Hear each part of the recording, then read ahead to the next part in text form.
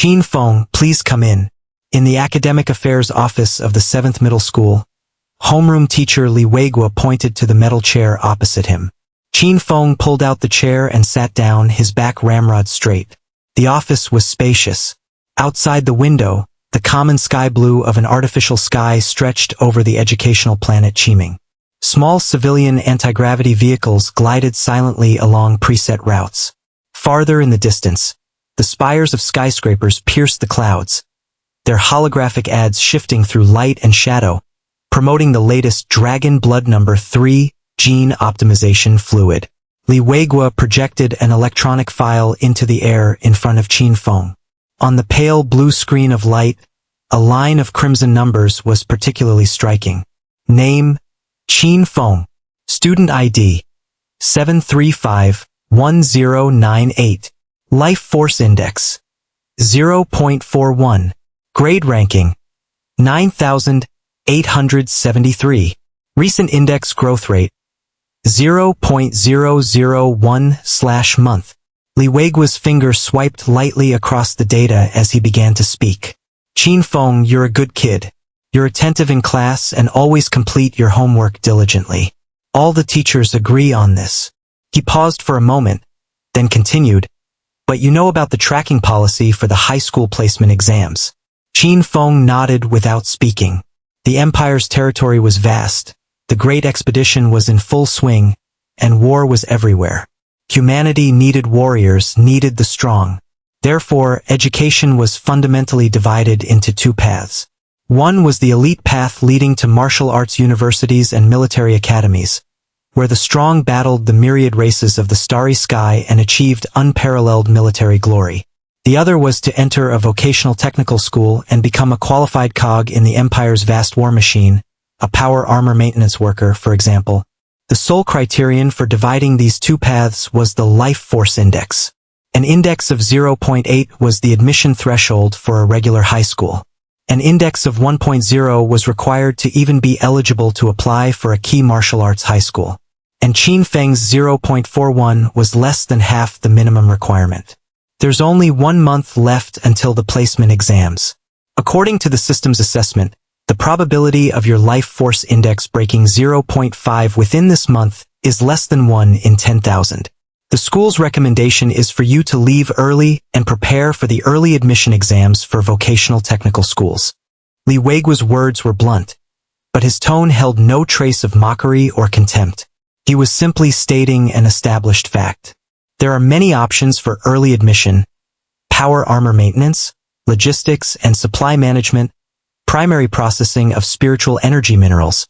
These are all positions for which the Empire has an urgent need for talent, and the salary after graduation is very stable. I understand, sir. Qin Feng stood up and gave Li Weigua a slight bow. Thank you, sir. Li Weigua watched him, silent for 2 seconds.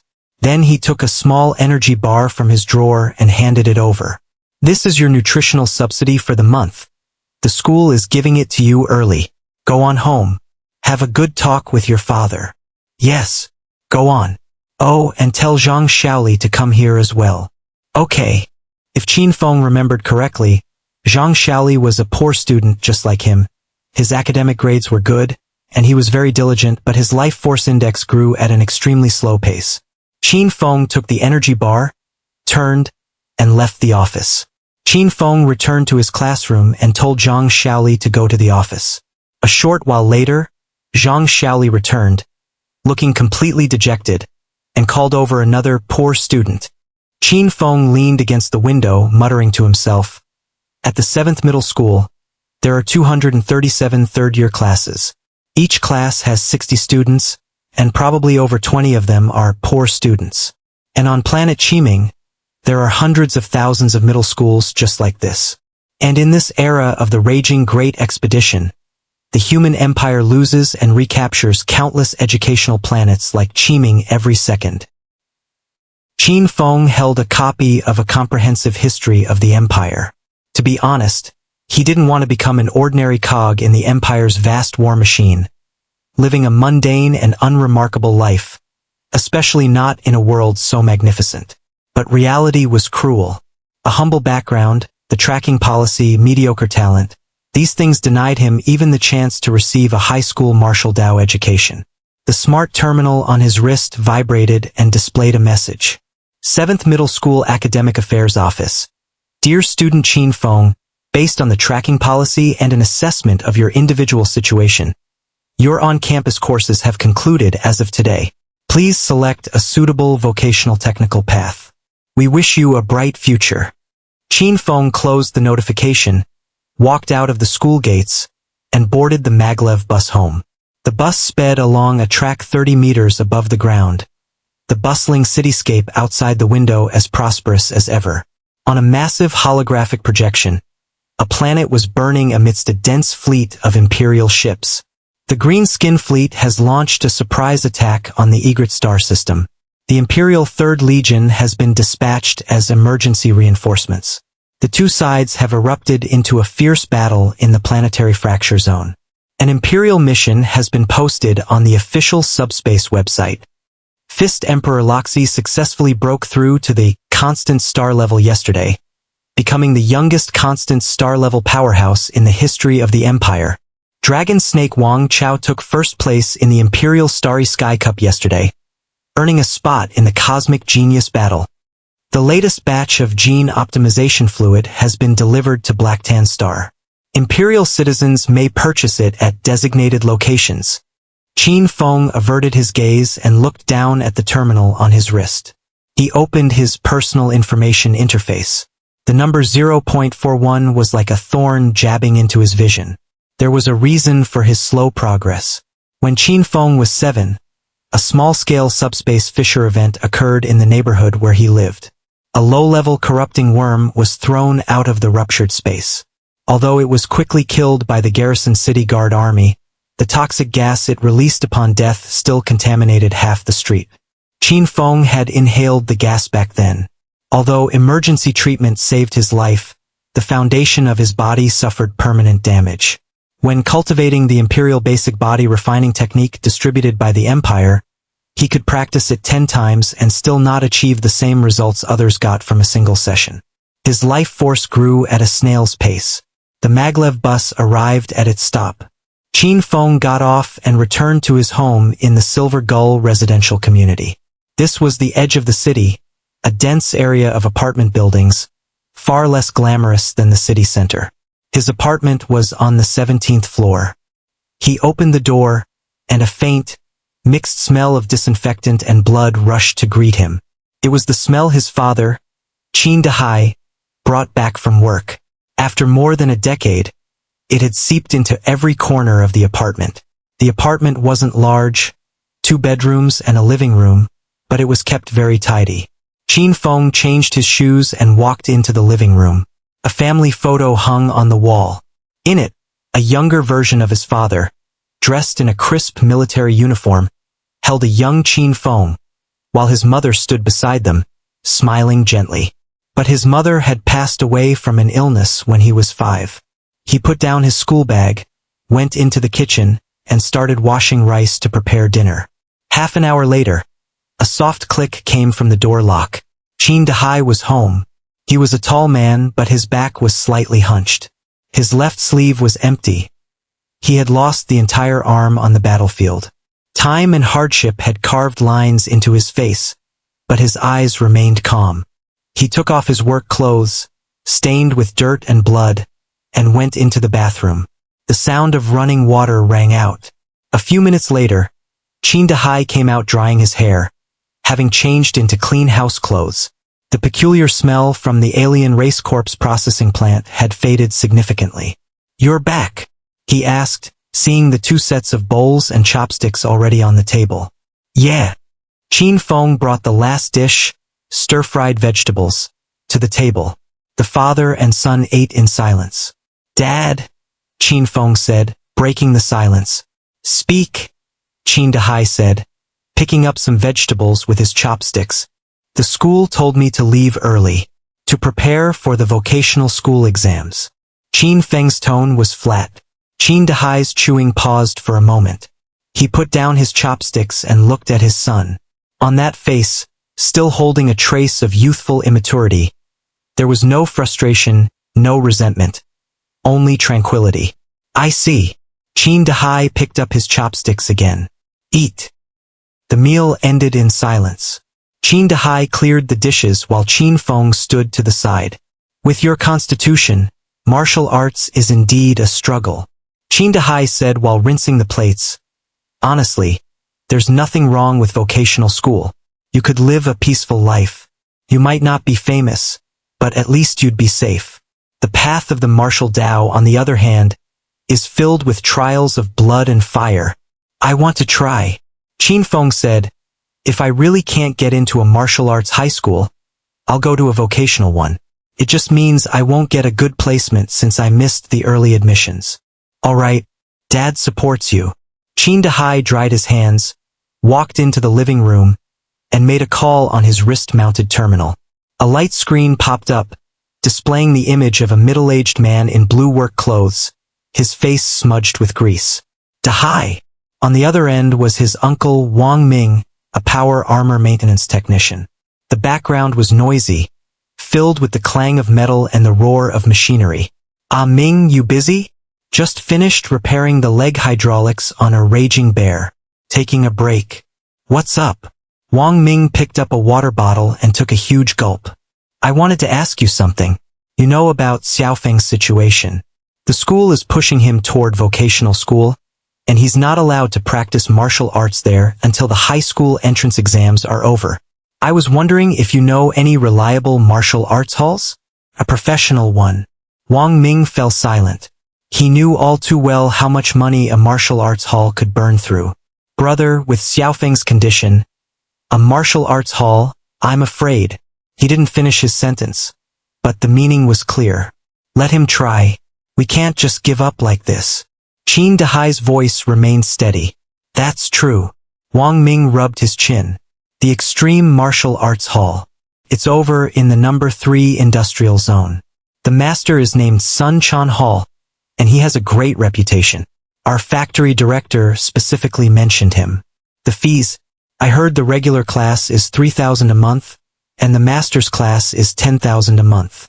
Okay, send me his contact info. Alright.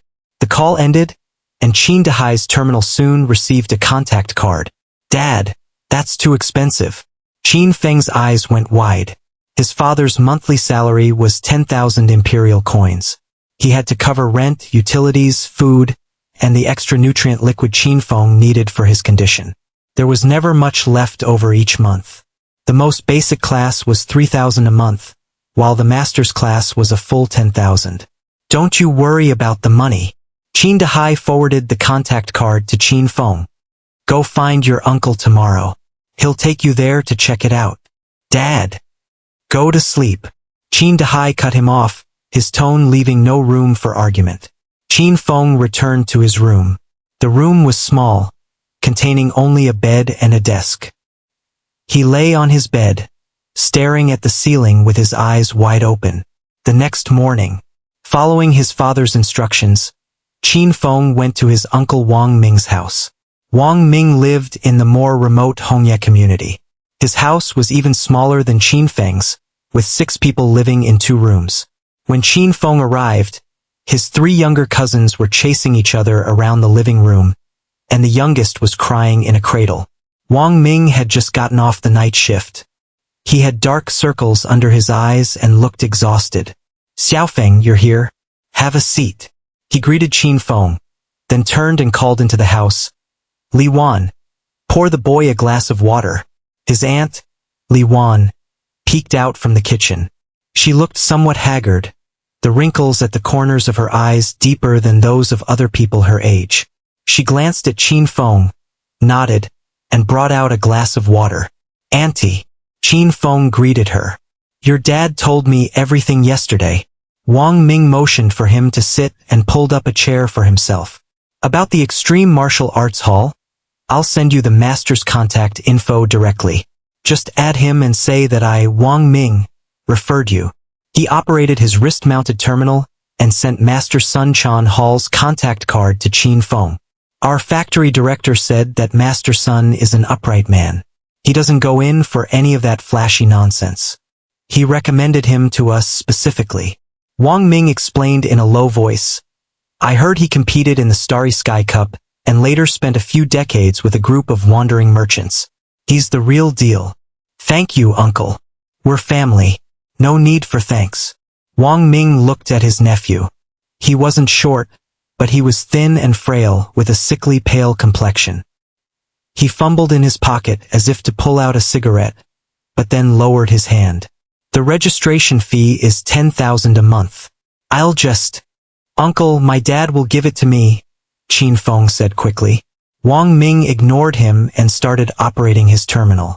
A moment later, Qin Feng's terminal beeped. Transfer received from Wang Ming. 10,000 imperial coins. Uncle, I can't take this. Qin Feng shot to his feet. Your family. Take it. Wang Ming's tone grew heavier. It's not easy for your dad, raising you all by himself. This is the least I can do as your uncle. If you feel bad about it, then once you've made a name for yourself, repay your dad properly and take good care of your little cousins. He forced the transfer through, giving Qin Feng no chance to refuse. Go on. Add him and set a time to go check it out. Staring at the hefty transfer, Qin Feng's eyes began to sting. He stood up and bowed deeply. Thank you, uncle. He said nothing more and turned to leave. Some debts of gratitude are better kept in the heart than spoken aloud. After Qin Feng left, a brief silence fell over the living room. His aunt, Li Wan, came out of the kitchen. She looked at Wang Ming, her lips moving slightly. You gave him the money? Yeah. Wang Ming leaned back in his chair, rubbing his temples. Ah Ming, don't you know our family's situation? Lao Air's nutrient liquid will run out next month, and the third one needs a new school uniform. 10,000. That's more than a month's worth of food for our whole family. Li Wan's voice wasn't loud, but it was filled with exhaustion and helplessness. That kid, Xiaofeng, he's been sickly since he was little. He's not cut out for martial arts. Isn't this money just going down the drain? She had seen the transfer record, and the number on it stung her eyes. Wang Ming looked up at his wife. Li Wan, he's my sister's only son. His dad treats me like a real brother. Back when I couldn't find a job, he used his military connections to get me into the maintenance plant. I know. That's not what I meant. Li Wan's tone softened. I just think we have to take care of our own family first. Your nephew, he's a good kid at heart, but his body, sigh, it's not a worthy expense. We won't know if it's worth it until he tries. Wang Ming stood up and walked to the window.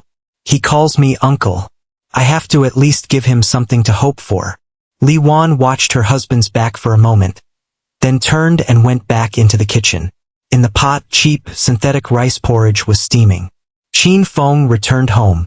His father had already left for work. He was all alone in the empty house. He sat on the living room sofa and opened the contact card his uncle had sent. Name: Sun Chan Hall, Extreme Martial Arts Hall.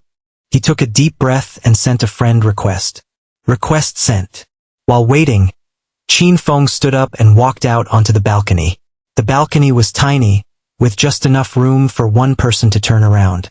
He assumed his stance, taking up the opening posture of the Imperial Basic Body Refining Technique. He had been practicing this body refining technique since the first grade, for a full 9 years. Every movement, every detail was etched into his very bones. He slowly sank his waist, raised his arms, and executed a mountain-splitting motion. His form was standard, flawless, but only he knew that every time he practiced, the circulation of his spiritual energy was sluggish, like rusty gears being forced to turn. He was putting in twice the effort for half the results. Qin Feng performed the entire Imperial Basic Body Refining Technique, with all 9 of its movements, from start to finish. His form was standard and meticulous. He continued until his vision went black and his whole body ached with exhaustion. When an ordinary person trained to this point, they would simply need to replenish their nutrients and rest. After their body recovered, it would become tougher, and their vitality index would naturally rise. To put it simply, cultivation consisted of 3 steps: damage, recovery, and improvement. But because of his hidden ailment, Qin Feng's recovery step was far, far too slow. After finishing a set of the basic body refining technique, Qin Feng lay down on his bed and fell into a deep sleep. The next morning, Qin Feng woke up. After washing up and eating the breakfast his father had prepared, he opened his wrist-mounted terminal and found the contact named Sun Chan Hall. Qin Feng, Master Sun, hello? I'm Qin Feng, referred by Wang Ming. I'd like to sign up for the martial arts hall. Less than 10 seconds after he sent the message, a reply came. Sun Chan Hall.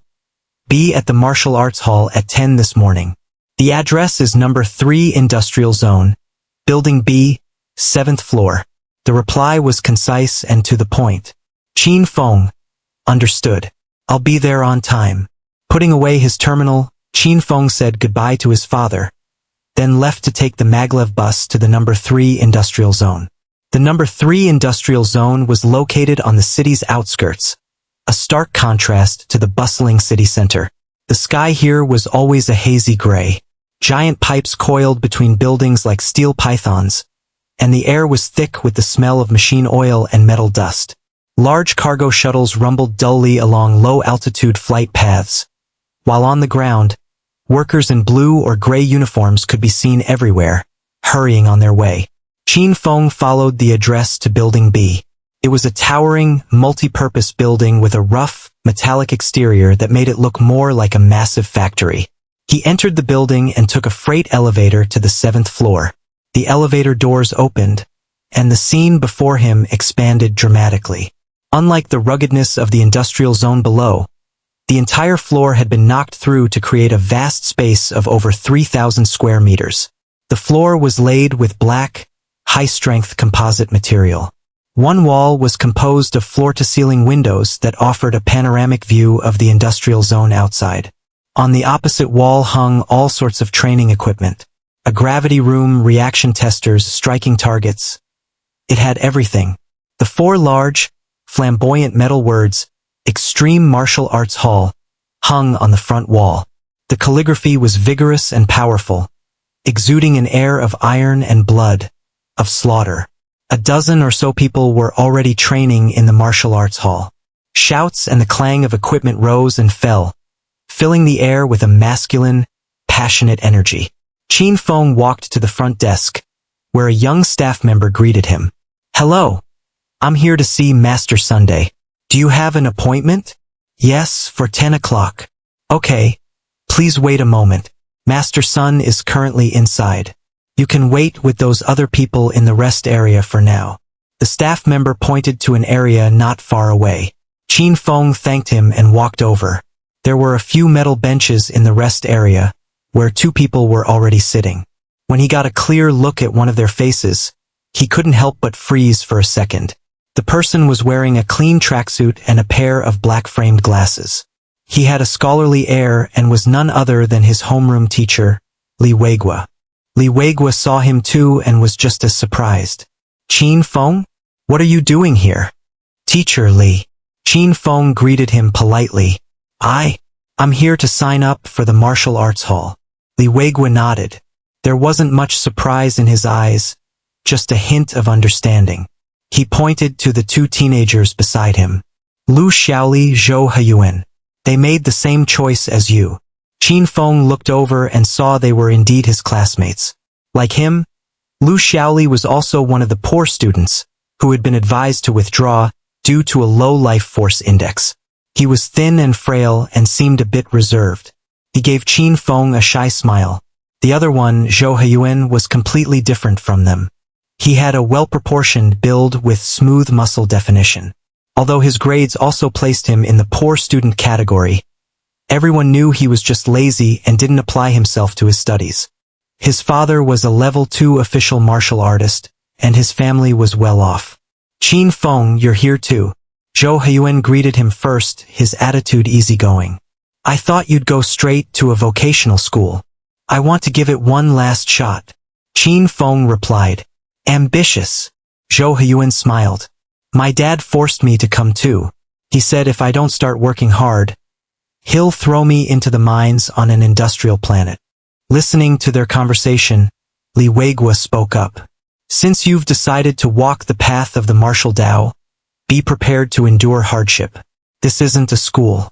No teacher is going to chase after you. How much you can achieve is all up to you. His tone was the same as it was at school, calm yet serious. Yes, Teacher Li. Lu Xiaoli and Qin Feng both nodded in agreement. By the way, Teacher Li, why are you here too? Zhou Huyuan voiced his confusion. Li Weigua adjusted his glasses and replied calmly, I'm a part-time coach here, to supplement my household income. This answer left the three of them silent for a moment.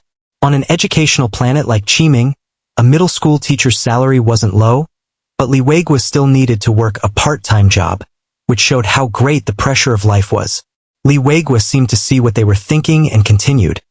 In cultivating the martial Tao, wealth, companionship, technique, and location are all indispensable. That's true not just for you, but for us as well. All right, sit down. Master Sun should be out soon. He walked over to Zhou Huyuan and patted his shoulder. Your father has high hopes for you.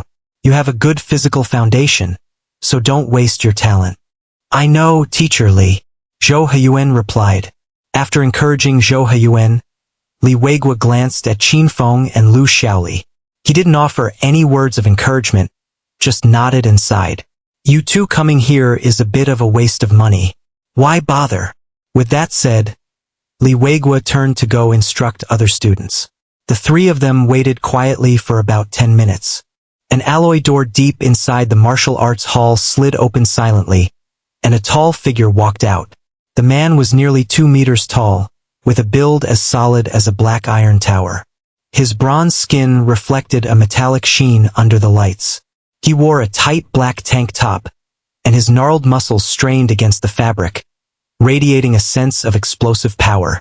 His fists were covered in thick calluses, his knuckles especially prominent, the clear result of striking hard objects year after year. Most striking were his prominent Adam's apple and the unusually developed muscles on the sides of his neck. They gave his entire silhouette a ferocious aura, like a Muay Thai fighter who had survived countless life-or-death battles. He was the master of the extreme martial arts hall, Sun Quan Hall. Sun Quan Hall's gaze swept across the hall, finally landing on Qin Feng and the other two. You three, here to sign up? His voice was deep and hoarse, like metal grinding against metal. Yes, master. Zhou Huyuan was the first to stand and answer. Qin Feng and Lu Xiaoli also scrambled to their feet. Sun Quan Hall's gaze passed over each of the three. The person who referred you should have already told you the rules of the martial arts hall. I'll say them again. Sun Quan Hall's speaking pace wasn't fast, but every word was clear and forceful. The regular class is taught by the martial arts hall's official coaches. They teach the detailed breakdown of the Empire's basic body refining technique. 3,000 imperial coins a month. He paused and held up one finger. If I teach you personally, it's 10,000 imperial coins for one session. I only teach you once and each person only gets one chance. I will assess your individual situations and point you toward the path that suits you best. You have two options. Think it over. Once you've decided, go to the front desk to complete the paperwork. After speaking, he didn't linger, turning and walking toward a metal alloy door deep within the martial arts hall. Li Weigua, take them to do the paperwork. His voice drifted back from a distance as he vanished behind the door, giving the three no time to deliberate or hesitate in front of him. The three stood where they were, looking at each other in bewilderment. Li Weigua walked over and said to them, That's just Master Sun's style. He gives you the opportunity. How you choose is your own business. Go think it over. I'll be waiting for you at the front desk. With that, Li Weigua hurried off, leaving the three to consider their options. Qin Feng walked into a nearby stairwell and activated his wrist-mounted terminal. His terminal showed only the 10,000 he had received from his uncle. If I choose the master's personal guidance, I won't have the money for next month's standard classes. Besides, I'm sick. What if I pay and get no results? But if I only sign up for the standard classes, I'll feel like I'm letting down my uncle's hopes and kind gesture. After turning it over in his mind, Qin Feng decided to call his uncle. Xiaofeng, how did it go? Uncle, I'm at the martial arts hall. There are 2 registration options. Qin Feng quickly explained the situation. Personal guidance from Master Sun costs 10,000 for a single session. After hearing him out, Wang Ming said resolutely, "Don't hesitate. Choose the 10,000 option and sign up for the standard classes as well." I didn't understand before. I thought the 10,000 was for some kind of regular martial Dao course.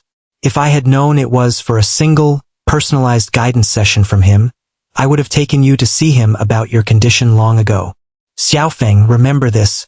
You can always earn more money, but some opportunities once missed are gone for a lifetime.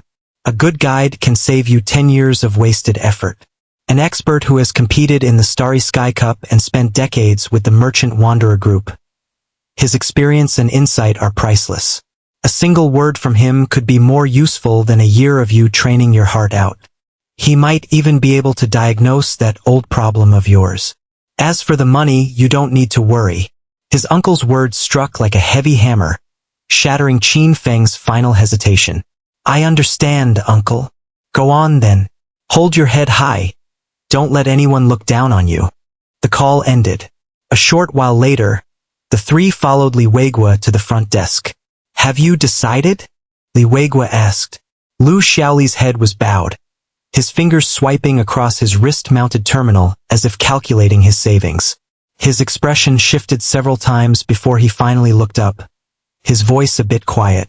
Teacher Li, I'll choose the standard classes for 3,000 a month. Li Weigua nodded in understanding. Playing it safe is also a valid choice. Go over there and fill out the form. As if granted a pardon, Lu Xiaoli scurried to the front desk. Li Weigua's gaze shifted to Zhou Haiyuan. Zhou Haiyuan didn't hesitate in the slightest. He took a step forward, his voice filled with confidence. Teacher Li, I choose Master Sun's 10,000 guidance session, and I'll also register for 1 month of the standard classes. This was undoubtedly the best choice. It allowed one to receive personal guidance from the master to find a clear direction, while also building a solid foundation through the systematic training of the standard classes. But 13,000 imperial coins was a huge sum for an ordinary family. A hint of approval appeared on Li Weigua's face. Very good. Your father will be pleased with your decision. Finally, his eyes fell upon Qin Feng. Qin Feng, what about you? Li Weigua looked at Qin Feng and said, Frankly, I'd suggest you choose the 3,000 standard classes. Don't put too much of a burden on your family. His tone was sincere, a well-intentioned reminder. No, I choose the 10,000 guidance from the master and the standard classes. Qin Feng said in a low, firm voice. Li Weigua looked at him, his expression unchanging. He simply adjusted his glasses and said, Are you sure? I'm sure. Qin Feng replied. Li Weigua nodded. All right, since you've made your choice, don't regret it. Go complete the paperwork. Zhou Haiyuan easily paid the 13,000 imperial coins. When it was Qin Feng's turn, he first paid the 10,000 his uncle had transferred to him. Then, looking at the remaining balance of only a few hundred on his terminal, he said to the front desk staff, For the remaining 3,000, can I come back this afternoon to pay it? That's fine. Li Weigua nodded. After completing the paperwork, the 2 received their student cards. Li Weigua said to them, Those of you who are done, follow me. Master Sun is waiting for you inside.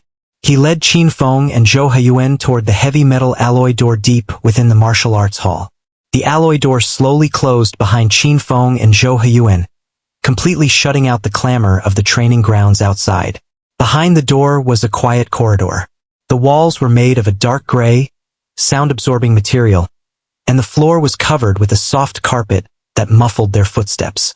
Along both sides of the corridor were closed alloy doors, labeled with simple characters, Gravity Room 1, Meditation Room 3, and so on. This was the core area of the Extreme Martial Arts Hall, open only to high-level students and the master himself. Li Weigua stopped and pointed to a door at the end of the corridor. Master Sun is waiting for you inside. Zhou Haiyuan, you go in first. Yes, Teacher Li. Zhou Haiyuan straightened his collar, took a deep breath, and stepped forward. Li Weigua then looked at Qin Feng. You wait here. With that, he turned and left without another word. Qin Feng stood alone in the empty corridor. He found a spot against the wall and stood there quietly, regulating his breathing. Time ticked by minute. The corridor was so quiet he could hear his own heartbeat. He didn't know what was happening inside the room, but ever since Zhou Huan went in, not a single sound had emerged. 10 minutes, 20 minutes, half an hour. Finally, the alloy door at the end of the corridor emitted a soft beep and slid open silently. Zhou Huan walked out. His face was alight with an irrepressible excitement and agitation, his eyes shining with astonishing brightness, as if he had just seen the gates to a new world. He clenched his fists tightly, the muscles in his arms trembling slightly with the force.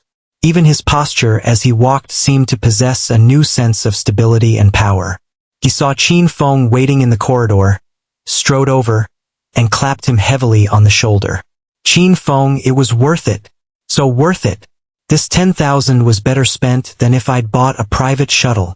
He kept his voice low, but the excitement was palpable. Master Sun. He's a god. After saying this, Zhou Huan seemed eager to share more, but he must have remembered something and swallowed his words. He just looked at Qin Feng with an expression that said, You'll know when you go in. It's your turn. Go on. With that, he walked back down the corridor without a second glance. His steps light and filled with an impatient energy, as if he were rushing off to test something. Qin Feng watched him leave, gathered his thoughts, and walked toward the open alloy door. Inside was a private training room, roughly 200 square meters in size. Unlike the public training grounds outside, this room lacked the clutter of complex equipment, making it feel exceptionally spacious. The floor was a warm-toned wood, and an entire wall consisted of a massive floor-to-ceiling window. Beyond the glass lay the hazy gray sky of number 3 industrial zone and a crisscrossing network of steel pipes. Sun Chan Hall was sitting cross-legged in the very center of the room. He had changed into a loose, black training uniform, and the oppressive presence of his tower-like frame had softened, replaced by the dignified air of a grandmaster. Come in. Close the door. His voice was still deep and raspy. Yes, sir.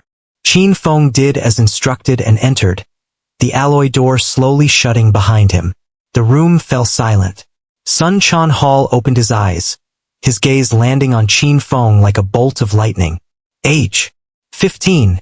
Qin Feng answered, his demeanor neither humble nor arrogant. Tell me your understanding of martial Dao cultivation, Sun Chan Hall continued, as if conducting the simplest of interviews. Qin Feng didn't hesitate, articulating what he had learned from school and books, combined with his own understanding. The essence of martial Dao cultivation is the evolution of one's life form. By practicing a specific body refining technique, one tempers and tortures the physical body to its limit, causing deep-seated damage. Then, by consuming resources rich in spiritual energy, such as nutrient liquid or the flesh of exotic beasts, the body is repaired. Through this repeated process of destruction and rebirth, the physical body becomes stronger and stronger, and one's life force index naturally rises. But the life force index is just an external manifestation. It is the body growing stronger that causes the life force index to read higher, not a rising life force index that makes the body stronger. When he finished, he waited quietly for Sun Chan Hall's assessment. For the first time, a look of satisfaction appeared on Sun Chan Hall's face. Not bad. Much better than that kid from earlier who only knew how to throw money at his problems. What you've described is the refining technique, one of the 3 pillars of the martial Dao, and the foundation of all cultivation. He stood up, his towering figure casting an immense shadow. But the refining technique alone is not enough. Martial Dao cultivation requires the integration of 3 methods: refining, killing, and nourishing. You can't do without a single one. The refining technique is the path of body tempering you spoke of. It is the foundation. The killing technique is the art of combat. It allows you to take the power you've painstakingly refined and release it in the most efficient manner, converting it into destructive force. The Imperial Army's hand-to-hand combat systems and various weapon skills are all considered killing techniques. These are core subjects that are only systematically taught once you get into a martial arts high school. And the nourishing technique is the art of sustenance. Given the same spiritual resources, a person with a superior nourishing technique can absorb 80% of it, while someone with a crude technique might not even absorb 30%. This dictates the efficiency of your cultivation. With every sentence Sun Chanhal spoke, Qin Feng's eyes grew brighter. These theories were far more profound and systematic than anything taught in school. This is exactly the knowledge I've been craving. Beyond that, there's also mental cultivation, but that's for third-rank martial artists and above. It doesn't concern you for now. What you need to do now is focus on the refining technique and the nourishing technique. As for the killing technique, we can worry about that after you've passed the exam for a martial arts high school. Sun Chanhal walked to stand before Qin Feng, his towering body radiating an intense pressure. Hold out your hand. Qin Feng obeyed, extending his right hand. Sun Chanhal reached out with a hand as large as a cattail fan and took hold of Qin Feng's wrist. His fingers were coarse and warm, covered in thick calluses, yet his movements were surprisingly gentle. Starting from the wrist, his hand traveled up Qin Feng's arm, pressing and probing inch by inch. From the arm to the shoulder, then to the neck, the spine. The moment his hand touched Qin Feng's body, Sun Chanhal's brow furrowed. As his examination continued, the vertical lines between his eyebrows deepened. He let out a soft grunt and paused. Kid, this body of yours. He released his grip, took a step back, and sized Qin Feng up again with a peculiar look in his eyes. Your meridians are narrow and clogged in multiple places. Your vital energy is weak, your foundation unstable. You're far below the average standard for your age. Have you been suffering from a chronic ailment since you were a child? Qin Feng's cheeks flushed. Yes, when I was 7, I encountered a subspace rift and inhaled toxic gas from an exotic beast. I, Sun Chanhal, pride myself on not misjudging people, but it seems I was wrong today. I took 10,000 yuan, and what I got was a sickly boy. I really lost out on this deal. Sun Chanhal's words were direct, holding nothing back. Qin Feng stood frozen, his hands clenching into fists without him realizing it. For a moment he was at a loss for words. Seeing his discomfort, Sun Chanhal waved a dismissive hand. All right, relax.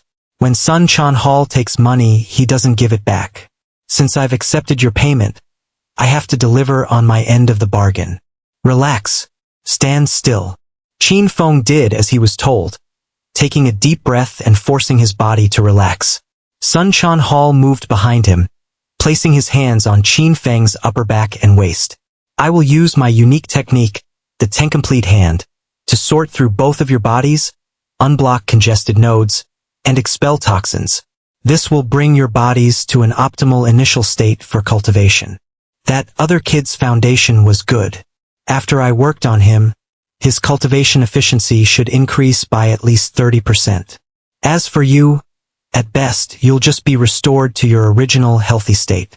Before his voice had even faded, Sun Chanhal's hands suddenly erupted with power. Hold your breath. Boom! A vast and unstoppable torrent of vital energy, like molten iron, surged violently from Sun Chanhal's palms into Qin Feng's body. Qin Feng's body shuddered, his face instantly flushing a deep crimson.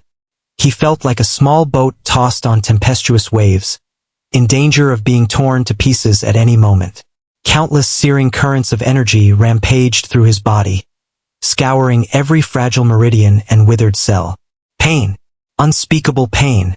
It felt as if countless red-hot steel needles were piercing every inch of his body. But he clenched his jaw, refusing to let out a single groan. He remembered Sun Chanhal's command to hold his breath. Tough kid. Sun Chanhal's voice sounded in his ear, carrying a hint of approval. Focus your mind, guard your consciousness. If you can withstand this, the affliction will be purged. If you can't, your meridians will be destroyed.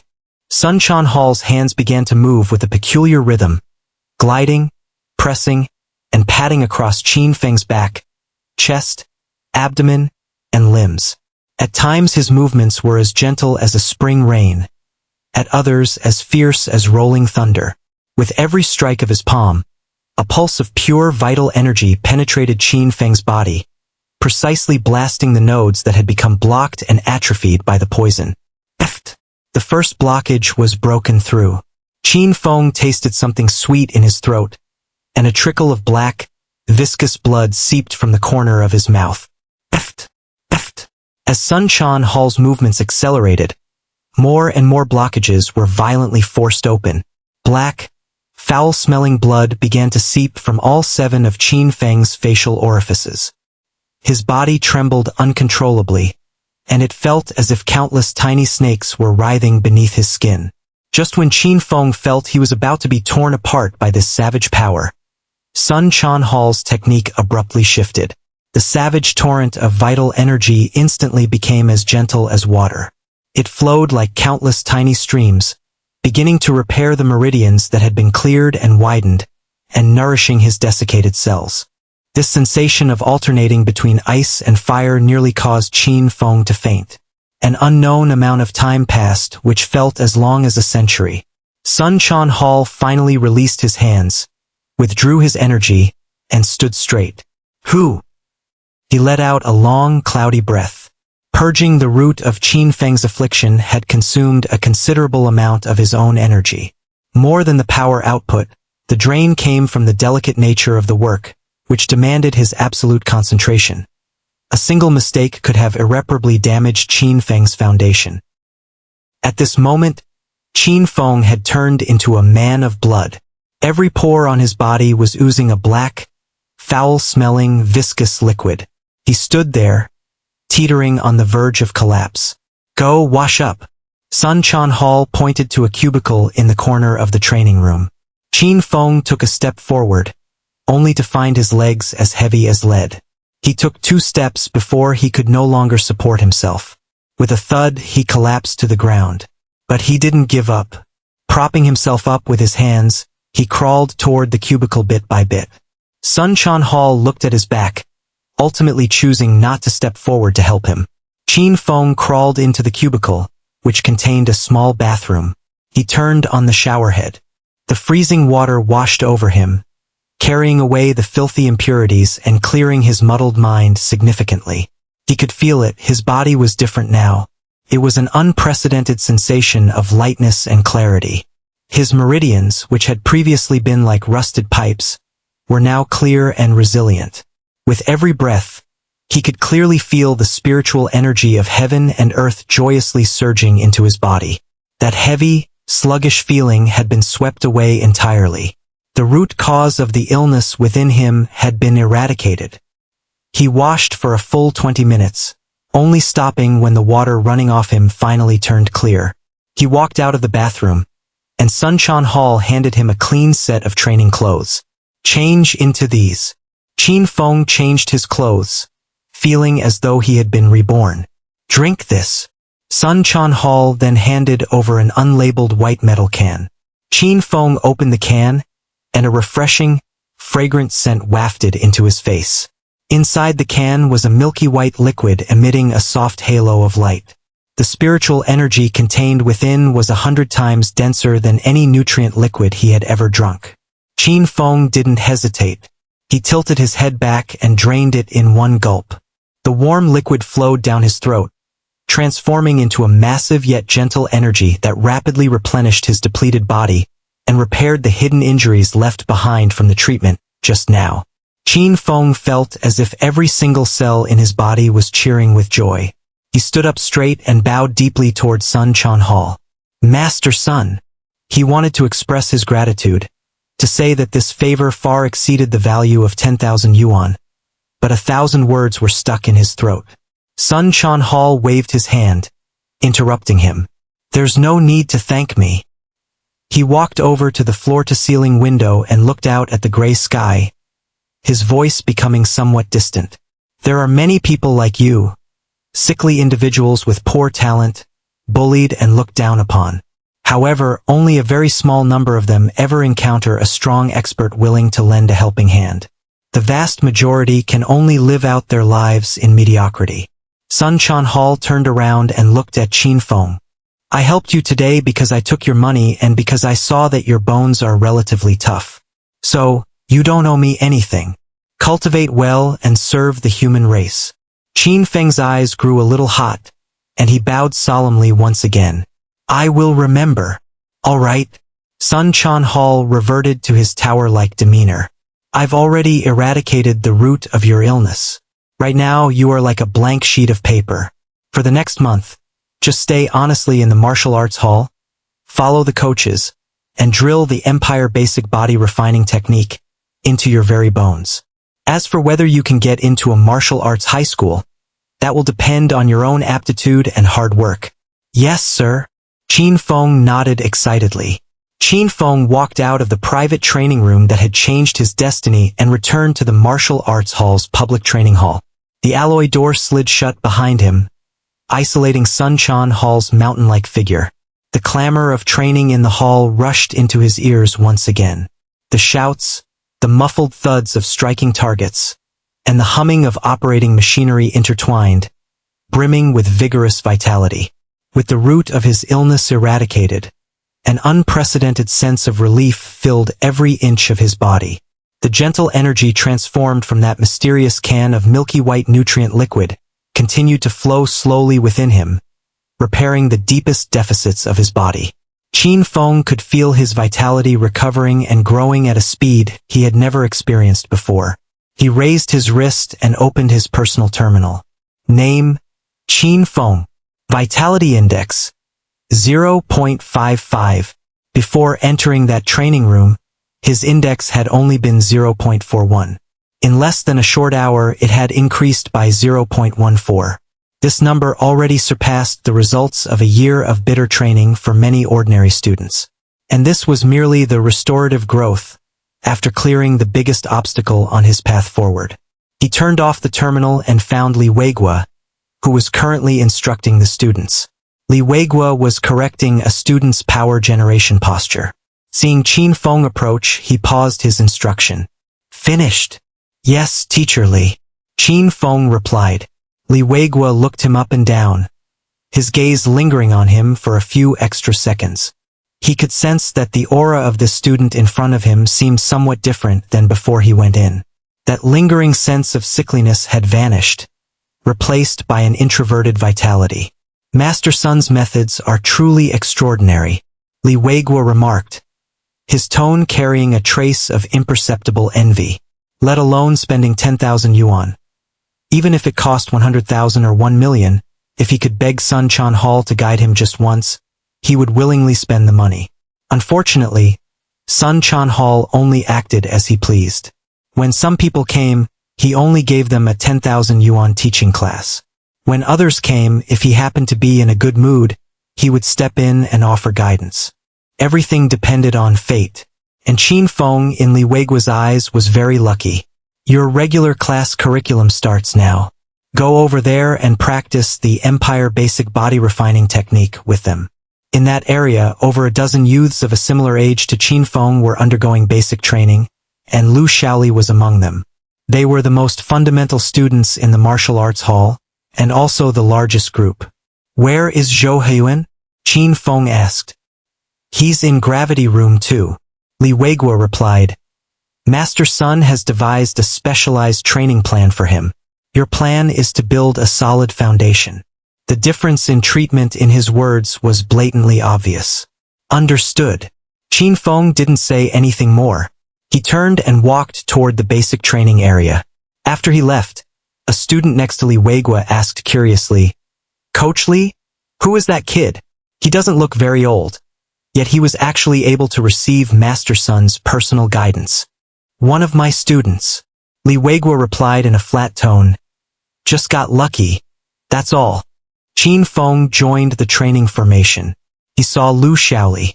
Lu Shaoli flashed him a friendly smile, then went back to immersing himself in bitter practice. He was trying very hard with his movements, but because his physical foundation was weak, he appeared somewhat strained. Qin Feng didn't start training immediately. Instead, He stood at the back of the line and carefully observed Li Weigua's teaching. Chun Chong. Generate power from your waist. The body refining technique isn't gymnastics. Your strength must rise from your feet, transmit through your waist and hips, and finally pierce through to your arms. The way you're doing it now, your power is entirely scattered. Wang Meng. Breathe. Your breathing rhythm is a mess. Inhale on the mountain cleaving stance, and exhale on the sea suppression stance. Only by coordinating your breathing can you guide the circulation of your qi and blood. Lu Xiaoli. Increase the range of your movements.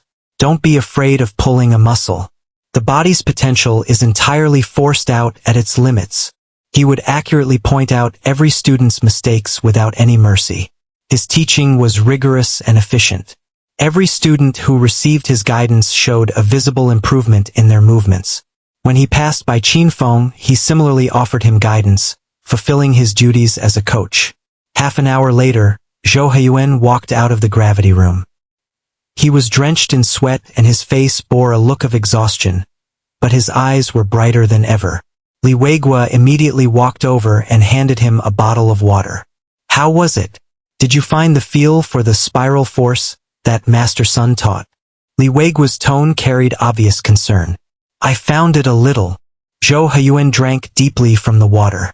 Under 1.2 times gravity, a punch thrown with spiral force has increased my punching power by 5% compared to before. Very good. Li Weigua's face revealed a smile of approval. To have this kind of progress on the very first day, your talent truly hasn't gone to waste. Don't get arrogant. Keep it up. Thank you, Teacher Li. Li Weigua hurried away and hurried back, placing a vial of light blue nutrient liquid into Zhou Haiyuan's hands. His care for Zhou Haiyuan formed a sharp contrast with his strictness toward the other students. Qin Feng took all of this in without a single expression on his face. He walked over to an empty spot in the formation, spread his feet shoulder-width apart, slowly sank his waist, and assumed the starting stance of the Empire Basic Body Refining Technique. The surrounding clamor seemed to drift away from him at this moment. In his world, only he remained, along with this body refining technique that he had practiced for 9 years but hadn't truly grasped the doorway to until yesterday. With the root of his illness eradicated, his body was like a parched sponge, greedily thirsting for the nourishment of energy. He closed his eyes and began to practice the first movement. Mountain cleaving. It was completely different from before. His previous cultivation had been like pushing a rusty, broken cart laden with boulders arduously along a muddy road. Now, however, it was like driving a brand new anti-gravity vehicle, gliding briskly along a smooth maglev track. The circulation of his qi and blood no longer had the slightest bit of stagnation. With every movement, he could clearly feel the power rising from the soles of his feet, traveling along his unblocked meridians, and transmitting unimpeded to his limbs and bones. His muscles, bones, and fascia were all emitting joyous hums. Right at the instant he completed the first standard movement. Beep! That cold voice, which belonged to him alone, rang out in his mind. A translucent, light blue light screen floated out of thin air before his eyes. Heavenly Tao Rewards Diligence System. Loading. Upgrade successful. The Celestial Tao rewards diligence. Toil ceaselessly. Host. Qin Feng. Vitality Index. 0.55. Mastered Refining Methods. Empire Basic Body Refining Technique. Entry Level. Proficiency. 4 out of 100. Prompt. When proficiency reaches 100, it can be upgraded to the minor success realm. Qin Feng froze. He blinked. The faint blue screen before his eyes was still there, clear as day. This isn't an illusion. Qin Feng began his test. He dismissed the proficiency numbers from his mind and threw himself wholeheartedly into practicing the Imperial Basic Body Refining Technique. 1 hour. 2 hours. 3 hours. Qin Feng performed the entire set of 9 movements of the Imperial Basic Body Refining Technique one full time. His form was standard and meticulous. Thud. He finally couldn't hold on any longer. His knees gave out and he dropped to one knee on the ground. Sweat dripped from his chin, creating a small splash on the floor. His vision swam with black spots, his heart hammered like a war drum, and every beat sent a jolt of pain through his entire body. This was his limit. In the past, after training to this point, he would have needed 2 full days to recover. He forced himself to look up into the empty space before him. Imperial Basic Body Refining Technique Proficiency +1. Imperial Basic Body Refining Technique, Beginner Level. Proficiency, 5 out of 100. Tip: once proficiency reaches 100, you can advance to the minor success realm. The number on the panel stopped at 5. 3 hours of grueling training to his limit had only earned him 1 point of proficiency. Qin Feng wasn't discouraged. In fact, his eyes grew brighter. Real-time feedback. He could see his progress now. Every bit of effort yielded a reward. This panel, named Celestial Tao Rewards Diligence, wasn't just a simple counter. It was more like a strict examiner. Only when his training accumulated a certain quantity, while maintaining sufficient quality, would his proficiency increase. It didn't grant him power out of thin air, nor did it instill any divine techniques and secret methods. It simply recorded every ounce of his effort in the fairest way possible and, upon reaching a threshold, gave him the purest reward. This golden finger wasn't about getting something for nothing. It just ensured his efforts were no longer wasted. Qin Feng looked at the panel again, and a new line of small text appeared at the bottom. Tip: improving the host's own aptitude will slightly increase the rate of proficiency gain. He understood completely now. This system isn't static. As my own aptitude improves, my training efficiency will also get higher and higher. Under this panel's influence, effort and talent will form a perfect positive feedback loop. He once again recalled his father's words. Actually, a vocational school isn't so bad. You can live a peaceful and stable life. You might not be famous, but at least you'll be safe. Before, Qin Feng had said he would give it a try, but in his heart, he had already prepared for the worst, ready to accept a life of mediocrity. But now he lifted his head, his gaze piercing through the window to the sky, fragmented by skyscrapers. On a distant holographic billboard, the figures of experts renowned throughout the Star River flashed past. Obscurity or world-renowned fame? He no longer hesitated. World-renowned fame. He whispered the words as if making a declaration to himself. Qin Feng experimented for a while longer and completely figured out the miraculous nature of the panel. Everything was fair and just no different from how a normal martial artist trained. It merely quantified the rewards. Every little bit counts. Qin Feng suppressed his excitement and continued to train. The second move, Mountain Mover. The third move, Sea Suppression. All stray thoughts vanished from Qin Feng's mind. Like a tireless machine, he repeated the Imperial Basic Body Refining Technique over and over in a corner of the training area. Once, twice, 3 times, sweat quickly soaked his fresh training uniform, running down his cheeks, neck, and back, forming a small puddle on the high-strength composite floor beneath his feet. The soreness in his muscles returned, but unlike the tearing pain from yesterday, today's ache carried a satisfying, cathartic feeling. His focus and effort also attracted the attention of some of the people around him. Hey, look at that kid. He trains like a madman. Yeah, he's been at it all day. Every time, he trains until he can't move and has no energy left. Is it even useful?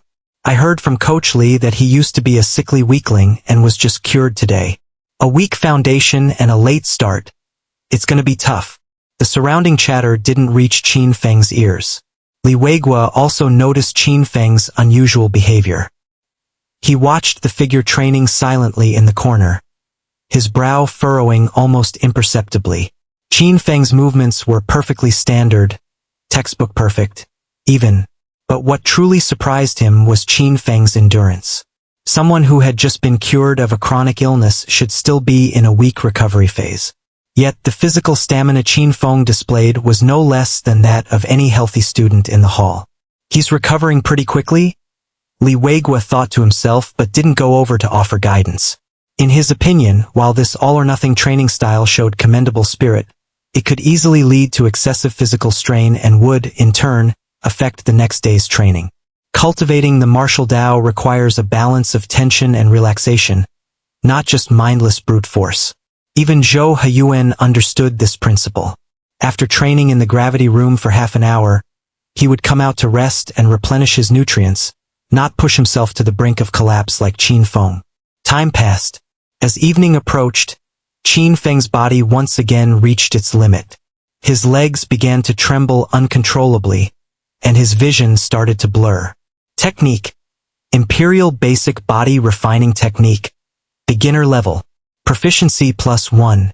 Proficiency 6 out of 100. Technique: Imperial Basic Body Refining Technique. Beginner level. Proficiency +1. Proficiency 7 out of 100. Thud. After completing the final movement, he could no longer hold himself up. His body went limp, and he collapsed directly onto the floor. He gasped for air, his chest heaving violently, and the sweat had completely soaked the floor beneath him. But he wasn't the least bit dejected. Instead, his eyes shone with excitement. After a full day, 10 hours of arduous training, his proficiency had increased by 3 points. He immediately raised his wrist and opened his personal terminal.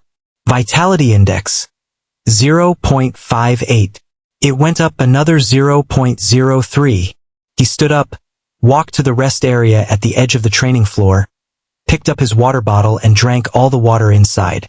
Every cell in his body greedily absorbed the water, repairing the strain. Just then, Li Weiguo walked over. Now that you're done training, go to the nutrition restaurant next door and replenish your energy. His tone was as flat as ever. Yes, Teacher Li. Qin Feng nodded. Also, Li Weiguo looked at him. Your training today was too excessive. Cultivating the martial Tao isn't something that happens overnight. You have to progress step by step. If you train like this, you might seem to improve rapidly today, but tomorrow you won't be able to train at all due to excessive muscle strain. The loss outweighs the gain. I understand. Qin Feng replied. Actually, the jar of nutrient liquid that Sun Chan Hall gave me is very high grade. That's why I've been able to train non-stop all day. Once the effects of that nutrient liquid wear off, my training will slow down. Buying my own nutrient liquid then will be another huge expense. Fine, do as you please. Seeing his calm expression, Li Weiguo shook his head, said nothing more, and turned to walk toward Zhou Hon. Come on. I'll take you to the medicinal bath on the 3rd floor. A soak in a C-grade bath will speed up your body's recovery and solidify the results of today's training. Thank you, Teacher Li. Watching them leave, Qin Feng didn't feel the slightest bit of envy. He glanced at his panel. Celestial Tao rewards diligence. As long as I work hard, I will be rewarded. Qin Feng walked out of the training hall and went to the martial arts hall's attached nutrition restaurant. He didn't have the money to order the expensive exotic beast meat platters, so he just spent 10 imperial coins on the most basic energy meal. After eating, he didn't go home but returned to the training grounds instead. After an hour's rest, most of his stamina had recovered. He threw himself once more into the monotonous but fervent training. Technique: Imperial Basic Body Refining Technique. Beginner level. Proficiency +1. Proficiency 8 out of 100. Only when the martial arts hall was about to close, after hearing the notification that his proficiency had increased once more, did Qin Feng drag his utterly exhausted body out of the extreme martial arts hall. When he got home, his father, Qin Dahai, had been waiting for a long time. Seeing his son's training uniform, which had been repeatedly soaked with sweat to the point that you could practically wring water from it, and his exhausted yet vibrant face, Qin Dahai didn't ask a single question. He just silently added an extra half bowl of rice and a large piece of synthetic meat to Qin Feng's bowl. The atmosphere at the dinner table was silent. The orange glow of the lamp stretched the father and son's shadows long against the wall behind them. Qin Dahai had already set down his spoon and picked up his chopsticks. He picked up some greens, placed them in his mouth, and chewed slowly, softly, making almost no sound. His gaze never left the person across from him. Qin Feng was starving. The full day of grueling training had left his body feeling like a bottomless black hole, desperately craving energy and nutrients. Although the spiritual energy from the potion given to him at Sun Chan Hall hadn't been depleted, the primal hunger of his body was irrepressible. He picked up his chopsticks and, without a shred of courtesy, buried his head and started shoveling food into his mouth. Rice, synthetic meat, and vegetables were shoveled into his mouth in huge bites, his cheeks stuffed to bursting. His table manners were far from elegant, even a little brutish. Every swallow, marked by the bob of his Adam's apple, was filled with a primal craving for food. Gulp. After swallowing a large mouthful, he picked up the glass of water at his side, took a huge gulp, and let out a sigh of relief. Qin Dahai watched silently. The food in his own bowl had barely been touched. He watched his son devour his food, saw his sweat-drenched hair, the lingering exhaustion on his face, and his shockingly bright eyes. His right hand, the intact one, held the chopsticks, paused in midair. Qin Dahai wanted to ask, was today's training tiring? Was the money worth it? Can your body still take it? Was there even a little bit of progress?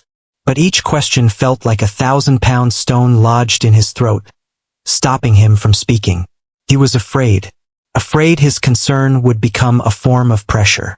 Afraid his questions would pierce the fragile exterior his son had built with a facade of strength. He had seen it too many times. His son would drag his exhausted body home and devour his food just like today. But the physical test data he received the next day would still be just as glaringly bad. The greater the hope, the heavier the disappointment. This cycle had been going on for 8 years. He didn't dare place any extra burden on his son, not even with a casual greeting. All he could do was watch in silence, using his own clumsy way to prepare as lavish a dinner as possible for his son. The bowl of rice, piled high as a small mountain, was soon empty. Qin Feng put down the empty bowl. It was so clean it looked as if it had been licked, not a single grain of rice left. "Dad," he spoke, his voice still a little muffled from eating so quickly. Qin Dahai's body trembled slightly, as if he had been startled out of his own thoughts. He raised his eyes, looked at his son, his Adam's apple moved, and he squeezed a single syllable from his throat. Another bowl." Qin Feng pushed the empty bowl over. Qin Dahai smiled, turned, and filled another bowl to the brim for him. This time, Qin Feng didn't immediately pick up his chopsticks. He placed the steaming bowl of rice on the table, raised his head, his gaze clear, and looked directly at his father. Qin Feng looked at his father's weathered face, at the deep wrinkles at the corners of his eyes, at the white hair that had appeared at his temples without him noticing, and at his empty left sleeve. The inside of the sleeve still had red markings. It was a latent injury from a flame demon, one that often flared up with unbearable heat, tormenting him endlessly. But in order to treat Qin Feng's illness, Qin Dahai had neglected his own latent injury for years, enduring it all on his own. "Dad, I have good news." Qin Feng took a deep breath. Qin Dahai's right hand, holding the chopsticks, froze. Slowly, he shifted his gaze from his rice bowl to his son's face. In those eyes that were always as calm as still water, violent ripples appeared for the first time. "Go on." His voice was a little tight, with a hint of hoarseness he himself hadn't noticed. "Today at the Extreme Martial Arts Hall, the Sun Chan Hall master met with me personally." Qin Feng spoke slowly, making sure every word reached his father's ears clearly. "He identified my old problem. He said I've carried the root of this illness since I was a child." As Qin Feng said this, he clearly saw his father's knuckles turn white from gripping his chopsticks too tightly. "Then he treated me.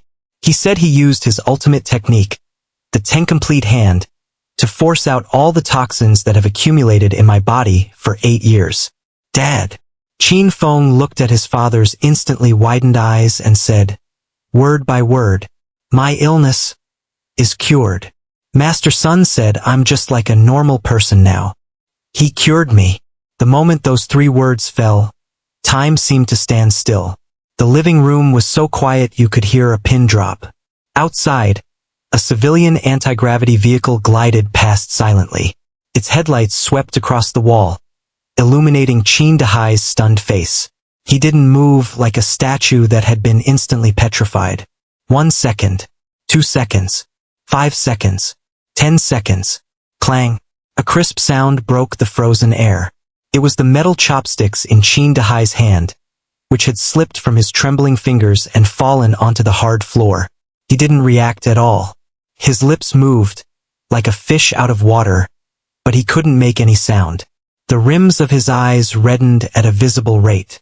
A film of moisture shimmered in his eyes, gathering and swirling, yet stubbornly refusing to fall.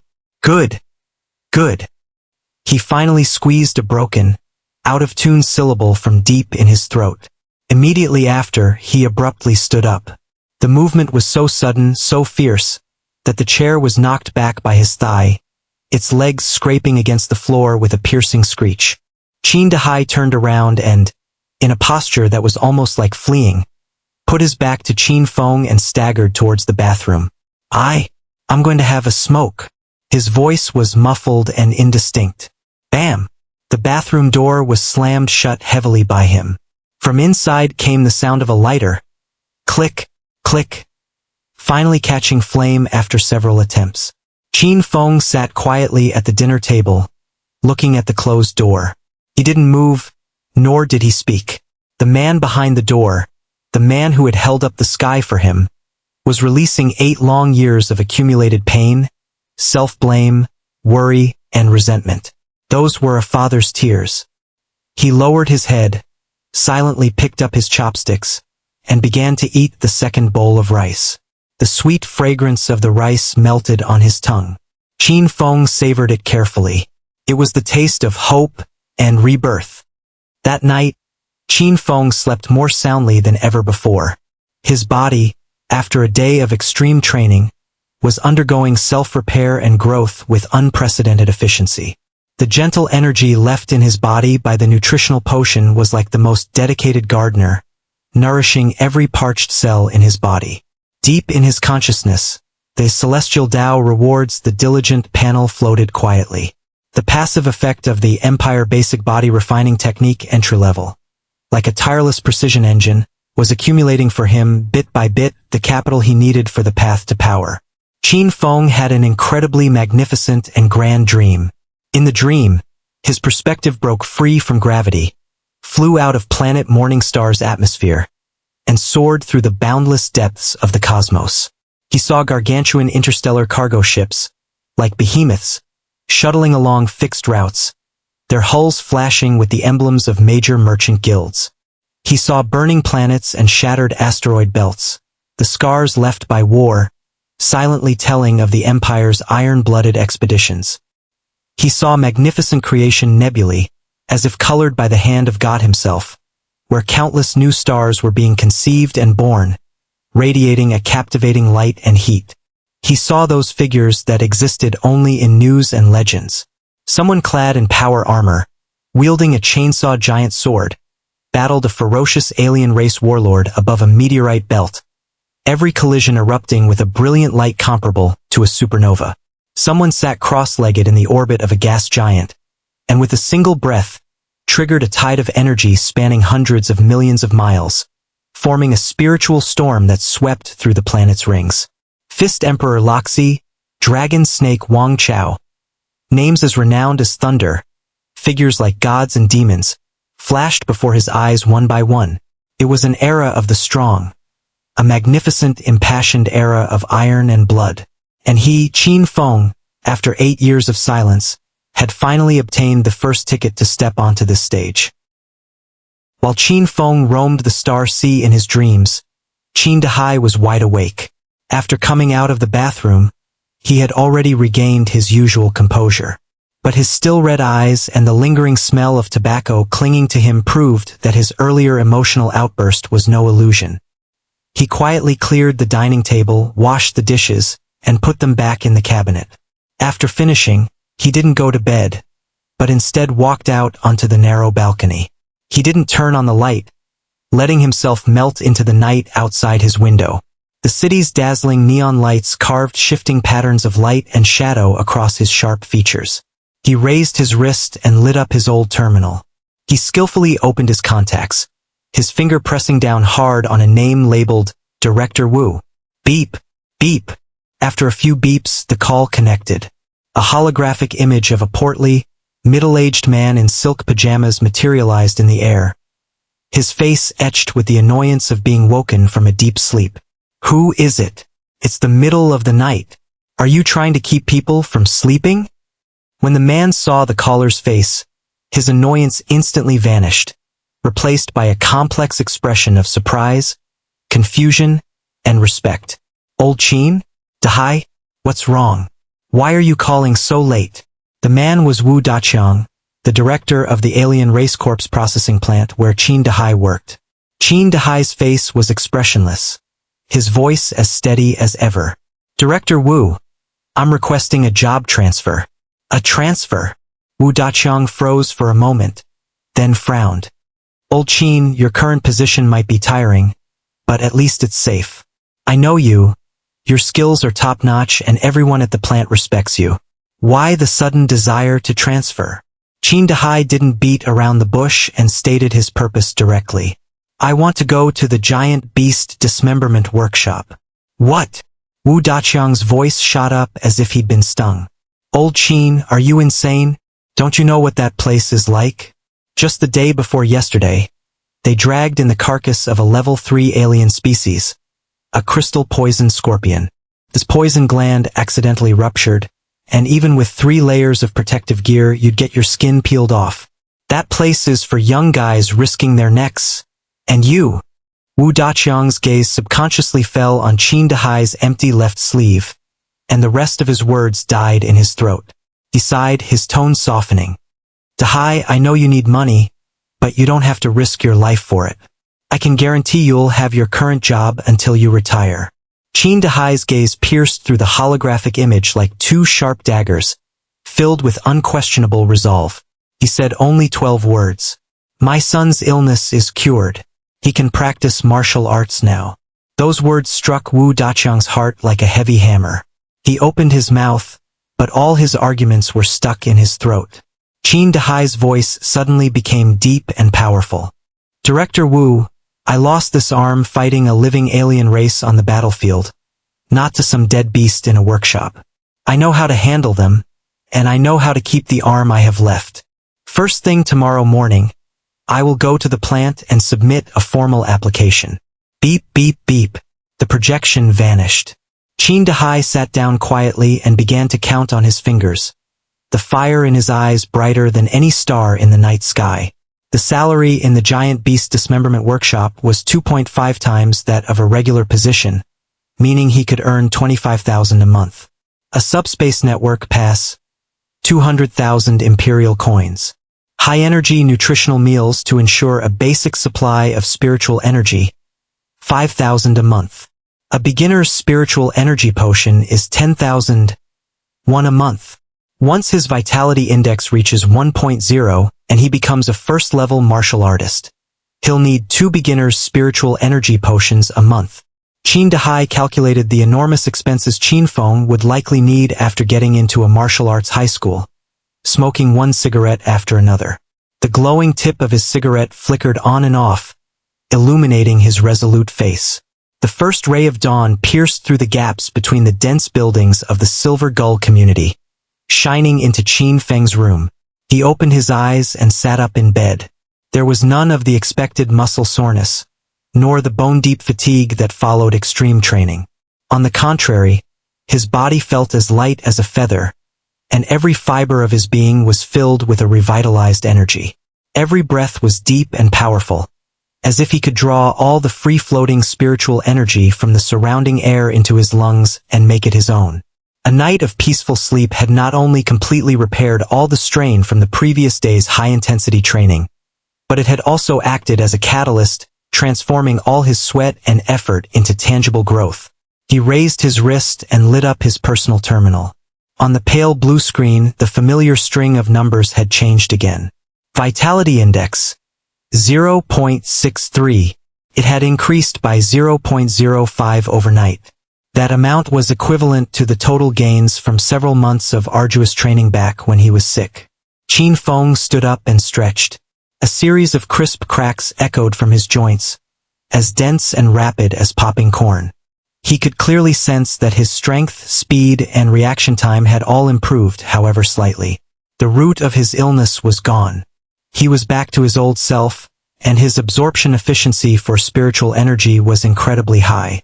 The living room was empty. His father, Qin Dahai, had already left for work. But on the dining table sat a steaming hot breakfast, 2 energy bars, a bowl of thick rice porridge, and a glass of warm milk. Qin Feng sat down and wolfed down the breakfast in an instant. Yesterday's arduous training was damage. The sowing of seeds, he realized.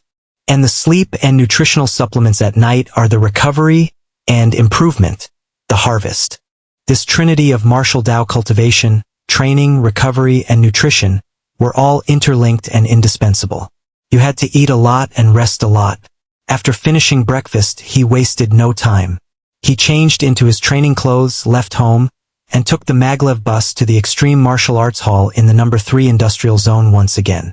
It was still early when he arrived at the martial arts hall, and the training hall wasn't very crowded yet. Qin Feng walked to the front desk and said to the staff member on duty, "Hello, I'm here to pay the fee for the regular class." "Okay, student Qin Feng, is that right? The fee is 3,000 imperial coins." Qin Feng brought up his personal terminal and paid with the 3,000 his father had transferred to his account the previous night. Payment successful. After that, he walked into the training area and immediately spotted a familiar, skinny figure. Lu Shaoli was already there, meticulously practicing the opening stance of the Empire's basic body refining technique by himself in a corner. Tiny beads of sweat had already formed on his forehead, and his face was a little pale. He had clearly woken up very early and had been practicing for a while. "Morning." Qin Feng walked over and greeted him. Lu Shaoli stopped his movements. Seeing it was Qin Feng, he gave a shy smile. "You're here." "Morning." He wiped his sweat and went back to his training, trying his best to make every movement perfect. It was clear, however, that his body was still struggling, his qi and blood circulation far from being as smooth as a normal person's. Qin Feng nodded, walked to the side, and began to warm up as well. If I hadn't chosen the 10,000 coin guidance, if Sun Chan Hall hadn't cured the root of my illness with his 10 complete hand, I'd probably be just like Lu Shaoli right now, suffering and struggling desperately without seeing any real results from my efforts. Before long, the sound of footsteps came from the entrance of the martial arts hall, and Zhou Huyuan walked in. He had changed into a brand new set of designer sportswear. He looked radiant and full of energy, his steps firm and steady, a stark contrast to the slightly lazy air he had on the first day. His eyes were filled with the confidence and composure that came from receiving guidance. "Qin Feng, Shaoli, you two are really early." Zhou Huyuan walked over with a smile, his voice loud and clear. His gaze swept over the two of them before finally landing on Qin Feng. He lowered his voice, a hint of showing off in his tone, and said, "Last night, I went home and took a medicated bath using the method teacher Li taught me.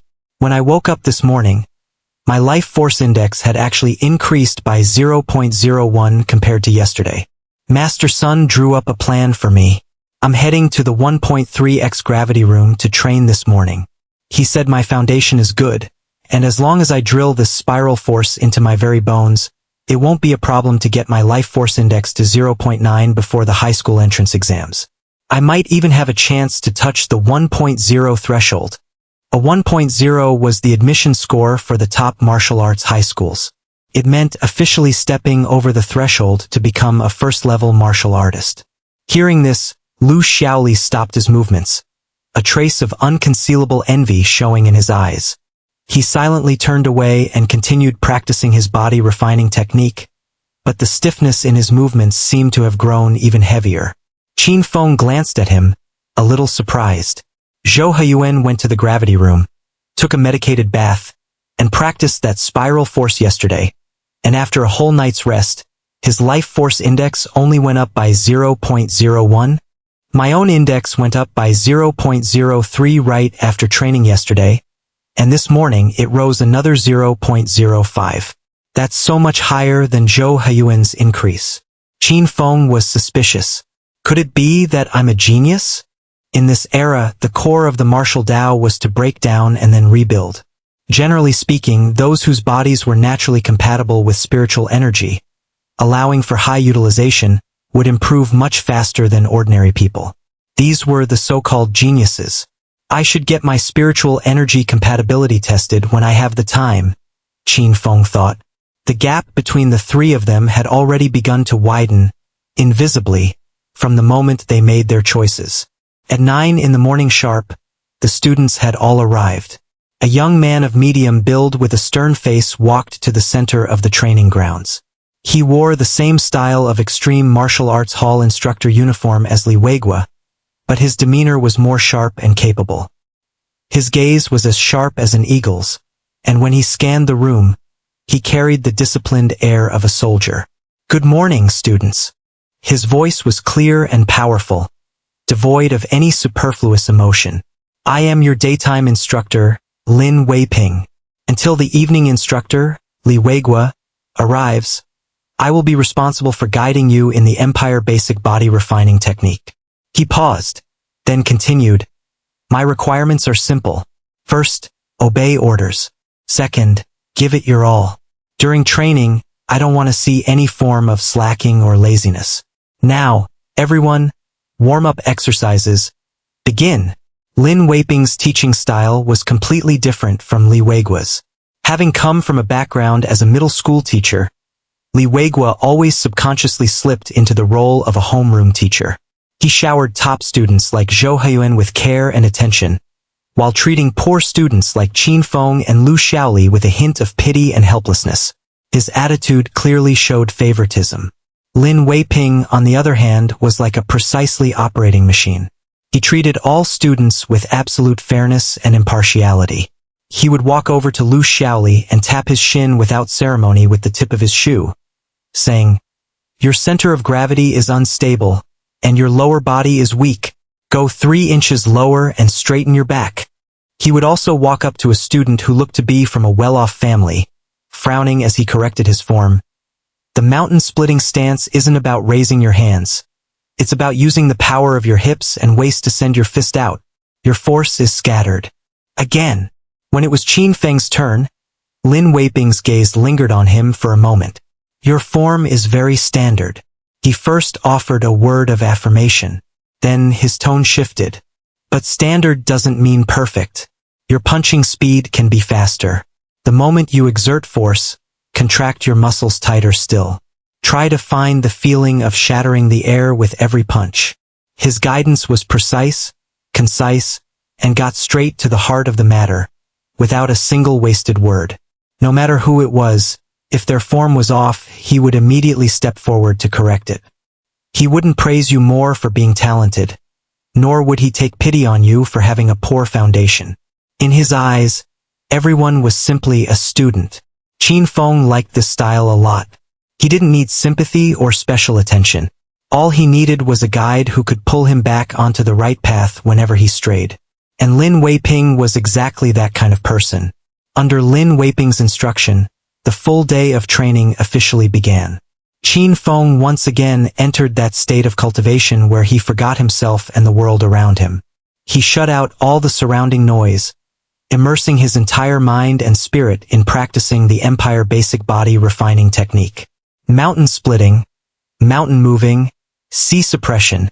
The 9 movements, which he already knew by heart, were performed again and again. Sweat flowed like streams from his temples, back, and chest, quickly soaking his training uniform through and through. It then evaporated from his body heat, turning into a white mist that coiled around him. The aching soreness in his muscles washed over him in waves, battering his nerves. Every exertion of force felt like his muscle fibers were being torn apart. Every breath carried a searing pain. He treated his body like a piece of stubborn iron that needed to be tempered 1,000 times, and each practice session pushed to the limit was another strike of the hammer. After he completed the body refining technique for the 9th time, his body's energy was completely drained. His vision went black and his legs gave out. With a thud, he fell to one knee, gasping for air. His chest heaved violently like a worn-out bellows. At the very moment his body reached its limit, the familiar, light blue screen silently refreshed at the edge of his vision. Refinement method. Empire Basic Body Refining Technique. Entry level. Proficiency +1. Proficiency. 9 out of 100. Qin Feng didn't stop right away. He pushed himself up on his knees, got to his feet unsteadily, and staggered to the rest area at the side of the training ground. He picked up his water bottle and drained the fresh water inside. After a short 5-minute rest, once the suffocating feeling of near exhaustion had subsided slightly, he dragged his weakened legs back to the training area. Once again, he assumed the opening stance. This nearly self-harming method of cultivation made the other students in the training hall turn and stare.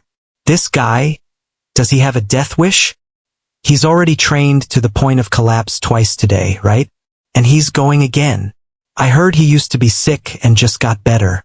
If he trains like this, isn't he afraid of destroying his body? Madman. A total madman. Lin Weiping also noticed Qin Feng's frenzy. He stood a short distance away, observing Qin Feng with a blank expression for a full 10 minutes.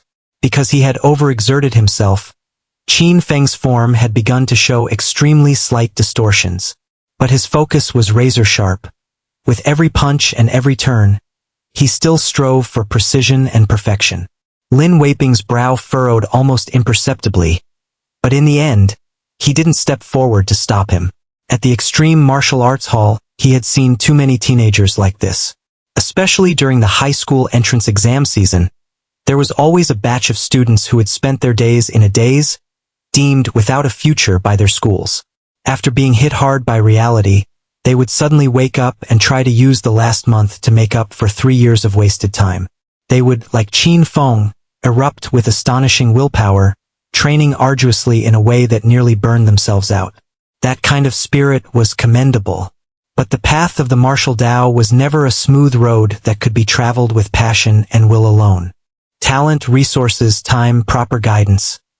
Not a single one could be missing. Lin Weiping's duty was to guide their movements and ensure they didn't get injured due to incorrect posture. As for the intensity with which the students chose to train, that was their own business. A martial arts hall wasn't a school, and an instructor wasn't a babysitter. On the path to becoming strong, everyone had to take responsibility for their own choices. Time ticked by second. During the lunch break, while the other students went to the nutrition cafeteria in groups of 2 and 3, Qin Feng just silently chewed on the 2 energy bars he had brought, drank half a bottle of water, and then dove back into his training. Refinement method. Empire Basic Body Refining Technique. Entry level. Proficiency +1. Proficiency. 10 out of 100. Refinement method. Empire Basic Body Refining Technique. Entry level. Proficiency +1. Proficiency. 11 out of 100. As the evening sun dyed the training hall a golden yellow, Qin Feng's body reached its limit for the 3rd time. He finished his final round of the body refining technique for the day, unable to squeeze out another ounce of strength from his body. He collapsed onto the floor, a small puddle of sweat forming beneath him. The panel in his vision finally settled. Refinement method. Empire Basic Body Refining Technique. Entry level. Proficiency +1. Proficiency. 12 out of 100. In one day, his proficiency had increased by a total of 4 points. Including what he had accumulated yesterday, his total proficiency had now reached 12 points. Qin Feng leaned against the wall. 22 days. At this rate, it will only take 22 days to cultivate the Empire Basic Body Refining Technique to the lesser completion stage. And the high school entrance exams were in 28 days. Lin Weiping walked to the center of the hall, clapped his hands, and drew everyone's attention. Alright, that's all for today's daytime training. Remember, when you go back, be sure to get enough nutrition and plenty of rest. A proper balance of work and rest is the only way to maximize the effects of your training. Dismissed. As if granted a royal pardon, the students hurriedly packed their things, ready to leave. Just as Lin Wei-ping finished up and was about to head to his office to organize the day's training data, a colleague, another daytime instructor, walked over and handed him a bottle of water. "Brother Lin, tough day." "It was all right." Lin Wei-ping took the water, twisted it open, and took a sip. The colleague's gaze casually drifted toward Qin Feng, who was propped against the wall, struggling to his feet. He commented offhandedly, "That kid, Qin Feng, he really goes all out. I just looked at his training log. He pushed himself to his limit 3 times today. You don't see that kind of willpower in kids this age very often." Lin Wei-ping followed his colleague's gaze, his expression still as calm and unruffled as ever. "They're just teenagers," he said lightly. "Every year around this time there are always a few. They think they can change their fate by working themselves to death for a month. A pity they realized it too late. If they had trained like this 3 years ago, they wouldn't have ended up being shunted off to a martial arts hall." Lin Wei-ping withdrew his gaze, his tone as calm as if he were stating a simple, ordinary fact. What Lin Wei-ping didn't know, however, was that 3 years ago, Qin Feng had trained exactly like this. But because of a chronic illness from his childhood, he had been unable to absorb and utilize spiritual energy, making his recovery and improvement rate extremely low. Time slipped by, lost in a blur of sweat and mechanical repetition. For most of the students at the Extreme Martial Arts Hall, these past 15 days had been dull, exhausting, and filled with uncertainty. But for Qin Feng, they were the most fulfilling 15 days of his life. Simply because his efforts were paying off. Tangible rewards. He was no longer plagued by the chronic ailment that had once held him back. Night. The Silver Gull Community, 17th floor. Qin Feng sat in his cramped room, his body still radiating the lingering heat from his training. Instead of going straight to sleep as he usually did, he activated the personal terminal on his wrist. The vast but gentle energy from the canister of spiritual energy potion, a gift from Sun Chan Hall, had been completely depleted during yesterday's training. From now on, each cycle of damage recover improve would rely entirely on his body's natural healing and sustenance from ordinary food. His training efficiency would undoubtedly drop. So before that happened, he needed to take a comprehensive stock of his progress over the past 15 days. He pulled up his personal information interface. A pale blue screen of light materialized in the air, lines of data clearly displayed upon it. A silent record of his arduous training over the last 15 days and nights. Name, Qin Feng. Vitality Index, 0.89. This number had already safely surpassed the minimum admission requirement of 0.8 for a regular high school. He was also just a step away from the 1.0 threshold required for an elite martial arts high school. He closed his personal information and opened his physical fitness test records. These were the results of a test he had paid for himself at the martial arts hall earlier today. Punching power test. Right hand 498 kilograms.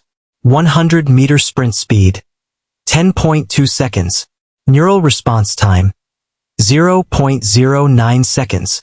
Every one of these stats far exceeded the average for a 15-year-old. In this world, only when one's vitality index reached 1.0 were they considered to have officially crossed the threshold to become a first-level martial artist. Their physical prowess was roughly equivalent to surpassing what was once considered the peak of human physiological limits in the old era. And right now, Qin Feng's stats were drawing ever closer to that critical point. Finally, he cast his gaze toward the panel deep within his consciousness, one that only he could see. The celestial Tao rewards the diligent. Toil without cease. Host, Qin Feng. Vitality Index, 0.89. Mastered Techniques. Empire Basic Body Refining Technique. Entry-level. Proficiency, 72 out of 100. Note: upon reaching 100 proficiency, you may advance to the minor success realm. 15 days, maintaining a growth of 4 proficiency points per day, for a total increase of 60 points. Adding that to his original 12 points, his proficiency was now at 72. He was only 28 points away from the minor success realm. At most, it would only take 7 days. Qin Feng dismissed all the screens of light, and the room returned to darkness. He sat on the edge of his bed, his fists clenching unconsciously. The feeling of power coursing through his body was so real, so intoxicating. Just then, the door to his room was pushed open gently. Not asleep yet? It was the voice of his father, Qin Dahai. He didn't turn on the light, making his way to Qin Feng's bedside by the faint glow filtering in from the living room. Dad! Qin Feng stood up. Qin Dahai was holding something in his hand. He held it out in front of Qin Feng. It was an unmarked white metal canister.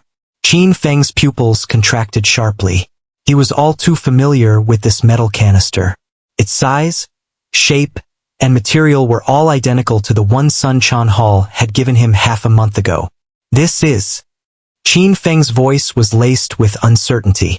A basic spiritual energy potion. Qin Dahai's voice was as steady as ever. He pressed the metal canister into Qin Feng's hand. It felt cool and heavy. Pursuing the martial Tao isn't just about hard work and eating well. The body needs vast amounts of spiritual energy as fuel to recover and evolve. This spiritual energy potion is the most basic, all-purpose fuel. He paused, then continued to explain.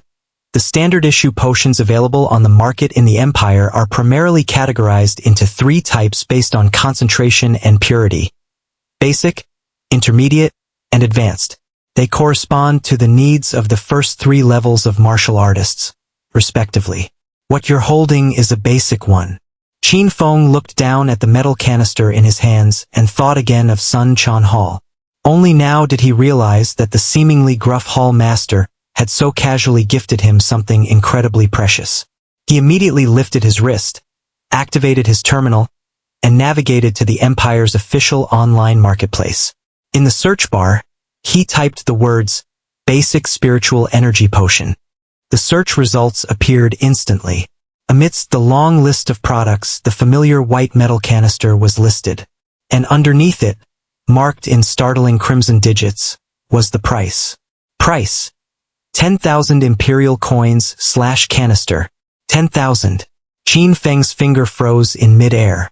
His father's entire monthly salary was only 10,000 imperial coins. After paying for his medical treatments for 7 or 8 years, and then enrolling him in the martial arts hall, the family had already spent all their savings. His uncle had even contributed another 10,000. So where did his father get another 10,000 to buy this potion? He snapped his head up to look at his father. His lips parted, but 1,000 questions caught in his throat. As if reading his mind, Qin Dahai spoke before he could. Don't worry about the money. I took an advance on a few months' salary from the factory. I gave my manager my word. Your only mission right now is to train. Don't think about anything else. Give it your all and prepare for the entrance exams. As long as you can get into a martial arts high school, all of this will be worth it. He patted Qin Feng's shoulder. The hand of his one arm was heavy and powerful. Qin Feng looked at his father's face, its contours sharp in the darkness. He looked into those calm, unwavering eyes and swallowed all of his questions. He took a deep breath and nodded solemnly. Dad, I understand. With that, he reactivated his personal terminal and displayed the numbers that represented 15 days of his blood, sweat, and tears for his father to see. Dad, look. Vitality Index. 0.89. Punching Power Test. Right hand 498 kilograms. 100 meter sprint speed. 10.2 seconds. Neural response time. 0.09 seconds. Qin Dahai's gaze fell upon the numbers. The very air seemed to freeze in that moment. The man who had supported his entire family with silence and fortitude staggered almost imperceptibly when he saw the numbers. His breathing suddenly grew ragged. He reached out his calloused right hand, fingers trembling, as if to touch the screen of light floating in the air and confirm it wasn't a hallucination. 0.89? He forced the 4 words from his throat, one by one. His voice as hoarse as if it had been scraped with sandpaper. Qin Dahai was stunned. He had once served in the military and had even been a third-level martial artist. Although an injury from a flame demon had caused his physical capabilities to decline sharply, his experience and judgment remained. 15 days. In just 15 days. To go from a sickly youth with a vitality index of only 0.41, whose foundation's doctors had declared permanently damaged, his future hopeless, to a quasi-martial artist whose vitality index had skyrocketed to 0.89, just a single step away from an elite martial arts high school. What kind of growth rate was this? This couldn't even be described as meteoric. This was nothing short of a miracle. Qin Dahai snapped his head up, his eyes burning as he stared at Qin Feng. Those pupils, usually as calm as a still well, were now churning with a storm of disbelief and ecstatic joy. Good, good, excellent. He said it 3 times, his voice growing louder with each word until it was almost a low roar. It was the sound of emotions, suppressed for far too long, finally bursting forth. A genius. My son is a genius. Qin Dahai grabbed Qin Feng's shoulders and shook them hard, an irrepressible smile spreading across his face. Even the wrinkles at the corners of his eyes seemed to smooth out from the sheer joy. I knew it. I knew you weren't lacking in talent, son. It was that damned ailment holding you back. Now that it's gone, your talent has finally been unleashed. According to the Empire's martial Dao theory, besides effort and resources, a person's training speed was determined by 2 core factors: spiritual energy utilization rate and aptitude. Aptitude, for the moment, was less important, as it didn't have a major impact on the first 3 levels of a martial artist. Spiritual energy utilization rate, however, was a different story. Its impact was enormous. For example, take a basic spiritual energy potion containing 100 units of spiritual energy. A person with average talent might only have a bodily absorption and conversion efficiency of 10%, meaning only 10 units of that spiritual energy would ultimately contribute to their growth. Geniuses, on the other hand, had a naturally high affinity for spiritual energy. Their absorption and conversion efficiency could be 20%, 30%, or even higher. With the same resources and the same effort, a genius's rate of progress was several times that of an ordinary person. In Qin Dahai's mind, there was only one explanation for Qin Feng's staggering progress over the last 15 days. His son was a born martial Dao genius with an incredibly high spiritual energy utilization rate. Drink it! Qin Dahai pushed the canister of spiritual energy potion toward Qin Feng again, his voice filled with undeniable excitement. With this potion, you might even have a chance to break through to 1.0 before the entrance exams and become a true first-level martial artist. Son, all our efforts haven't been in vain. Qin Feng clutched the heavy canister, feeling the warmth from his father's hand, and nodded solemnly. Yes, Dad. In Qin Feng's room, the only light came from the faint blue screen projected by his personal terminal, illuminating his calm face. Without the slightest hesitation, he twisted open the vial of primary spiritual energy potion, worth 10,000 imperial coins. A delicate fragrance instantly filled the small space. He tilted his head back and drank the milky white liquid, which shimmered like molten starlight, in a single gulp. Boom! A violent torrent of energy, like a bursting dam, instantly surged from his esophagus into his stomach. It then erupted, transforming into countless streams of scorching air that brutally charged toward every corner of his body. In stark contrast to the gentle, water-like nature of the potion from Suncheon Hall, this standard-issue primary spiritual energy potion was filled with a primal, untamed wildness. It was like a ferocious beast, imprisoned for ages, that began to rampage through his body the moment it was freed. On the surface of Qin Feng's body, his skin instantly turned beet red. Blue veins bulged like gnarled tree roots, and fine beads of sweat were forced from every pore, only to be instantly evaporated into white mist by his high body temperature. He sat cross-legged on his bed, his eyes shut tight and his brow slightly furrowed. The breathing method of the Imperial Basic Body Refining Technique, activated on its own, guiding the violent energy along predetermined meridian pathways, washing over his physical body again and again. The muscle fibers, fascia, and even bones that had been pushed to their limits during the day's training, suffering countless microtears, were now being repaired, strengthened, and reshaped at an astonishing rate under the wash and nourishment of this immense spiritual energy. The process was a blend of agony and soothing relief. The night passed without event. As the first rays of morning sun struggled through the gaps between buildings to shine into his room, Qin Feng opened his eyes. Deep within his eyes, a flicker of electricity seemed to flash and vanish. His entire aura felt more condensed and stable than the day before. He leaped from the bed, his feet landing silently, as light as a falling leaf.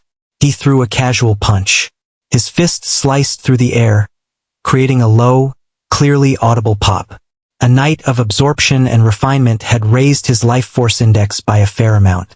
The residual effects of the potion would remain in his body and take at least another half a month to be fully consumed, which would be just in time for the high school entrance exams. He walked into the living room. His father, Qin Dahai, had already prepared breakfast, and it was more lavish than usual. Besides the usual rice porridge and energy bars, there was also a plate of appetizingly colored, high-protein synthetic meat on the table. Qin Dahai sat at the table, looking at his son, the joy and relief in his eyes nearly overflowing. He didn't ask many questions, simply pushing a small stack of imperial coins in front of Qin Feng. Take it. Don't skimp on food at the martial arts hall's nutrition canteen. You're burning a lot of energy, so you need to eat well. If it's not enough, tell me. Dad, this is enough. Qin Feng took the money. The father and son finished their breakfast in silence. As Qin Feng changed into his training clothes and walked out the door, Qin Dahai's voice came from behind him. Son, go all out. Qin Feng's steps faltered for a moment. He didn't turn back, but simply gave a firm nod. Extreme Martial Arts Hall. 9 a.m. The training hall was already a scene of feverish activity. Just as Qin Feng walked into the hall, Zhou Heyuan, his face flushed with excitement, hurried over to greet him. He was holding a brand new personal data slate, showing it off like a new toy. Qin Feng, you're finally here. Quick, look at this. He shoved the data slate in front of Qin Feng and Lu Xiaoli, who had just finished a set of exercises and was catching his breath. I went home last night and took another Class C medicated bath. And, following Teacher Li's advice, I even drank a vial of tiger bone nutrient liquid that my dad had been saving. I tested myself this morning, and guess what? Without waiting for them to answer, Zhou Heyuan tapped the data slate firmly with his finger. Lines of data clearly appeared. Name, Zhou Heyuan. Life Force Index, 0.80. Punching power, right hand 432 kilograms. 100-meter dash, 11.5 seconds. See that? 0.80. That's another 0.01 up from yesterday. And my punching power broke the 400-kilogram mark. My dad says I've now solidly met the admission standards for a regular martial arts high school. As long as nothing goes wrong, the entrance exam will be no problem. Zhou Heyuan's voice was loud and full of unrestrained excitement, drawing the attention of many other students nearby. Beside him, Lu Xiaoli looked at the string of data, and his expression dimmed. He silently turned away and went back to practicing his own body refining technique, which looked somewhat clumsy. Let me tell you, Zhou Heyuan lowered his voice, but his boastful energy didn't diminish in the slightest. On the entire planet of Qiming, there are 72 major martial arts high schools. If your life force index reaches 1.0, you have a high chance of getting in. Graduates from these schools are at least second-level martial artists. They can apply directly to join the Imperial Guard as officers, or they can test into Starry University to continue their development. But those aren't even the best of the best. He held up a finger and traced the number 7 in the air. Above those 72 major high schools, there are 7 more, known as the top-tier martial arts high schools. Qiming First Martial High School, Star River Military Affiliated High School, TSK, even their names sound different. My dad says that money and connections are useless for getting into those 7. You have to be a real genius. During the entrance exams, your life force index has to be at least 1.2 just to be considered. And students from Chiming 7th High School can basically all get into Starry University. After he finished, Zhou Hoen clapped Qin Feng on the shoulder, his tone carrying the advisory air of someone with more experience. Qin Feng, you've been training like crazy lately. Keep it up and you might have a shot at a regular martial arts high school. If that happens, we can still be schoolmates. Qin Feng looked at him and gave a calm nod. I will. With that, he turned and walked toward the training area without another word. Zhou Huyen watched him go, shrugged, and went back to showing off his new stats to the other students he knew. Training began once more. The daytime coach, Lin Wei-ping, wore his usual stern, impartial expression as he meticulously patrolled the training floor. He stopped when he reached Qin Feng's side. He watched Qin Feng practice the mountain-splitting technique. Qin Feng's feet were planted firmly on the ground as he twisted at the waist. A condensed wave of power traveled up his spine and into his arm, and he unleashed his right fist. Bam! A muffled explosion of air erupted from his fist. It was a level of power far beyond what he'd shown yesterday. For the first time, a subtle flicker of emotion crossed Lin Weiping's perpetually stoic face. He circled Qin Feng twice, his piercing gaze scrutinizing every detail of the young man's body. Not bad. Your physical condition is steadily improving. A hint of probing curiosity, barely perceptible, entered Lin Weiping's voice. Your force generation has become more refined as well. Very good. He paused for a moment before offering new instructions. Now forget the fixed techniques. Try to chain together the core force generation of all 9 movements. Don't get hung up on the forms. Strive for a smooth, unimpeded flow of power within your body. From mountain splitting to sea suppression. Make it one complete, unbroken cycle. This was advice far beyond the scope of what an ordinary student would receive. Yes, coach. Qin Feng nodded and immediately began to practice as instructed. For the rest of the day, Qin Feng was completely immersed in the new training state Lin Weiping had described. He stopped repeating the full-body refining technique. Instead, he deconstructed and fused the 9 core movements. One moment it was a mountain-splitting straight punch, the next a mountain-moving charge. Then a sea suppression downward press would flow into a river-churning twisting attack. He moved about a corner of the training area, his every motion concise, efficient, and imbued with the feel of real combat. Sweat had long since drenched his training uniform, and the rising heat from his body formed a faint white mist around him. His body was like a finely tuned war machine, running at full tilt, breaking itself in as it completely converted the vast spiritual energy from the day before into his own flesh, blood, and power. The other students had long grown accustomed to his madness. They would only cast an occasional glance his way before returning to their own training. Unwittingly, he had earned the nickname Madman. Time slipped away, measured in sweat. When the evening bell rang and Lin Weiping announced the end of the day's training, Qin Feng finally emerged from his trance-like state. His entire body ached, yet he felt an unprecedented sense of accomplishment.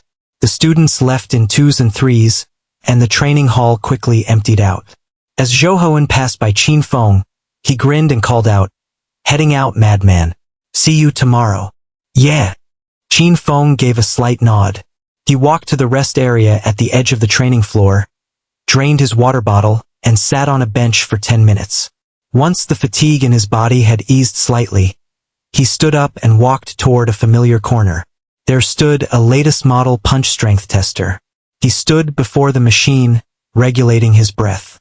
He slowly raised his right fist, sank slightly into his stance, and assumed the simplest, most direct force generation posture from the Empire's basic body refining technique.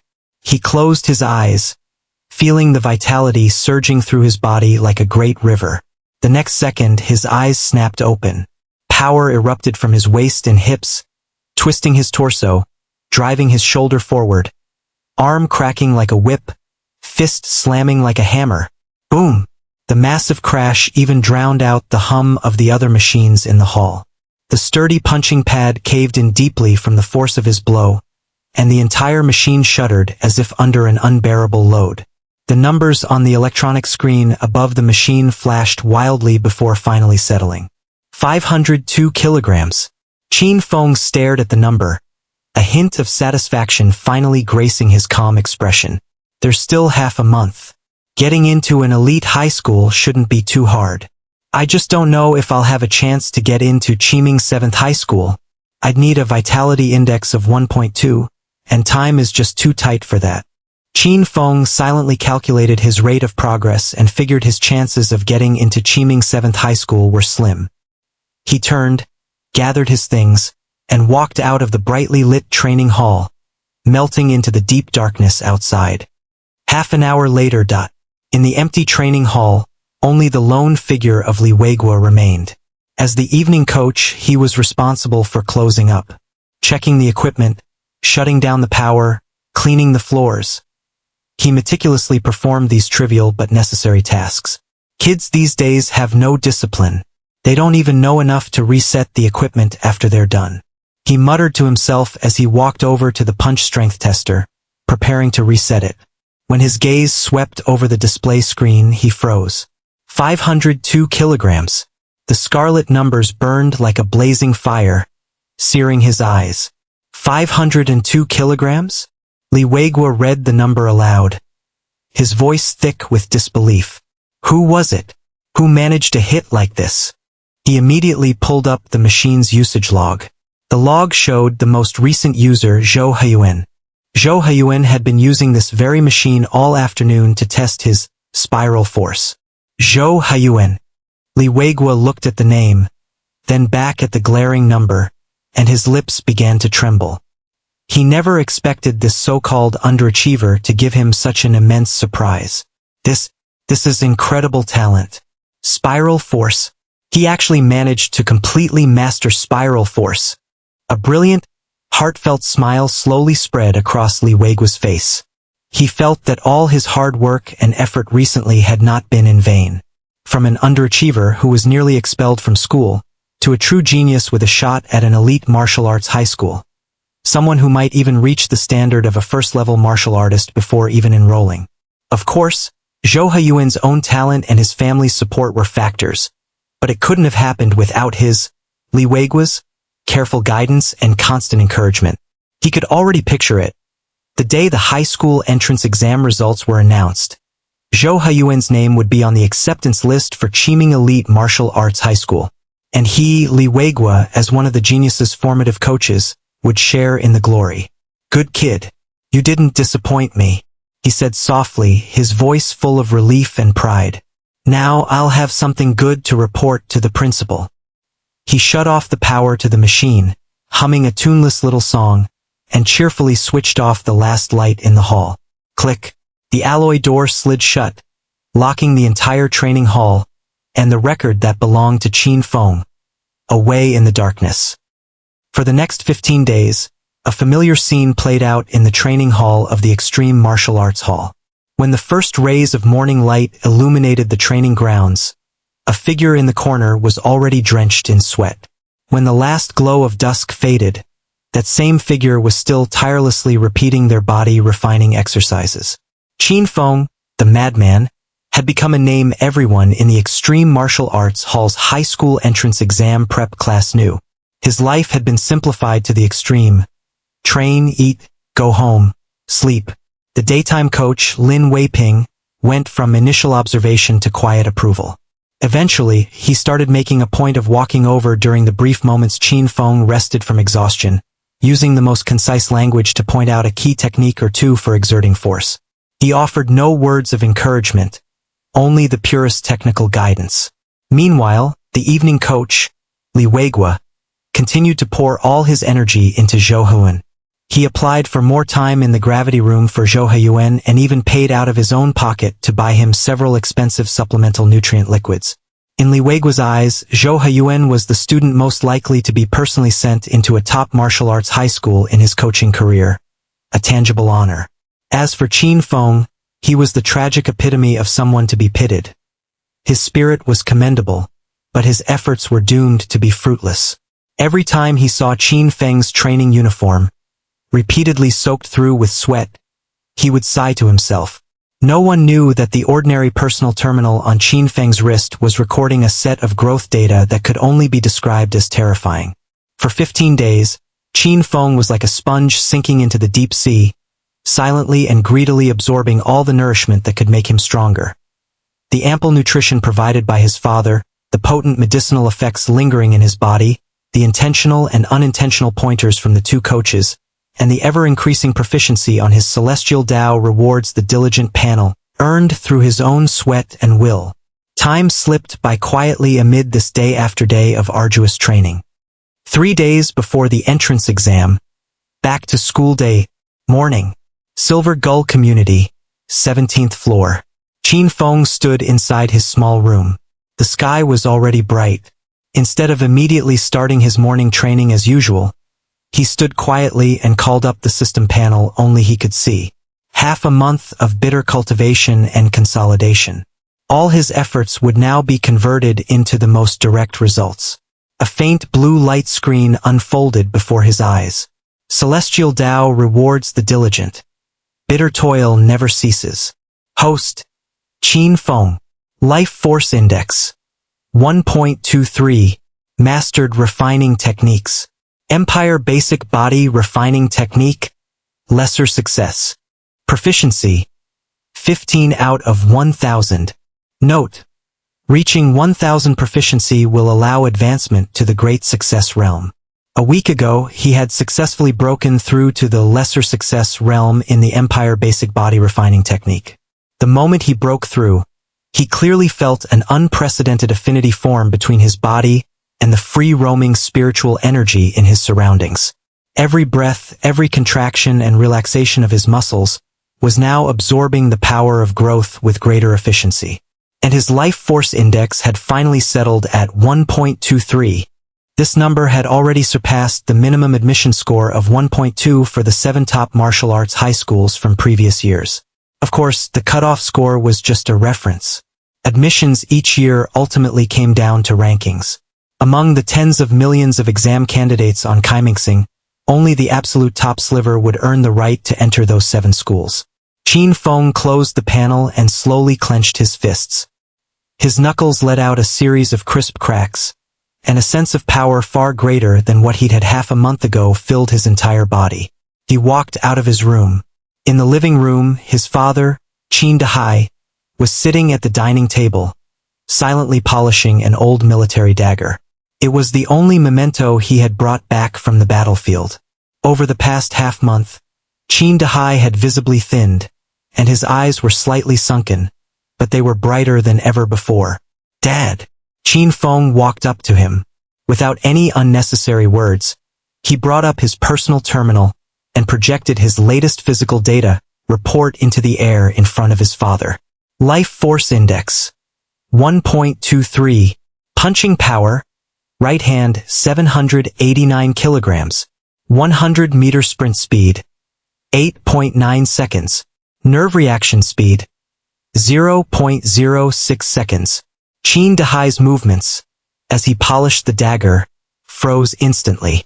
His gaze was fixed on the number 1.23, unmoving. It was as if time itself had been paused. After a full 10-odd seconds, he let out a long, slow breath. That breath seemed to carry away all the frustration and resentment that had been pent up in his chest for over a decade. He didn't shout excitedly like last time. He simply set the dagger down slowly and carefully, stood up, and extended his calloused and scarred right hand to clap heavily on Qin Feng's shoulder. "Good." A single word, heavy as a mountain. He raised his head and looked at his son with a fiery gaze, a brilliant, heartfelt smile spreading across his weathered face. 1.23. That's already past the cutoff for Qiming 7th High School in previous years. "Son, as long as you perform normally on the entrance exam, we have a great chance of getting into Qiming 7th High School. Qiming 7th High School only looks at scores for admission. It's fair and just. You can do it, son. Go for it." "Yes, Dad." Qin Feng nodded solemnly and turned to leave. The entrance to 7th middle school was much quieter than usual. Qin Feng walked along the familiar, tree-lined path toward his classroom. The scenery was the same as always, but an air of farewell hung in the atmosphere. The classroom of class 3 to 5 was already filled with students. But with a single glance, Qin Feng noticed a dozen or so empty seats in the back of the room. He still remembered the names of the students who sat there. There was Wang Tao, the classmate who did well in academics but could never pass the physical fitness standards. And a few others, all classmates who had once been labeled poor students. They hadn't come. A month ago, they had accepted the recommendation list for vocational and technical schools, and they had never come back. Their lives had already veered onto a different track. In the classroom, the remaining students gathered in small groups, talking in low voices. The topics were none other than predictions for the entrance exam, hopes for the future, and the sadness of their impending separation. "Hey, madman, over here!" Zhou Huyuan's voice came from the front row. He was surrounded by a few classmates, proudly showing off the brand-new personal terminal on his wrist.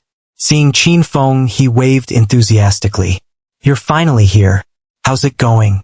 Feeling confident after this final month of cramming? I just tested yesterday. My life force index is 0.95, and my punching power is almost 500 kilograms. Teacher Lee said I have a great chance of snagging a spot at a top martial arts high school." "Congratulations," Qin Feng replied calmly. "You work hard too. After the exam, it's my treat. I'll call up all the classmates we can still get in touch with, and we'll have a good get-together," Zhou Huyuan said generously. Qin Feng nodded and walked back to his own seat. Just as he sat down, the classroom door was pushed open, and their homeroom teacher, Li Weigua, walked in. Li Weigua was holding a stack of documents. The usual sternness on his face was replaced by a gentle, wistful expression. His gaze swept across the class, lingering for a moment on the empty seats, a flash of complex, imperceptible emotion in his eyes. "Everyone's here. I called you all back today to hand out your exam admission tickets, and also for what is, in a true sense, the last class of our middle school lives." His voice was much softer than usual. "Now, when I call your name, please come to the front to get your admission ticket. Ding Wei. Here. Zhou Huyuan. Here." Zhou Huyuan walked up to the front, full of confidence. Li Weigua handed him the ticket, his face showing undisguised approval and relief as he encouraged him in a low voice. "Do well on the exam. Don't let me down." "I know, teacher." Li Weigua nodded in satisfaction. One by one, the names were called. The classroom was quiet, with only the sound of Li Weigua calling names and the footsteps of students walking up to receive their tickets. Qin Feng. When this name was called, many students in the class instinctively turned their gazes toward the figure who had been silent in the corner for a month. Qin Feng stood up and walked to the front. His steps were steady and his back was straight. He was like a completely different person from the slightly insecure boy of a month ago. Li Weigua looked at him and handed over the admission ticket. He could sense that this student before him had undergone some sort of indescribable change. The air of frailty and melancholy that had clung to him was gone without a trace, replaced by a restrained, rock-like calm. "Qin Feng," Li Weigua began, his tone gentle and sincere.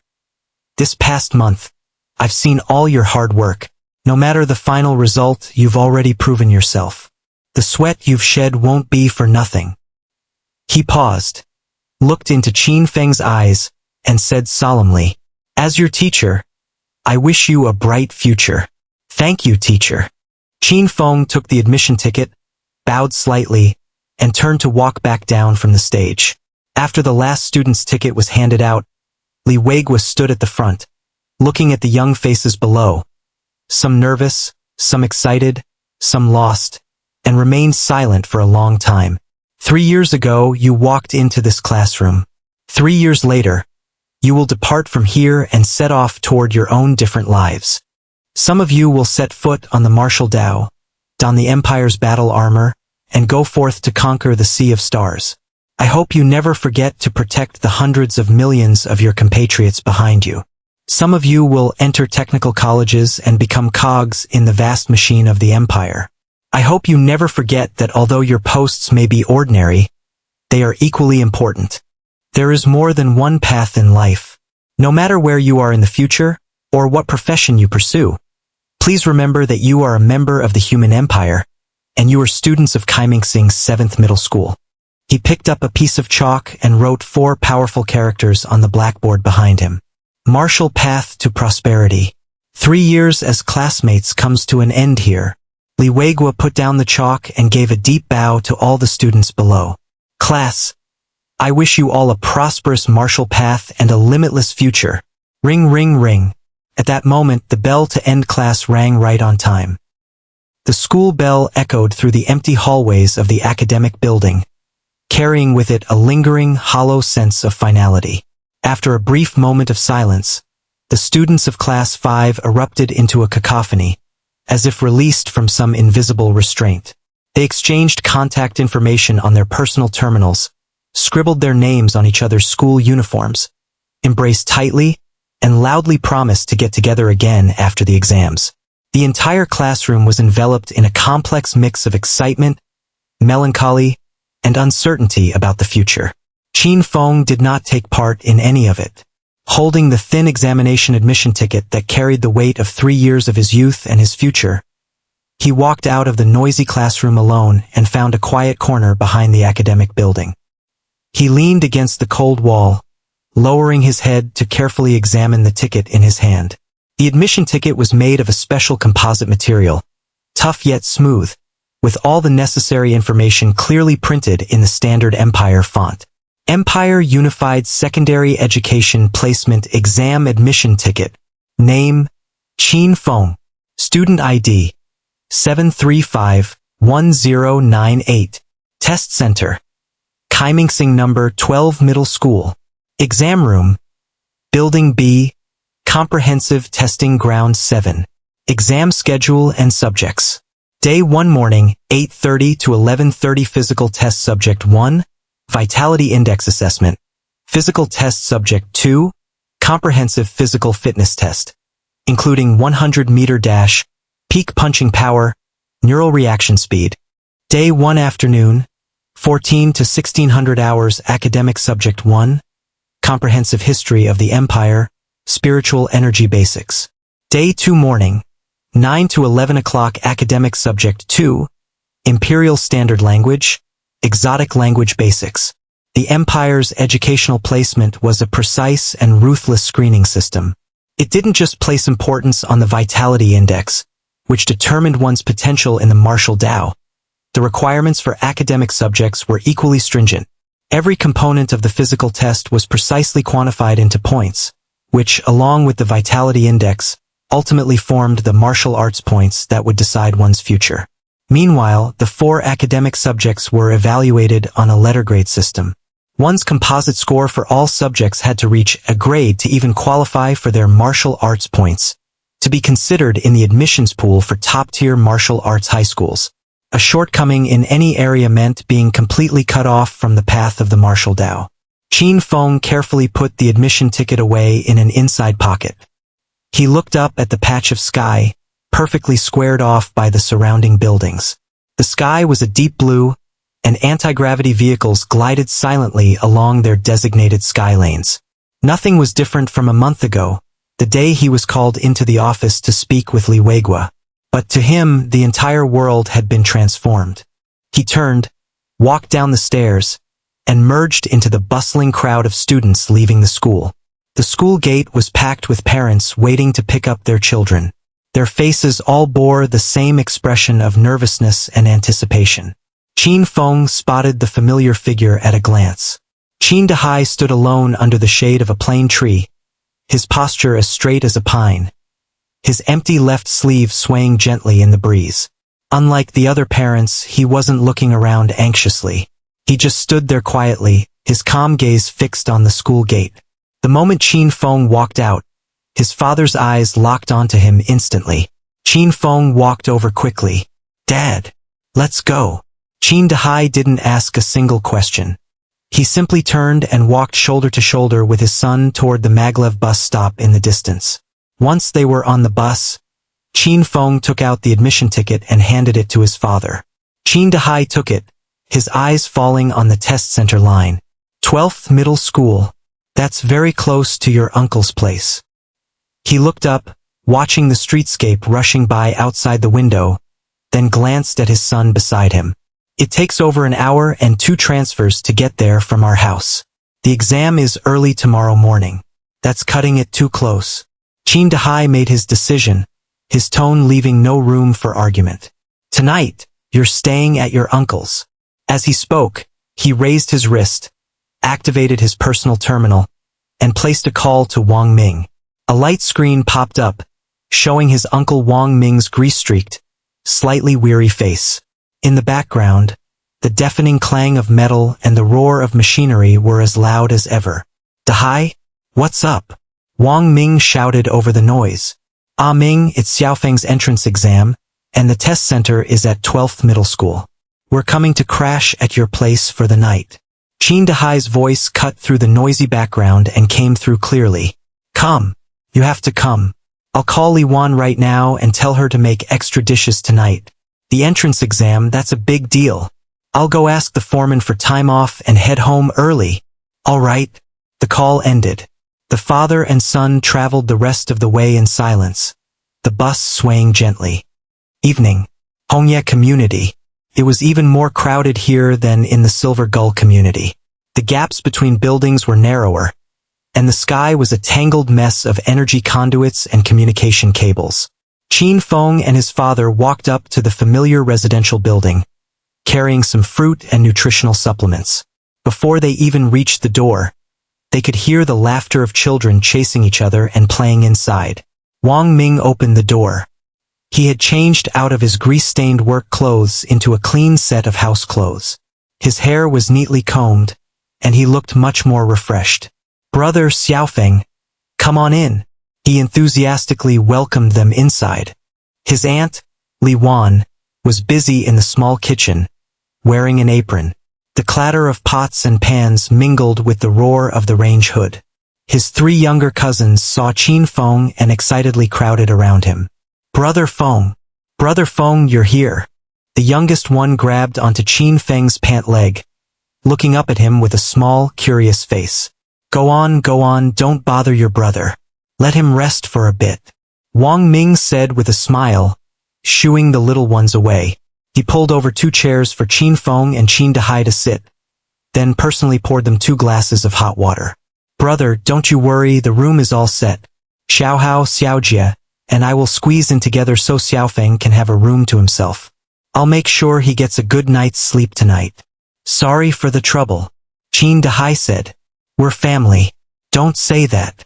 Wang Ming waved his hand dismissively. He looked at Qin Feng, his eyes full of concern. A month ago, when Qin Feng had come to borrow money, he had still looked sickly and melancholic. But now, although the young man before him was still lean, his posture was straight, his presence was steady, and his eyes held a reassuring confidence. He knew his nephew's chronic illness had been cured, and that he had spent the last month training arduously at the Extreme Martial Arts Hall. But he didn't dare ask for details about his progress, for fear of putting more pressure on the boy. Xiaofeng, you must be exhausted after a month at the martial arts hall. Huh? Wang Ming asked, taking a more tactful approach.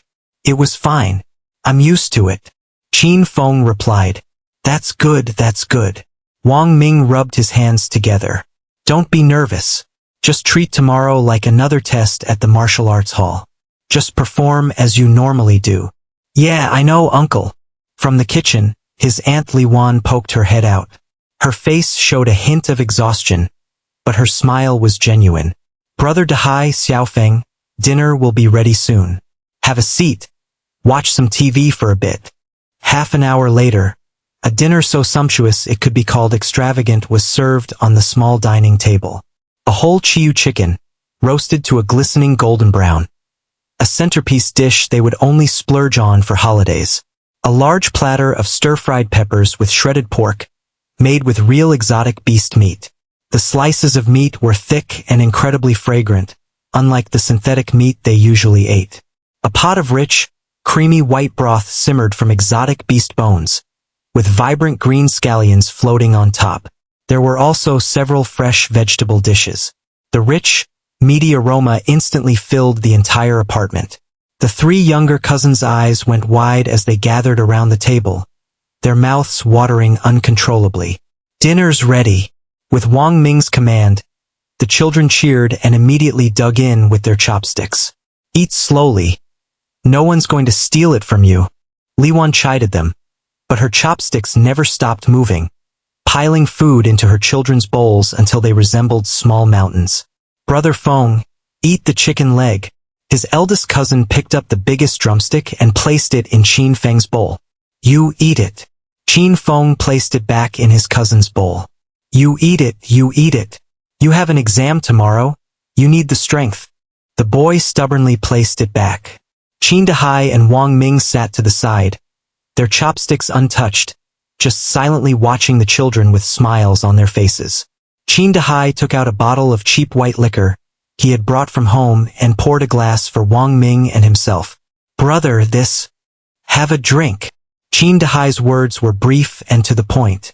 The two men clinked their glasses and downed the liquor in one go. As the fiery liquid went down, Wang Ming's face flushed slightly red. "Brother, that kid Xiaofeng. He's gonna go far. Looking at his spirit and energy, it's like he's a whole new person. Tomorrow will definitely be no problem for him. Let's hope you're right." Qin Dahai refilled his glass. The meal was a lively and heartwarming affair. The three younger cousins ate until their faces were shiny with grease, their small faces beaming with pure bliss. For them, this was perhaps the most satisfying meal they'd had in months.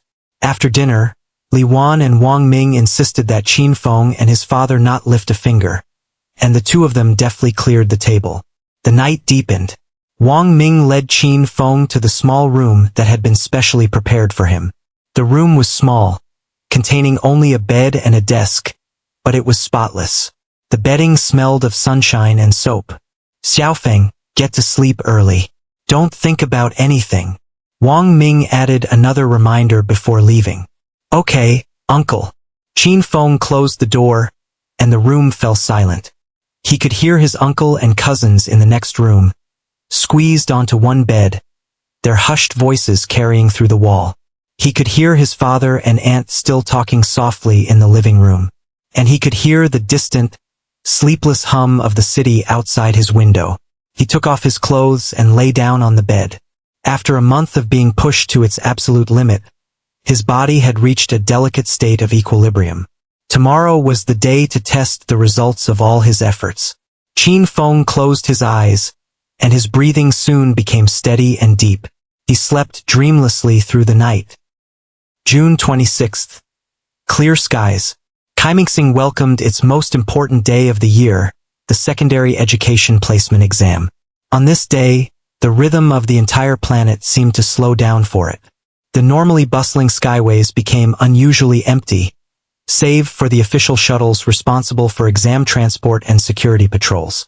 All non-essential commercial and industrial activities voluntarily reduced their operating frequency, making way for the exam that would decide the fate of countless young people. At 7:30 in the morning, Qin Feng arrived at the 12th Junior High School test site, accompanied by his father and uncle. The school entrance was already a sea of people. Countless examinees and their parents had gathered here, forming a human tide woven from anticipation, nervousness, and hope. Above the towering school gates hung a colossal, crimson holographic banner. The powerful, vigorous strokes of the Standard Empire font on it shimmered with a metallic luster. "Devote yourselves to the exam hall today, wage bloody war in the Star Sea tomorrow, and cultivate for the rise of the Empire." The walls on either side of the gate were no longer adorned with the usual school rules and mottos. In their place were massive, dynamic holographic posters. The subjects of these posters were several of the Empire's most renowned young powerhouses. On the left was Fist Emperor Loxi. Clad in a simple black combat suit, he stood bare-fisted atop a shattered planetary fragment, his body wreathed in a tangible golden aura visible to the naked eye. At his feet lay the carcass of a gargantuan beast from an alien race, its size comparable to a mountain. On the right was Dragon Snake Wang Chao. He held a uniquely ancient-looking long spear, sitting cross-legged in the void with his eyes slightly closed. Behind him was the magnificent creation Nebula, and it was as if the spiritual energy of the entire galaxy ebbed and flowed with his every breath. The figures on these posters were the idols of billions of teenagers across the empire, the very targets of their aspirations. Further back were Gun God Lin Xuan, Iron Face Stone Jade, Little Saber River King Luo Feng, and more. Qin Feng, his father, and his uncle navigated through the crowd, surrounded by all sorts of chatter. Did you hear? According to the mock exam data released by the Municipal Education Bureau this year, the overall average is down by 0.02 percentage points compared to last year. They say it's because the war on the front lines is tight, so several batches of high-quality spiritual energy potions were requisitioned by the military, making resources on the market much scarcer. Yeah, even the top student at my son's school barely scraped a 1.0 on this mock exam. At this rate, the cutoff score for the top-tier martial arts high schools might drop a little this year. It'd be good if it drops. Gives kids from ordinary families like ours a better chance. My kid worked his tail off and is only at a 0.85. If the cutoff drops to 0.95, maybe he can snag a spot at the bottom of a top-tier high school. Don't even think about the top 7 schools. Those are reserved for true geniuses. I heard last year's minimum cutoff for Qiming First Martial High School was 1.21. Even if it drops this year, it won't be by much. Monsters of that caliber are in a different world from us. Listening to the surrounding chatter, Qin Dehai and Wang Ming exchanged a look, both seeing a trace of suppressed excitement in the other's eyes. Xiaofeng, go on in. Don't be nervous. Just perform at the level you showed during your training at the martial arts hall. Qin Dehai patted his son's shoulder. Dad, Uncle, I'm going in. Qin Feng nodded. Go on. We'll be out here waiting for you. Wang Ming waved his hand emphatically. Qin Feng turned and, all alone, walked against the current of worried and hopeful gazes into the examination hall that would decide his destiny. He followed the signs and found Comprehensive Testing Area Number 7 in Building B. The testing area was a massive indoor space. The floor was paved with high-strength composite materials, and the surrounding walls were covered with all kinds of precise monitoring instruments. A faint smell of disinfectant and metal hung in the air. Many examinees were already inside. They took their seats in their respective waiting areas according to the numbers on their admission tickets, each with a solemn expression. Some closed their eyes to rest, while others stretched their limbs. Qin Feng found his seat. Just as he sat down, a familiar voice sounded next to him. Hey, Qin Feng. What a coincidence. We're in the same testing area. Zhou Huyuan, carrying a brand-name sports bag, walked over and casually sat down in the empty seat next to Qin Feng. He looked a little nervous, with fine beads of sweat forming on his forehead. Coincidence, Qin Feng replied calmly. Sigh, I'm nervous as hell. Zhou Huyuan lowered his voice. I didn't sleep a wink last night. I'm so scared I'll mess up today. My dad said that if I can get into a top-tier martial arts high school, he'll buy me the newest model Falcon-class personal shuttle. He babbled on, trying to relieve his own nervousness. Qin Feng didn't respond, simply sitting there quietly and regulating his breathing. At 8:30 a.m., a synthesized mechanical voice echoed through the testing area. All examinees, please be advised. The examination is about to begin. Please proceed in order to the designated area for the first test, Life Force Index Assessment. The examinees immediately stood up, formed several columns, and, under the proctor's guidance, walked toward the precise, silver egg-like instruments in the center of the hall. Examinee number 1, Ding Wei, please enter testing pod 1. Examinee number 2, Wang Hao, please enter testing pod 2. One by one, the examinees entered the testing pods, and the doors slid shut silently. A dozen or so seconds later, a string of numbers representing their martial Dao potential would pop up on the display screen above the pod door. Ding Wei, Life Force Index, 0.88. Wang Hao, Life Force Index, 0.91. Li Shui, Life Force Index, 0.85. The testing area was silent, save for the proctor's cold voice announcing the scores and the examinees' low gasps of surprise or disappointment. Most of the examinees' scores were concentrated between 0.8 and 0.9. The occasional score exceeding 0.9 would cause a small stir. Examinee number 23, Zhou Haiyuan, please enter testing pod 3. It was Zhou Haiyuan's turn. He took a deep breath, clenched his fists, and walked into the testing pod. Everyone's gaze subconsciously focused on the screen above testing pod 3. A dozen or so seconds later, the number froze. Zhou Haiyuan, Life Force Index, 0.96. Whoa! A wave of stifled gasps rippled through the testing area. 0.96. That was the highest score to appear since the test began. With a score like that, he had an excellent chance of being admitted to a top-tier martial arts high school. Zhou Haiyuan walked out of the testing pod, his face beaming with irrepressible excitement and joy. He made a victory gesture in Qin Feng's direction. The proctor's face remained as placid as an old well as he continued calling names from the list. Examinee number 24, Qin Feng, please enter testing pod 4. Qin Feng stood up and, under the gaze of everyone in the hall, calmly walked into the silver testing pod. Just 1 month ago, that name had been tied to the disgraceful number 0.41 in the records of 7th middle school. Zhou Haiyuan watched with great interest.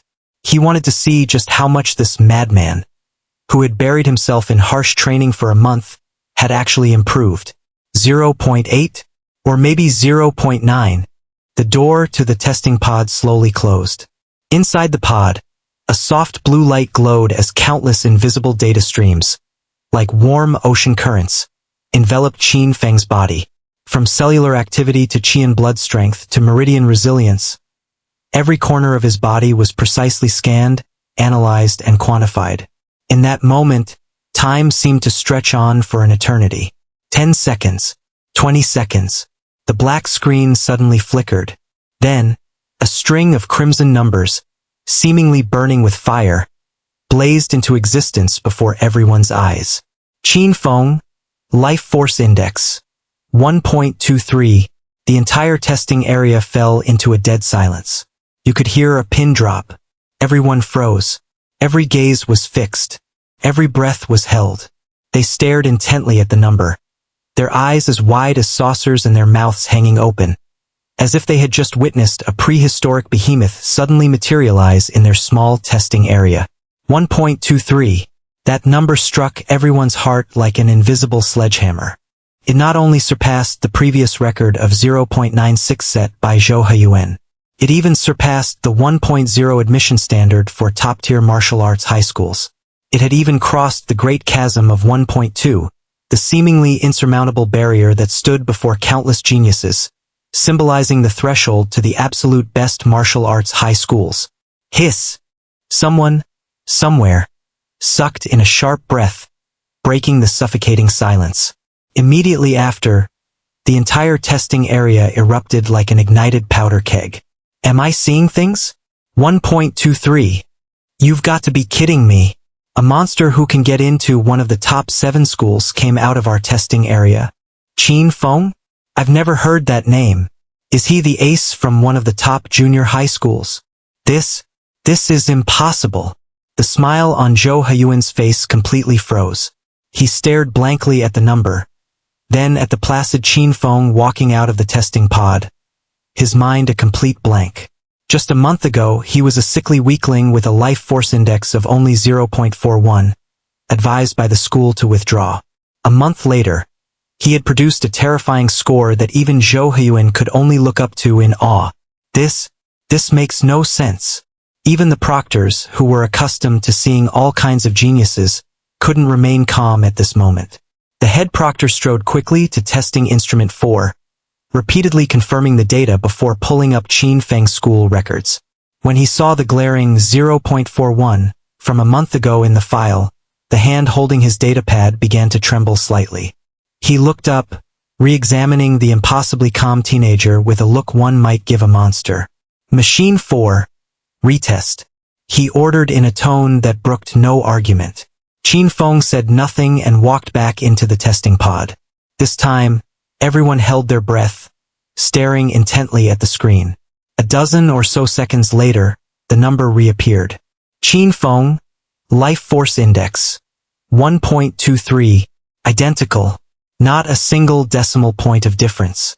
The head proctor let out a long breath and turned off his data pad. He walked up to Qin Feng, and for the first time, his stern face showed a complex expression, a mixture of shock and solemnity. Examinee Qin Feng, your score is valid. Return to the line and prepare for the next test. Qin Feng nodded and returned to his place in the line. Wherever he passed, the crowd parted automatically to either side, like the Red Sea for Moses. The subsequent physical fitness test was uneventful. Qin Feng, with overwhelming dominance, easily achieved a perfect score in every event. As for the written exams, they were child's play for him. When the bell rang, signaling the end of the final exam, Exotic Language Basics, the 2-day placement test officially came to a close. Qin Feng walked out of the examination hall, and the dazzling sunlight spilled over him. At the school entrance, the figures of his father and uncle were still standing tall under the sycamore tree. He walked over quickly. Finished? Qin Dahai asked. Yeah. Let's go. Home. 3 days later, on the day the results were released. In Hongye district, both the Qin family and the Wang family were gathered in the living room. Qin Feng opened his personal terminal and accessed the official results portal of the Kaimingsing Education Bureau. He entered his admission ticket number and clicked Search. A detailed report card instantly popped up. Name, Qin Feng. Life Force Index, 1.23. Comprehensive Physical Fitness Score, Perfect Score. Overall Written Exam Grade, A+. Total Martial Dao Score, 1388 points.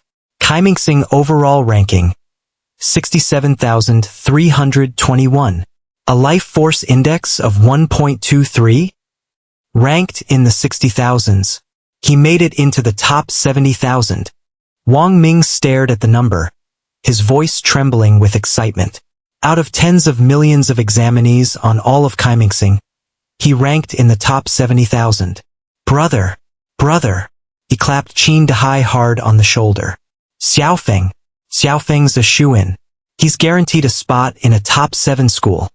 Qin Dahai stared at the ranking, and his eyes instantly turned red. He shot to his feet and pulled his son, who was right beside him, into a tight embrace.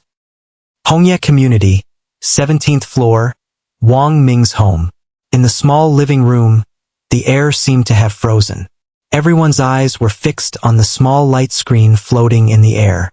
Qiming Star Overall Ranking, 67,321. Like a giant stone thrown into a calm lake, this string of numbers caused a momentary silence before unleashing monstrous waves. 67,000. 321st place. Wang Ming's voice rose with extreme excitement, even cracking slightly. He grabbed Qin Dahai's arm and shook it forcefully. His face, usually covered in grease and exhaustion, was now flushed red, his eyes shining with an unprecedented light. Brother, did you see that? Over 67,000. We got in. We got into a top 7 high school. Qin Dahai's body trembled slightly. He stared intently at the ranking, his usually calm eyes now surging with a tidal wave of emotion. Beside them, his Aunt Li Wan didn't understand the specific meaning of the martial Dao scores, but seeing the ecstatic looks on her husband's and older brother's faces, she grew excited too. Her eyes reddened, and she clamped her hands tightly over her mouth. In their minds, a life force index of 1.23 belonged to an absolute top-tier genius who should have ranked near the very top. But a rank of over 60,000 didn't sound that high. However, they didn't know the true meaning behind this ranking.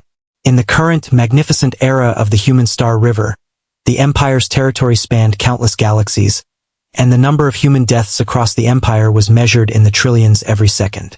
To cope with the never-ending Great Expedition, the Empire poured all its resources into promoting universal genetic optimization and elite martial Dao education. The result was an explosive surge of geniuses. This was especially true on a standardized educational planet like Qiming Star. Among the tens of millions of candidates each year, youths who had been nurtured with the best resources since birth and possessed extraordinary talent were as numerous as crucian carp crossing a river, simply countless.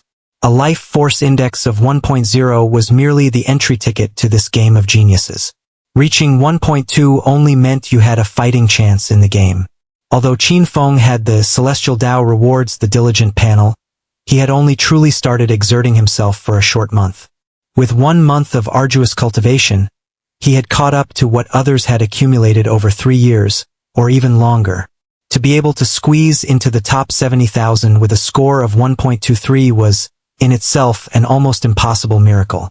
This ranking, neither high nor low, was the most realistic and reasonable reward for his month of frenzied effort. Li Wan! Li Wan! Wang Ming turned and shouted toward the kitchen. Don't just stand there. Hurry! Go to the market. Get me the best exotic beast meat, the biggest Chiu chicken. Today, we're having a celebration feast. To celebrate our Xiaofeng getting into a top martial arts high school. He turned, wrapped an arm around his nephew beside him, and vigorously ruffled his hair. Xiaohao! And you, Xiaojie, did you see that?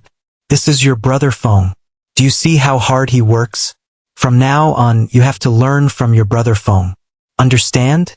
As long as you're willing to work hard, even kids from ordinary families like ours can make a name for themselves. We know, Dad. The two half-grown boys puffed out their chests and answered loudly. Their eyes filled with adoration as they looked at Qin Feng. Qin Dahai said nothing. He simply walked over, extended his calloused one arm, and pulled his son into a tight embrace. This man, silent as a mountain, was releasing over a decade of pent-up pride and relief in the most direct, clumsy way he knew. Qin Feng could feel his father's body trembling slightly. The joyous family atmosphere continued until noon. A celebration feast even more lavish than the last one covered the small dining table. The drinks had been poured and the food enjoyed. Just then, the personal terminal on Qin Dahai's wrist suddenly vibrated. A glance at the caller ID showed it was Director Wu. He answered the call. The plump face of Wu Daqiang, director of the Alien Race Corps processing plant, appeared on the light screen. Old Qin, how'd it go? The rankings were released today. Are Xiaofeng's results out? Wu Daqiang's voice was filled with genuine concern. They're out. A smile Qin Dahai couldn't suppress spread across his face. Quick, tell me. Don't keep me in suspense. Qin Dahai didn't say much, simply sharing Qin Feng's report card with him. On the other end of the screen, Wu Daqiang's expression shifted from surprise to gravity, and finally to an understanding admiration as he looked at the report card. A life force index of 1.23, ranked at 67,000. Phew. The competition is as fierce as ever this year. As the director of the processing plant, Wu Daqiang operated on a higher level, and his perspective was far beyond what Wang Ming could compare to. He knew very well that on Qiming Star today, trying to break into the top 10,000 with just a 1-month sprint was pure fantasy. Old Qin, don't look at this rank in the 60,000s and think it's low. This result is incredible. Truly incredible, Wu Daqiang said with a serious expression. Which of the kids nowadays isn't propped up by all sorts of resources from a young age? For Xiaofeng to catch up to this rank in the final month shows that his talent and will are both top tier. This can no longer be explained by ordinary hard work. This is a true genius. His tone shifted, becoming even more solemn. Old Qin, listen to me. When you're filling out the applications, for the first choice, put down Qiming First Martial High School. The First Martial High School is the head of the 7 top schools. It has the longest history, the strongest faculty, and has produced the most powerhouses who have gone on to the Star Sea. They have an unwritten potential first principle in their admission rules. Compared to those students who've been maxed out on resources since childhood and have higher ranks, they sometimes prefer an uncarved jade like Xiaofeng. someone with a late-stage burst and bottomless potential. A 1.23 index, plus the terrifying track record of surpassing tens of millions of people in 1 month, will definitely impress their admissions office. Okay, I'll keep that in mind. Thank you, Director Wu. Qin Dehai nodded solemnly. What's there to thank me for? You're my brother. Wu Daqiang waved his hand. All right, I won't disturb your celebration any longer. If you have any problems with the application, call me anytime. I have some connections on my end. I can help you dig up some inside information. After ending the call, Qin Dehai relayed Director Wu's analysis and advice to the family. As the family was discussing it, Qin Feng's personal terminal chimed as well. It was a message in the Class 3 to 5 group chat, sent by the class monitor. At all, announcement. All students are to return to school tomorrow at 9 a.m. and gather in our original classroom. Mr. Li Weiguo will be distributing the high school entrance exam application guide and providing unified guidance. Please be sure to arrive on time. The moment the message appeared, the silent class group instantly came to life. Zhou Hun. Got it. See you tomorrow. Wang Xiaoyan. The day is finally here. So nervous. Li Kai. I just checked my results. Not sure if I can apply to a decent regular martial arts high school. Chun Chong. I'm ranked 9,160,000. I guess I can only go to a bottom-tier martial arts high school, sigh. In the group, some were happy, others were sad. Zhou Haiyuan was the most active in the group. He posted his life force index of 0.96 and his good ranking of nearly 1 million, which immediately drew a flood of amazement and flattery. It was worth noting that although Zhou Haiyuan had been in the same examination hall as Qin Feng and had witnessed his terrifying results, the kid deliberately pretended not to know about it in the group chat. He didn't say a single word of praise for Qin Feng, instead showing off his own results the entire time. Kaimingxing, 7th Junior High School. The principal's office. Inside the spacious office, the atmosphere was solemn and serious. Principal Zhao Zhenhua sat behind a large mahogany desk. Lined up neatly before him was a row of people, the homeroom teachers for all 37 ninth grade classes. Today was the day the middle school entrance exam results were finalized, and it was also time for the school to reward its most accomplished staff. On the desk in front of Zhao Zhenhua sat an exquisite metal briefcase with a combination lock. Everyone knew what was inside the case. A cashier's check for 200,000 imperial coins and the Golden Candle Award Medal, which represented the highest teaching honor at 7th Middle School. This award was given out only once a year to a single 9th grade homeroom teacher, recognizing their outstanding contribution in cultivating top students. Li Weiguo stood at the end of the line, his hands hanging naturally at his sides. His expression was calm, but deep in his eyes, he couldn't hide a trace of disappointment. He knew that this year's honor would most likely have nothing to do with him. The sole criterion for the Golden Candle Award was which class had the student with the very best results on the entrance exam. In previous years, this honor had almost always been a contest between him and Wang Jianjun, the homeroom teacher of class 9-1. Wang Jianjun was a strict teacher with a firm hand. The class he led, Class 1, was widely recognized as the school's honors class, and every year it reliably sent several promising students to key martial arts high schools. Li Weiguo, on the other hand, often relied on his keen eye and ability to teach according to his students' aptitudes, frequently unearthing a dark horse or two from the regular classes to challenge Wang Jianjun. But this year was different. Li Weiguo's greatest trump card, Zhou Haiyuan, had ended up with a life force index of 0.96. While an excellent score, it was still just a hair's breadth away from the 1.0 threshold. Meanwhile, according to the news he'd heard, the top seed in Wang Jianjun's class, a student named Sun Hao, had performed consistently in the exam, achieving a life force index of 1.02. 0.96 versus 1.02. Though just a step apart, the difference was like that between heaven and earth. The latter was a true quasi-first-level martial artist, the kind of top-tier talent that would make the admissions offices of key martial arts high schools light up. Therefore, Li Weiguo had more or less accepted that this year's Golden Candle Award was already in Wang Jianjun's pocket. Principal Zhao Zhenhua cleared his throat, his gaze sweeping over every teacher present. "Thank you for your hard work, everyone." His voice was deep and powerful. In this year's entrance exams, 7th Middle School's overall performance has seen steady improvement. Our acceptance rate for regular martial arts high schools is up 3 percentage points from last year. This would not have been possible without the diligent efforts of every one of you here. He paused, then changed his tone. Of course, we must look not only at the whole but also at the top. A school's prestige is ultimately determined by its most elite students. This year, our school has also produced a batch of exceptionally outstanding prospects. He looked at Wang Jianjun, who was standing at the very front of the line, and a smile of approval spread across his face. "Teacher Wang Jianjun, your student son Hao achieved a life force index of 1.02, ranking second in the entire school. He has already been provisionally accepted by Kaimingsing 3rd Key Martial High School. Excellent work." Wang Jianjun puffed out his chest, a reserved yet proud smile on his face. The other teachers around him cast envious and congratulatory glances his way.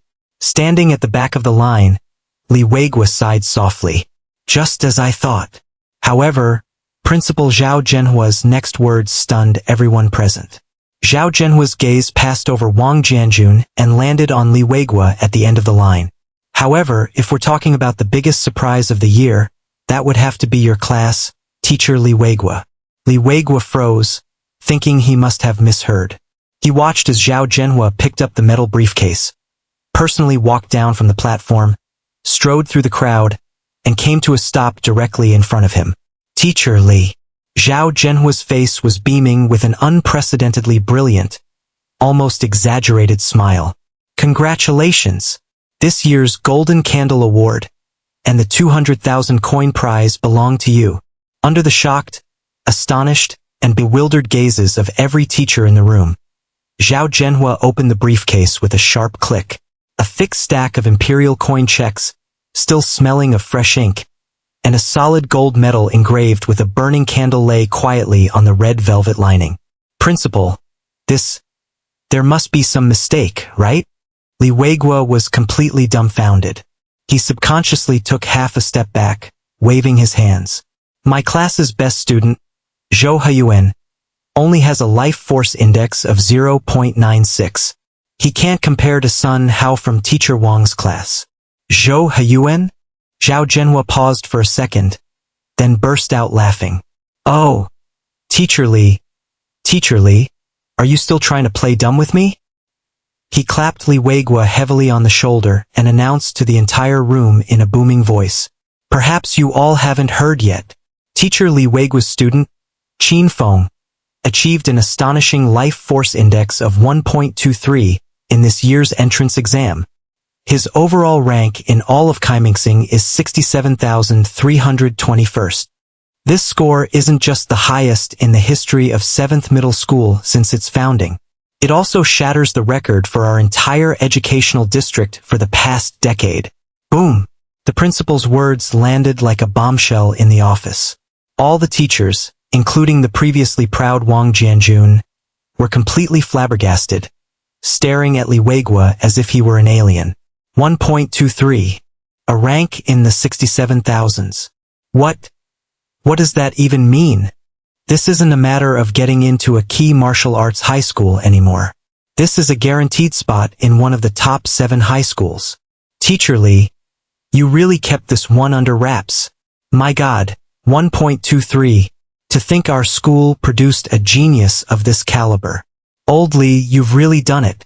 So quiet all the time, and then you pull out a royal flush. The surrounding sounds of flattery and admiration washed over him like a tide. But Li Weigua just stood there, his mind a complete blank. Qin Feng, 1.23? He felt like his brain had completely shut down. All right, Teacher Li, stop being so modest. Zhao Zhenhua personally pushed the heavy briefcase into Li Weigua's hands. You deserve this. The school has already sealed Qin Feng's file as the very first entry in 7th Middle School's Hall of Fame. You are a great hero to our school. Li Weigua mechanically, numbly accepted the case. He didn't know how he made it out of the principal's office. He only felt that the ground beneath his feet was like cotton, and the congratulatory voices of the other teachers seemed distant and unreal. He stumbled back to his empty office in a daze and shut the door with a thud. He casually tossed the briefcase, worth 200,000, onto his desk, then collapsed into his chair as if all his strength had been drained. He panted heavily, yanked his tie loose, and cold sweat dripped from his forehead. A few seconds later, as if remembering something, he lunged toward his desk and turned on his personal terminal. With trembling hands, he entered his homeroom teacher access code and pulled up the final grade files for all the students in class 9 to 5. His eyes skipped right over Zhou Haiyuan at the top of the list. His fingers swiped rapidly, going straight to the name he had ranked at the very bottom. Name: Qin Feng. Life Force Index: 1.23. Kaimingsing overall rank: 67,321. The crimson numbers seared themselves onto his retinas like a red-hot branding iron. It's real. It's all real. At that moment, countless details he had overlooked flooded into his mind like a movie playing in reverse. A month ago, at the Extreme Martial Arts Hall, the astonishing 502 kilograms, reading on the punching power machine, a number he had mistakenly attributed to Zhou Haiyuan. The solitary figure on the training grounds day after day, training with a mad, obsessive focus. Those calm and determined eyes, even when no one believed in him. And on the day they returned to school, the boy's aura as he walked to the podium, as steady as a mountain, completely different from a month before. He understood everything. He understood it all. I completely misjudged him. From the very beginning, I was completely and utterly wrong about him. He had thought Zhou Haiyuan was the uncarved jade, the lustrous pearl, and had poured all his effort into carving and polishing him. He never realized that hidden in a corner of his own classroom was a true, peerless divine jade capable of shaking all of Kaimingsing. And he, the homeroom teacher who prided himself on his keen eye, had mistaken this divine jade for a worthless stone.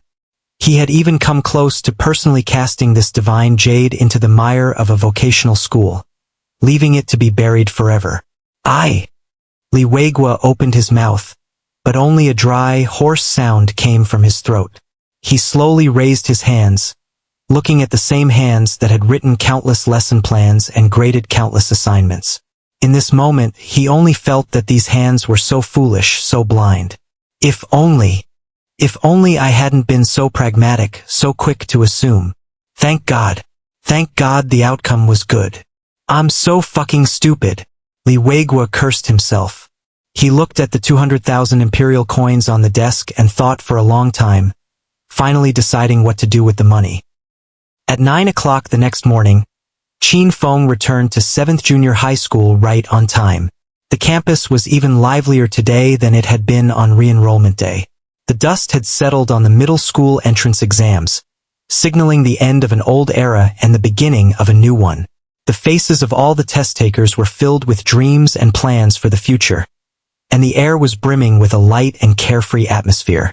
When Qin Feng walked into the classroom of class 3 to 5, he immediately sensed that the atmosphere today was completely different from usual. The moment he stepped into the room, nearly every eye turned to him in unison. Those gazes no longer held any pity, compassion, or indifference. Instead, they were filled with a complex mixture of shock, curiosity, awe, and even a hint of distance. On the holographic bulletin board at the front of the classroom, a huge celebratory announcement with gold text on a red background was playing on a loop. Congratulations to our school's class 3 to 5 student, Qin Feng, for achieving an outstanding result in the secondary education placement exam with a life force index of 1.23 and a Kaimingsing total ranking of 67,321. A new school record. Those lines of dazzling golden text were like a series of silent slaps to the faces of every classmate who had ever looked down on Qin Feng. Am I seeing things? Is that Qin Feng really our Qin Feng? Top of the school? Are you kidding me? Weren't they trying to get him to drop out just a month ago because his life force index was too low? Rank 67,000 something. My God, that's good enough to get into a top-tier 7th high school. Whispers rose and fell throughout the classroom. The classmates who had been on decent terms with Qin Feng wanted to go up and say hello, but they felt as if an invisible wall now stood between them, and they hesitated, not daring to approach. Meanwhile, those who had once mocked him as a sickly weakling, behind his back lowered their heads, wishing the ground would swallow them whole. Just then, the classroom door was pushed open. Li Weiguo walked in. He looked a little haggard. His eyes were clearly bloodshot, but his spirits were exceptionally high. He scanned the room, his gaze finally landing on Qin Feng, and a gentle, complex smile appeared on his face. All right, students, quiet down.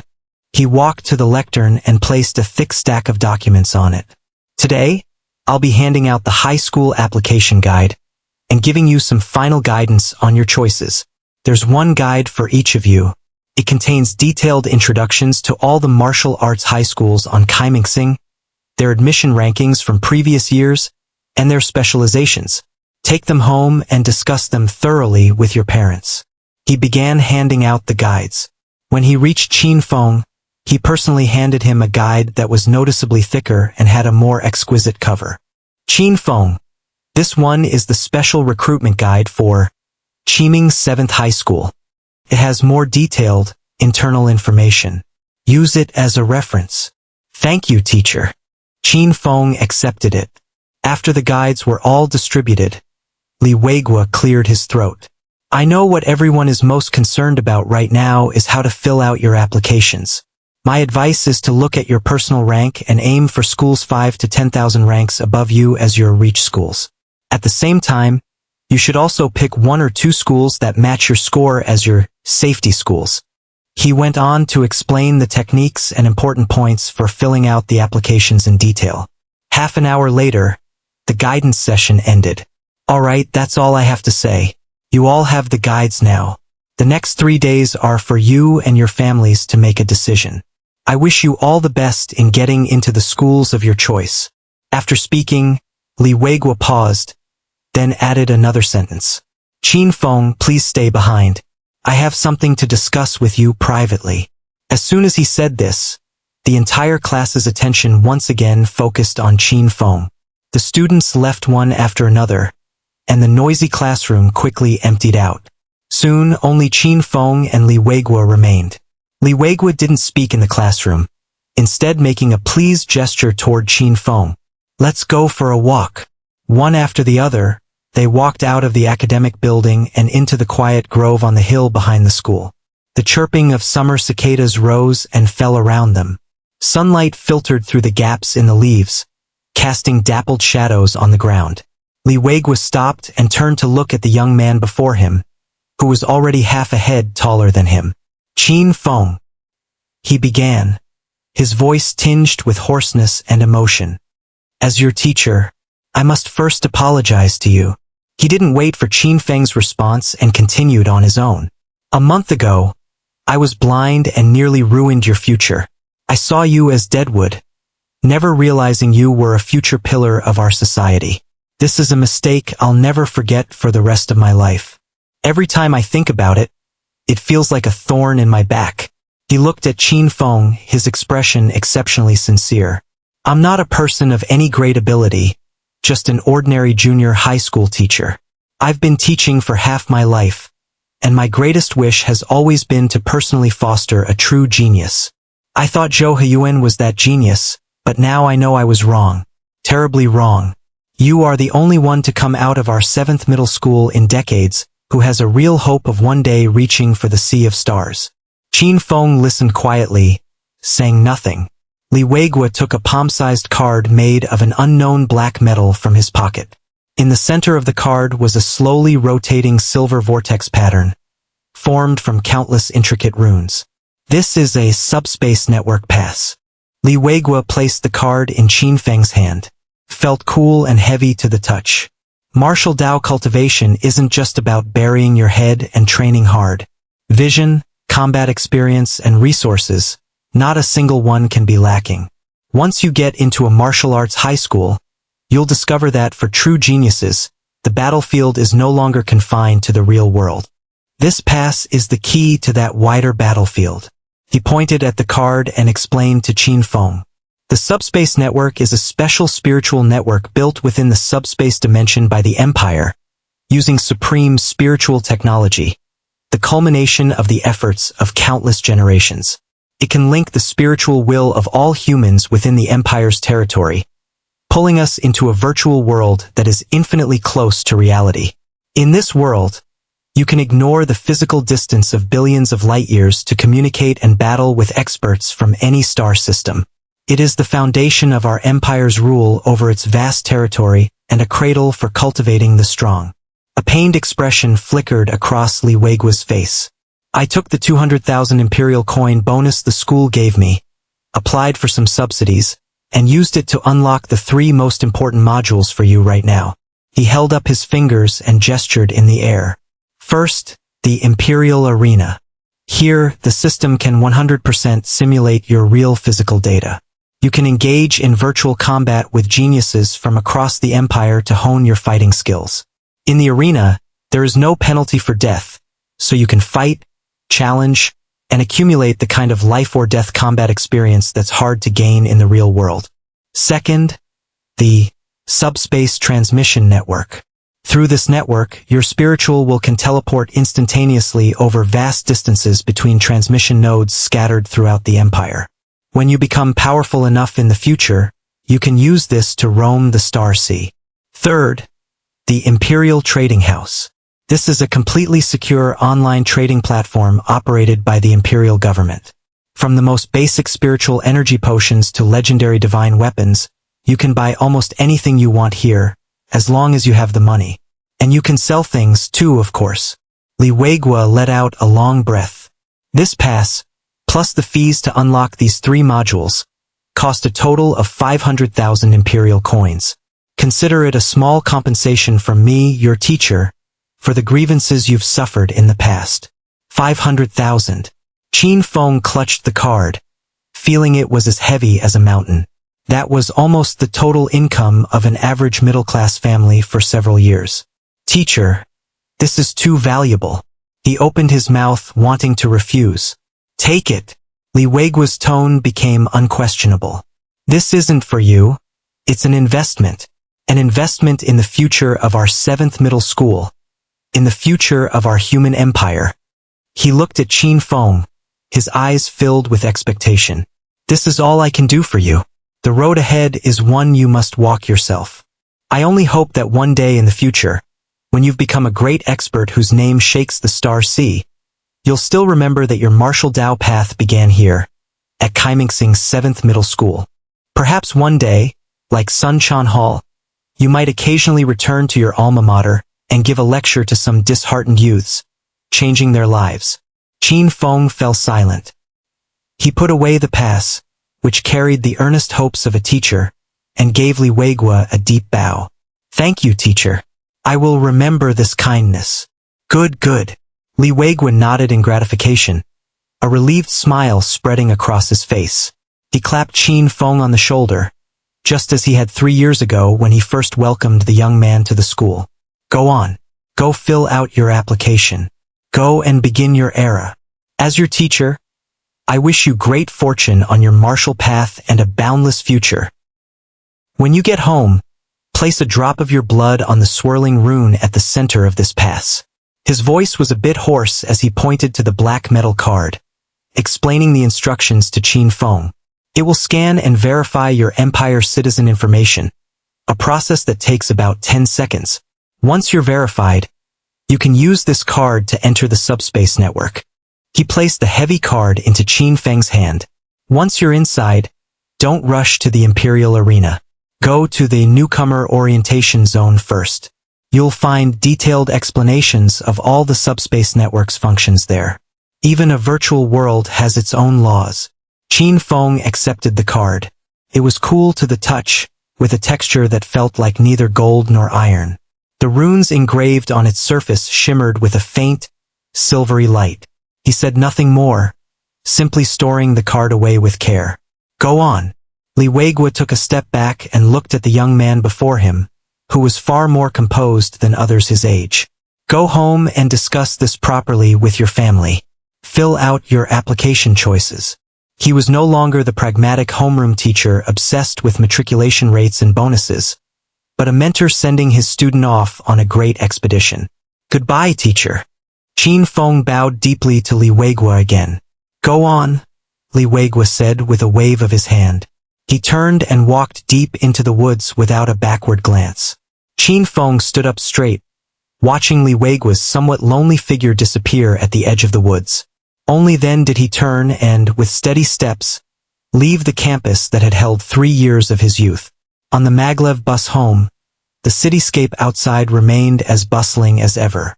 A massive holographic billboard was running a breathtaking promotional video for the Empire's latest Mjolnir series power armor. Qin Feng didn't look out the window. His gaze fell on his own palm. The subspace network pass lay silently in his pocket. Evening. Hongye Community. Wang Ming's home. The small living room was brightly lit. The faint smell of meat and alcohol from the celebration dinner still lingered in the air. Qin Feng, his father Qin Dahai, and his uncle Wang Ming sat around the dining table. In the center of the table, Qin Feng's personal wrist terminal projected a pale blue light screen, displaying the Kaimingsing Education Bureau's official high school application system. The interface was clean and formal. At the very top was the Empire's twin-headed eagle crest, with rows of blank fields below waiting to be filled in. First choice, second choice, third choice. Qin Dahai and Wang Ming had clearly done their homework on the matter. In front of Wang Ming was a datapad, crammed with information and analyses they had gathered from every possible source. Xiaofeng, your uncle and I were discussing this before you got back. Qin Dahai was the first to speak. His voice was as steady as ever. His one arm rested on the table, his fingers tapping a gentle rhythm on the surface. We asked your director Wu, and your uncle asked the veteran technicians at his factory. I also talked to a few of my old army buddies. Everyone's opinion pointed toward the same choice. He reached out and tapped firmly on the projected light screen. On the light screen, a name automatically populated and appeared. Qiming First Martial Arts High School. That's the one.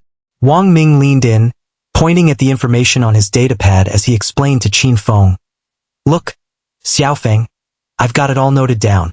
This Qiming First Martial High School is the undisputed leader among the 7 martial high schools of Qiming. Bar none. He cleared his throat, as if he were reading a battle report. First, it has the longest history. It was founded over 10 millennia ago. Countless powerhouses have graduated from here. What's that? That's legacy. Second, its faculty is the strongest. I heard from our factory director that the permanent senior instructors at Qi High School are, at minimum, level 8 martial artists. They even have occasional guest lectures from planet-level strongmen. No other school can even compare to that kind of faculty. Third, and most importantly, Wang Ming's tone grew serious. This school is directly administered by the Imperial Ministry of Education. It's a non-profit. Its sole purpose is to cultivate true pillars of the empire. I've asked around. For any student who gets in, tuition is completely waived, and they get a generous resource stipend every month. For the absolute top-tier geniuses, the school even provides customized cultivation plans and high-grade spiritual energy potions for free. He finished, then chugged a big gulp of water, his face filled with awe. Qin Dahai added from the side, his words more concise but getting straight to the point. The motto of Qi High School is, talent over convention. They don't just look at your current strength. They place more value on your potential. In their eyes, a diamond in the rough who fought his way from 0.4 to 1.2 in a month on his own is potentially more valuable than a genius who was spoon-fed resources to reach 1.3. Your history is your greatest advantage. That potential is enough to impress their admissions office. Qin Dahai looked at his son, his gaze calm and firm. Of course, we looked at other schools too. Wang Ming swiped on the datapad again. Look at this one Golden Dragon Martial High School. It's also ranked very high, and the faculty is good. But I had someone ask around, and the school is way too commercial. Once you're in, they charge for everything. The gravity room is by the hour, guidance from senior instructors costs extra, and even the nutritional meals are sorted into different tiers. Even though we can afford to support you, there's no reason to waste money like that. Their philosophy is to treat students like customers. It's a private high school. Then there's Star River Military Affiliated High School. It's hardcore and strict, and they give you plenty of resources.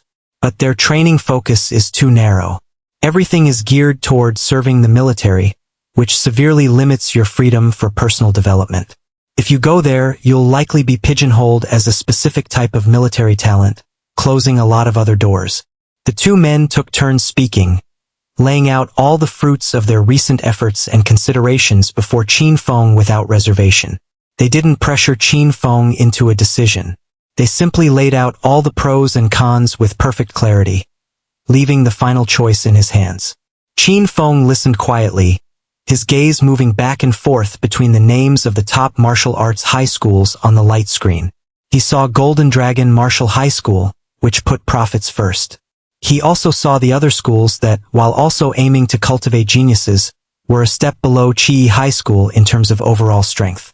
Finally, his finger moved slowly across the light screen, stopping on the name that glowed with a golden light. Qiming First Martial Arts High School. He raised his head and looked at his father and uncle. I'm choosing this one. His voice was not loud, but it was clear and powerful, without a trace of hesitation. Good. Qin Dahai nodded emphatically. That's the right choice. Wang Ming exclaimed, excitedly slapping his thigh. Qin Feng reached out and formally confirmed Qiming First Martial Arts High School in the first choice field of the application system. The pale blue text locked in, turning an immutable gold. What about your second choice? Qin Dahai prompted. Star Martial High School. Qin Feng selected another top-tier martial arts high school known for its flexible curriculum and focus on potential. Although the 7 martial high schools of Qiming each had their own specialties and were ranked in tiers, every single one was a sacred land that countless applicants dreamed of. A top-tier institution of immense comprehensive strength.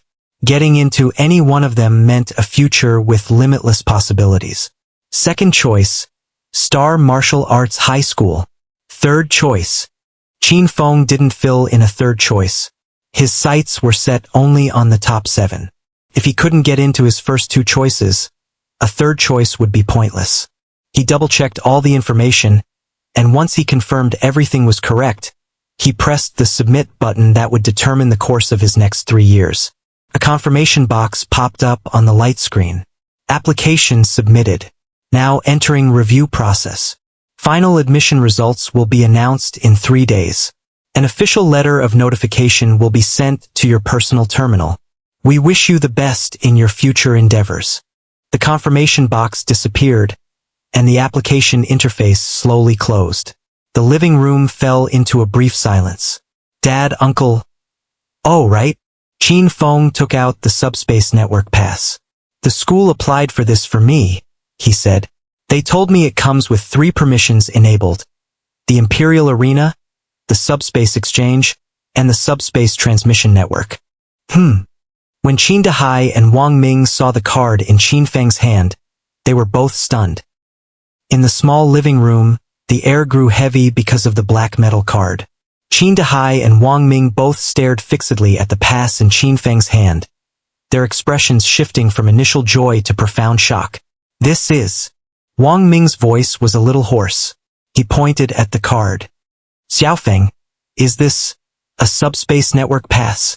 The school gave it to me. Qin Feng placed the card on the table and explained matter-of-factly. Teacher Li Weigua said he used the bonus the school awarded him, then applied for an additional subsidy to get this pass for me. He paused, then continued. He also unlocked 3 permissions: the Imperial Arena, the Subspace Exchange, and the Subspace Transmission Network. A long silence fell over the living room. Qin Dahai reached out with his one calloused arm, picked up the card, and examined it carefully. His fingers slowly traced the cold runes on the card's surface. Teacher Li, Wang Ming muttered to himself, his expression incredibly complex. To think he would go this far. for an ordinary middle school teacher to have such magnanimity and integrity. He remembered clearly that not long ago, Li Weigua had wanted to transfer Qin Feng to a different academic track. Qin Dahai placed the card back on the table. He looked up at his son, a hint of imperceptible relief in his expression. Originally, I was planning on getting you one of these myself. His voice was as steady as always. Once you get into a martial arts high school, this is a must-have. Without it, you're cut off from the entire empire, basically trying to build a cart behind closed doors. I was planning to go to the factory in a few days and ask for a 6-month advance on my salary. He glanced at the pass. Looks like that won't be necessary now. Your teacher, he's a good man. Qin Dahai turned his gaze to Wang Ming. Ah Ming, if Teacher Li's family needs a helping hand with anything in the future, you make sure you're there for them. Don't worry, brother. I get it. Wang Ming nodded emphatically. Dad, Uncle, how do I use this thing? Qin Feng pushed the card toward them. A drop of blood to verify your identity, Qin Dahai said succinctly. Wang Ming leaned in as well, adding, That's right. I've heard the young technicians at my factory talk about it.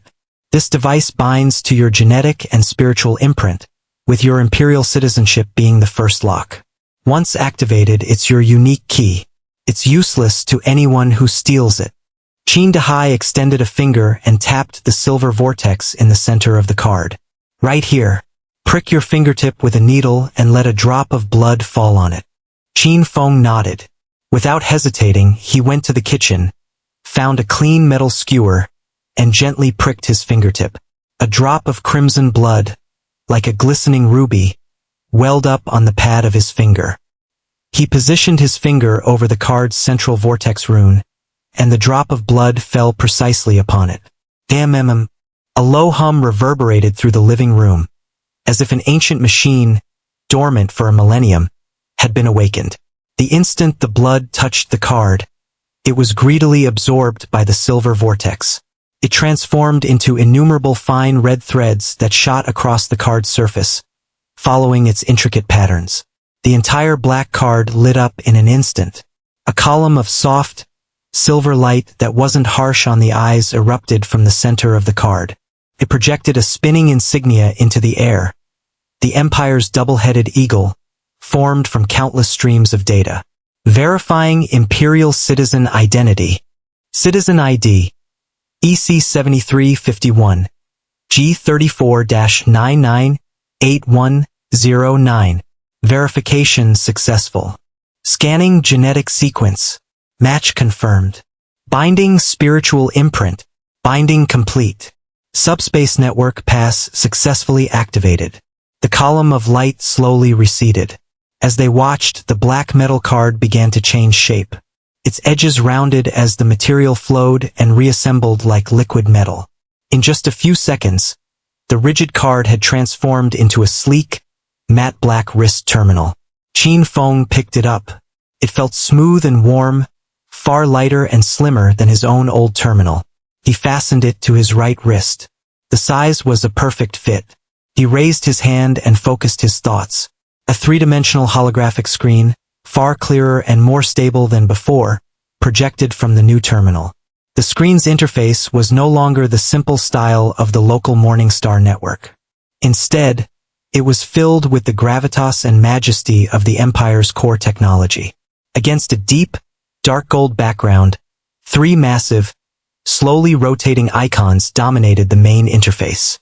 Imperial Arena, Imperial Trading House, Subspace Transmission Network.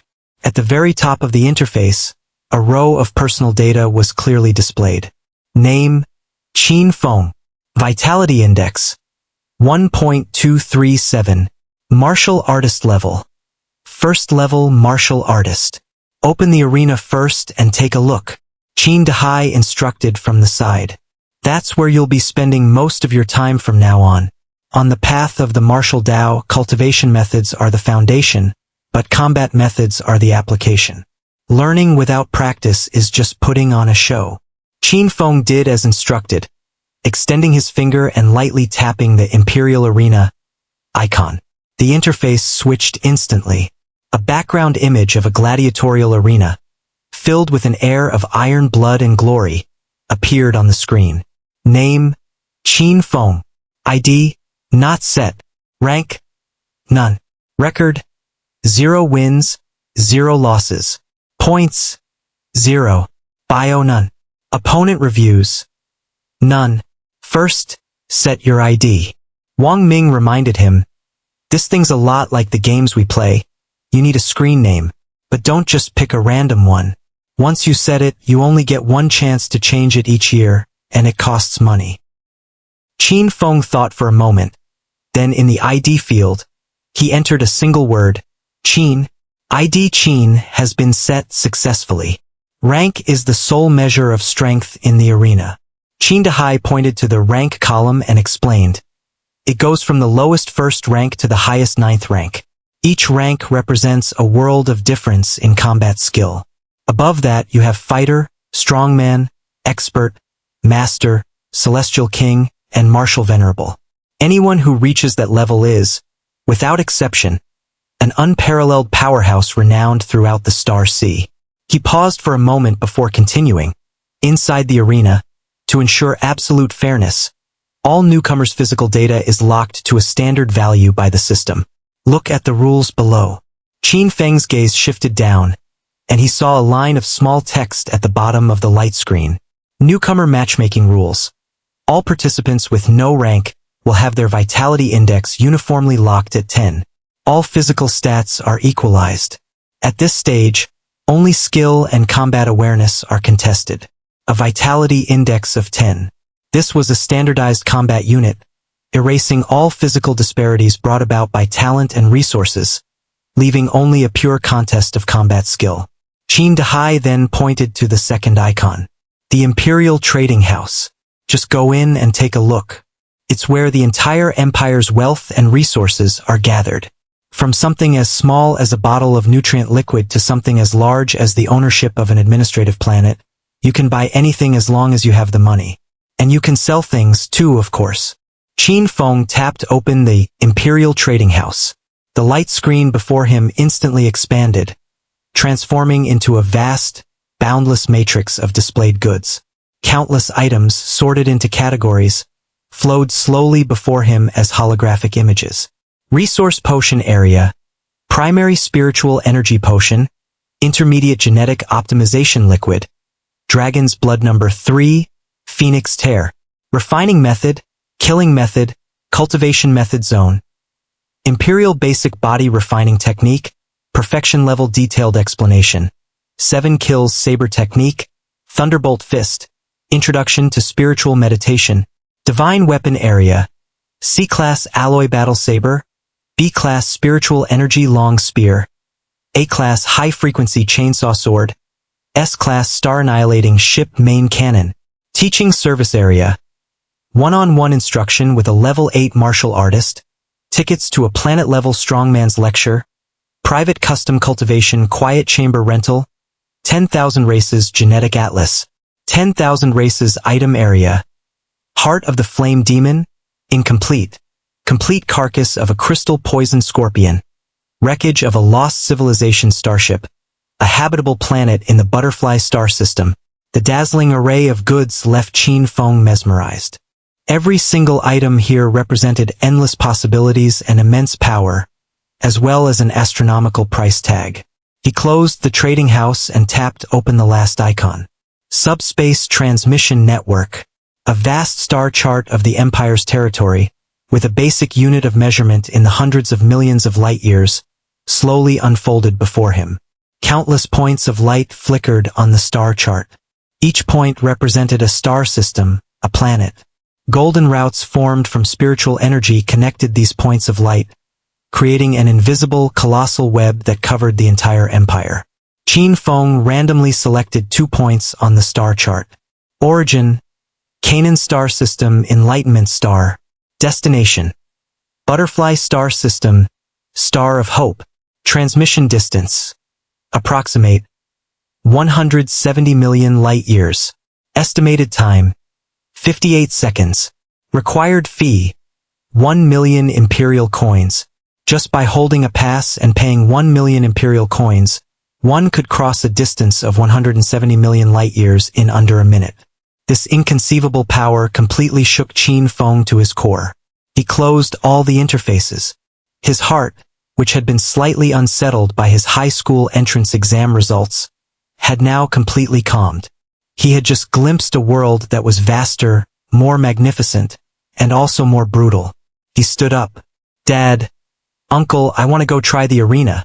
"Go on and try." Qin Dahai nodded. "It's your first time. Winning or losing doesn't matter." Qin Feng returned to his room and closed the door. He sat on his bed, put on the new wrist-mounted terminal and closed his eyes. Connecting to the Imperial Arena. Mental synchronization 100%. Connection successful. Welcome to the subspace. In an instant, his consciousness felt as if it were pulled from his body by an invisible force and thrown into a tunnel made of endless streams of light. When he regained his senses, he found himself standing on a massive dueling ring, suspended above a vast nebula. The ring was forged from some unknown cyan metal, with patterns of slowly flowing energy beneath his feet.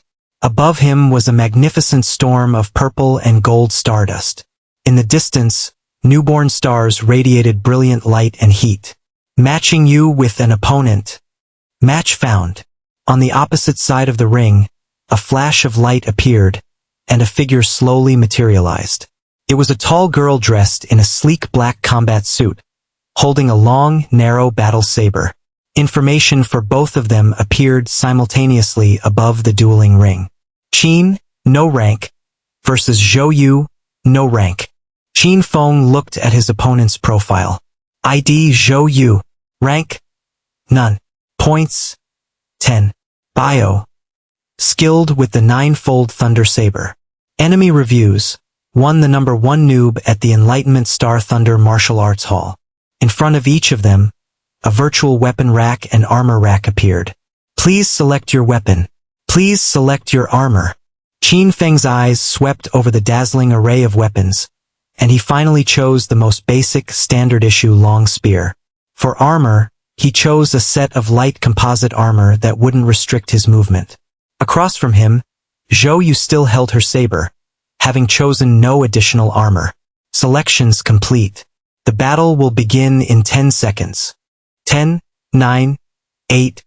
As the countdown began, an energy shield slowly rose around the dueling ring. Qin Feng gripped the spear with both hands, assuming a standard defensive stance, his eyes locked tightly on his opponent. 3, 2, 1. Battle start. The moment the words battle start appeared, Zhou Yu moved. Her figure seemed weightless. With a single step, she crossed several dozen meters, appearing before Qin Feng in an instant. A brilliant flash of a saber, seemingly imbued with the might of thunder, suddenly lit up Qin Feng's vision, moving faster than his nerves could possibly react. He didn't even have time to form the thought of raising his spear to block before the blade had already glided, light and unobstructed, across his neck. The world before his eyes instantly spun. You have lost. Points unchanged. The cold system prompt sounded as the surrounding scenery receded like a tide. Qin Feng's consciousness returned to his body. He was still sitting on his bed, but his forehead was covered in a cold sweat.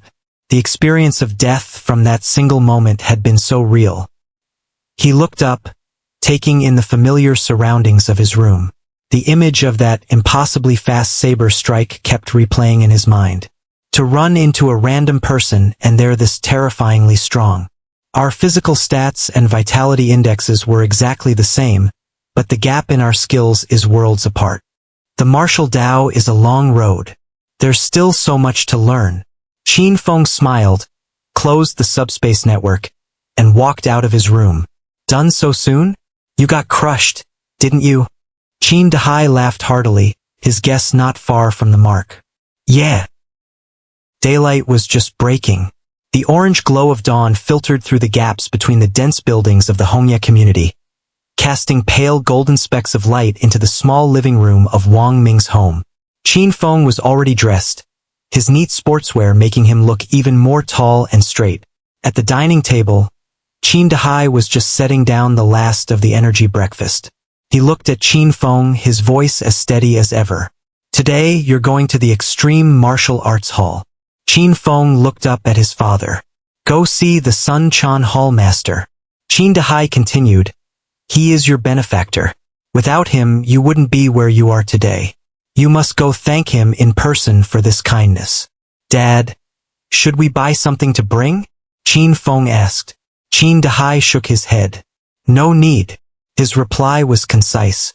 An expert like Master Sun doesn't care for such formalities. Your presence and your sincerity are enough. I understand. Qin Feng nodded. After breakfast, Qin Feng left his uncle's house alone. He took a maglev bus, heading once again to the Extreme Martial Arts Hall in the No. 3 Industrial Zone. Even after so many days, the martial arts hall was still bustling with activity. Shouts, the clang of equipment, and the dull thuds of punches hitting targets intertwined, filling the air with vibrant energy. Qin Feng walked to the front desk, where the same young staff member as before greeted him. Hello, I'm looking for the Sun Chan Hall Master, Qin Feng said. The staff member looked up, and a polite smile appeared on his face when he saw it was Qin Feng. Oh, it's student Qin Feng. Congratulations. I heard your score was in the top 70,000, which means you're guaranteed a spot in one of the 7 great martial arts high schools. You've really brought honor to our hall. He paused. But I'm afraid you've come at a bad time. Master Sun has already left Kaimingsing. Left? Qin Feng was taken aback. Yes. The staff member nodded in confirmation. The master left about half a month ago. We don't know what he's gone to do. He might come back or he might not. For experts like him who venture into the Star Sea, this is a common occurrence. Qin Feng stood where he was, silent for a moment. All right, I understand. Thank you. He didn't linger and turned to leave the Extreme Martial Arts Hall. His visit to express his gratitude had come to nothing. 3 days passed quietly in waiting. On the morning of the 3rd day, while Qin Feng was doing his basic physical training at home, the subspace network terminal on his wrist suddenly emitted a crisp, pleasant chime. The sound had an official, ceremonial quality to it. In the living room, Qin Dahai, who had been watching the news, jolted. He whipped his head around, his gaze sharp as lightning, fixed on Qin Feng's wrist. Qin Feng stopped his exercises, took a deep breath, raised his hand, and activated the terminal. A virtual envelope, shimmering with a golden halo and co-certified by the Imperial Double-Headed Eagle insignia and the Qiming First Martial High School crest, hovered silently in the center of the light screen. It was the acceptance letter. Qin Feng reached out and tapped the envelope lightly. The envelope silently unfolded, transforming into a formal document that exuded a sense of technology and authority. The document was divided into 2 parts. The first part was the notice of admission. At the very top, the gilded words, Qiming First Martial Arts High School, were written in a flamboyant, calligraphic style, their strokes imbued with an air of iron and honor. Admission letter. Student Qin Feng, Citizen ID. EC 7351. G34-998109. After reviewing the results of the Kaimingsing Education Bureau's Secondary Education Placement Examination and a comprehensive evaluation by our school's admissions committee, it has been confirmed that your scores and potential assessment meet our institution's enrollment standards. We are honored to inform you that you have been formally admitted to Qiming First Martial Arts High School. Congratulations on becoming a member of the Qi High School incoming class of 278211. Principal, Lin Yuan. The second part detailed enrollment information and regulations. Reporting date. Please report to the new student reception desk within 7 days, bringing the electronic voucher for this notice and your personal identification. Failure to report by the deadline will be considered a forfeiture of admission. Student resource contract. Upon enrollment, all new students will sign a Class D student resource contract. The contract details are as follows. Monthly basic resource allocation. Beginner spiritual energy potion X2. Standard nutritional meals X90. Accommodations. Standard 4-person dormitory provided. Training facilities.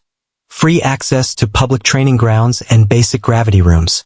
No access to private martial Dao cultivation rooms. Contract upgrade rules. Our school upholds the core philosophy of respect for the strong, value above all. All students begin with a Class D contract. During your time at the school, you can earn contribution points by completing school missions, participating in internal ranking matches, achieving high ranks in the Imperial Arena, and winning honors for the school. Accumulating enough contribution points allows you to apply for a contract upgrade to Class C, B, A, or S. The higher the contract level, the greater the resource allocation and privileges you will receive. School rules summary. The school operates under a closed, militarized management system. All students must reside on campus. Commuting is not permitted. There is one 3-day holiday every 3 months. While enrolled, students must strictly abide by all laws and regulations of the empire and the school. The rules were laid out, clear and cold. Every line radiated an unquestionable authority and an extreme reverence for strength. Dad, the letters here. Qin Feng turned off the light screen and looked at his father in the living room. Qin Dahai walked over. He didn't look at the letter's contents, just calmly asked, "When do you leave?" "I have to report within 7 days." "All right." Qin Dahai nodded, not saying another word. Both father and son understood that a long separation was ahead of them. That evening, the Qin family and the Wang family gathered once more in the small living room of Wang Ming's home. It was both a celebration and a farewell dinner. The atmosphere at the table was more lively than ever, yet tinged with the sadness of parting. His aunt, Li Wan, kept piling food onto Qin Feng's plate until his bowl resembled a small mountain. "Xiao Feng, eat up. That school has militarized management, it's bound to be tough. You have to take care of yourself." "I will, Auntie." Wang Ming raised his glass, his face flushed red from drinking. "Xiao Hao, Xiao Jie, Xiao Mei." He spoke loudly to his 3 children. "All of you, look closely. Your brother Feng is about to go to the best school in all of Kaimingsing. From now on, you will all look up to him as a role model and study hard. You hear me?" "We hear you." The 3 children answered in unison, their eyes full of light as they looked at Qin Feng. In the midst of this warm and lively atmosphere, the personal terminals of Qin Dahai and Wang Ming vibrated softly at almost the exact same time. Both men subconsciously raised their wrists to look. A flicker of surprise, almost imperceptible, crossed Qin Dahai's face. He looked up at Wang Ming. Wang Ming was also looking up at that moment, his expression one of utter shock and disbelief. "Bro, Wang Ming's voice stammered. "I received it," Qin Dahai said calmly. He projected his light screen. "Personnel transfer notice. Employee Qin Dahai, due to your outstanding work performance and superb professional skills, the factory committee has decided to transfer you to the logistics management department, effective immediately, to serve as the director of Team 3. Salary adjusted to 35,000 imperial coins. Effective immediately. Sender: Kaimingsing Number 3 Alien Race Corps Processing Plant. Director: a monthly salary of 35,000? Wang Ming's eyes went wide. His brother-in-law was skilled, but to go from a dangerous behemoth dissector to a cushy, high-paying management position in a single leap, the speed of this promotion was simply unbelievable. Then, he projected his own notice as well. Position transfer and training notice. Employee Wang Ming, following an evaluation by the technical department, you have been identified as possessing extremely high potential in the field of power armor maintenance. It has been decided to transfer you to the Power Armor Design Department to serve as a junior design assistant.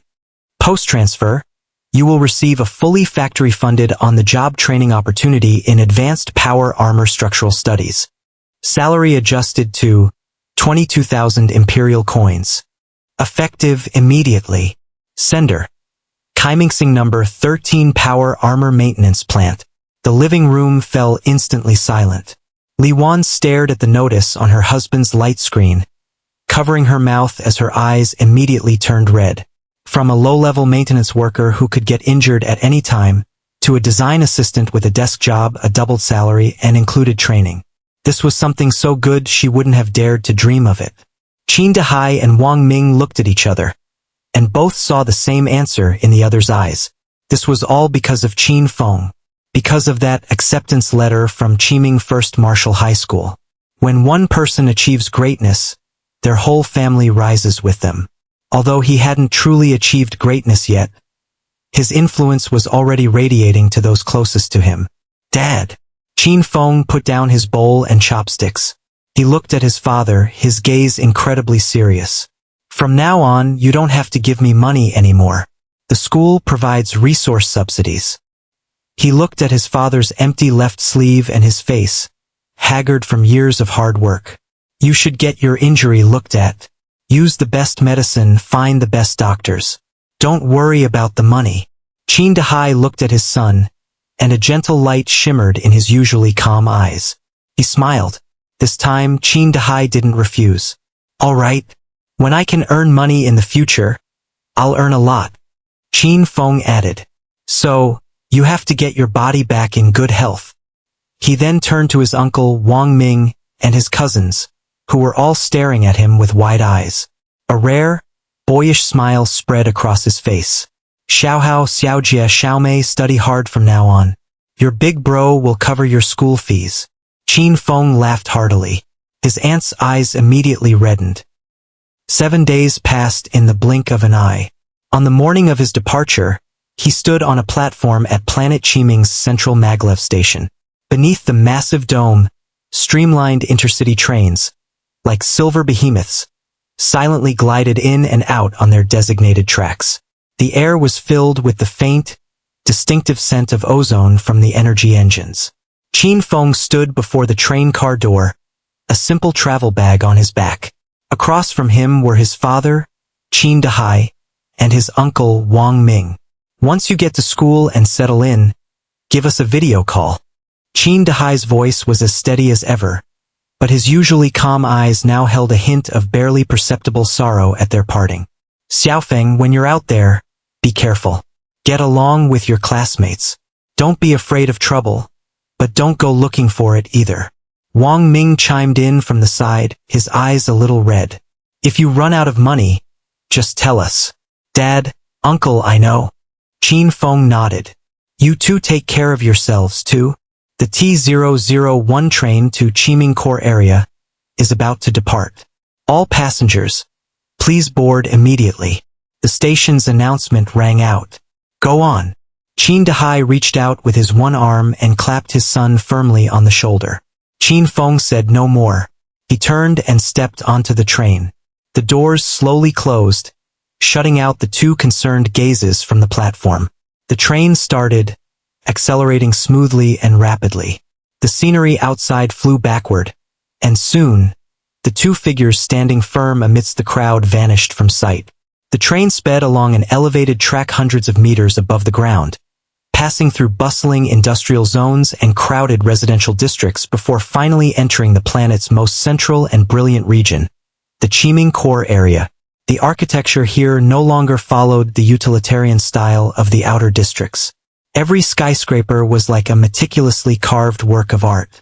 Their outer walls, made of expensive memory metal and photosensitive materials, shifted with magnificent displays of light and shadow under the glow of the artificial sky. Countless small, private anti-gravity shuttles, like schools of colorful fish, zipped through the well-organized skyways in an orderly fashion. Half an hour later, the train arrived at the station. Qin Feng left the station and, following the directions on his acceptance letter, transferred to a driverless bus heading for the First Academy District. When the bus slowly pulled up to its final stop, a cluster of buildings so magnificent it defied description came into view. That was Qiming First Martial Arts High School. It looked less like a school and more like an iron fortress standing in the heart of the city. The school gate, hundreds of meters tall, was forged from some unknown black alloy. It was shaped like a colossal sword thrusting into the sky. On the hilt, the powerful, ancient-style words, Qiming First Martial High School, were engraved.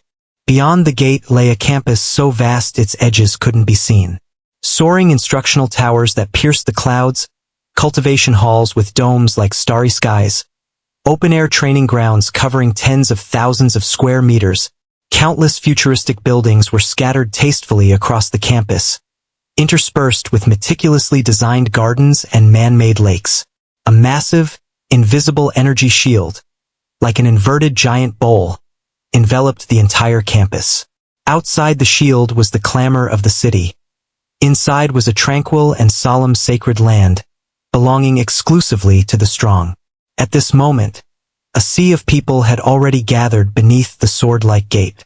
Countless young faces, carrying travel bags just like Qin Feng, converged here.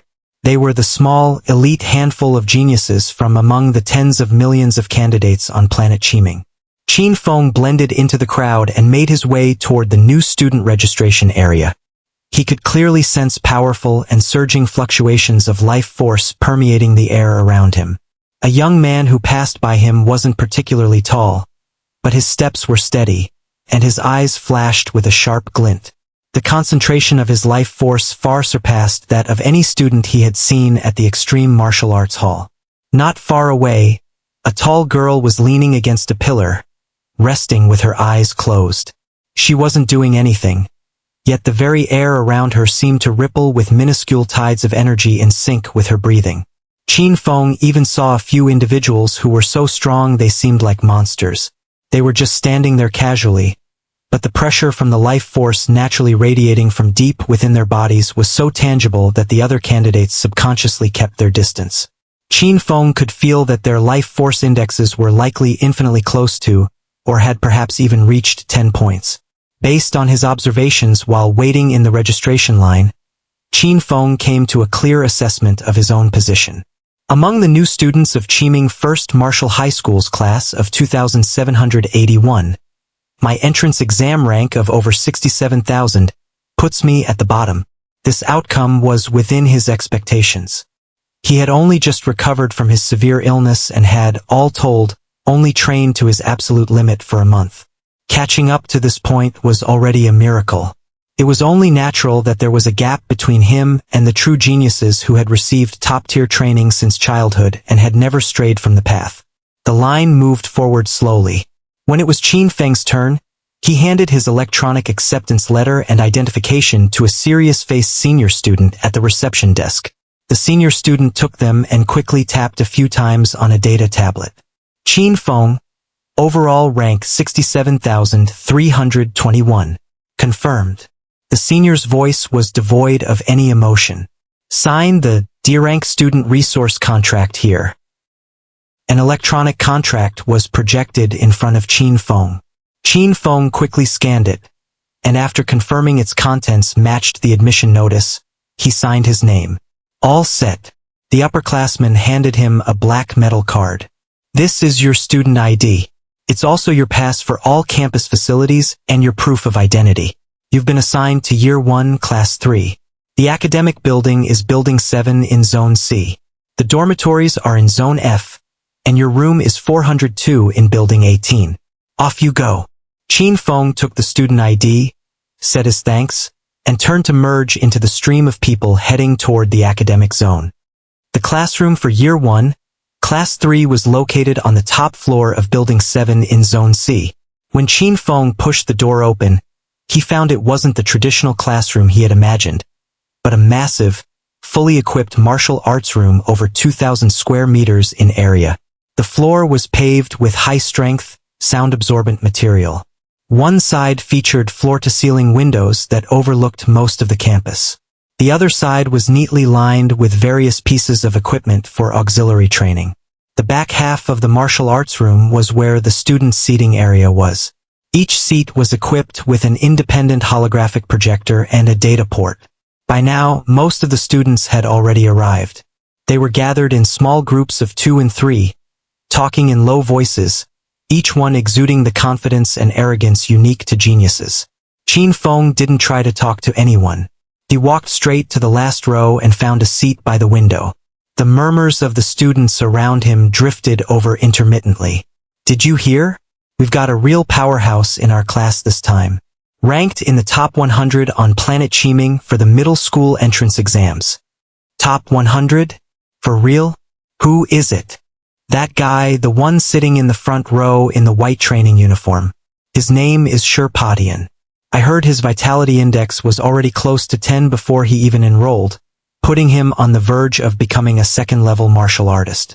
Several top martial arts high schools were fighting over him, but in the end, he chose our Chi High School. My God!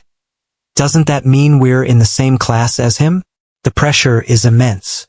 It's not just Sherpodian. I just looked at the class list. Our class has 6 people who ranked in the top 1,000 on the entrance exam, and nearly 20 who ranked in the top 10,000.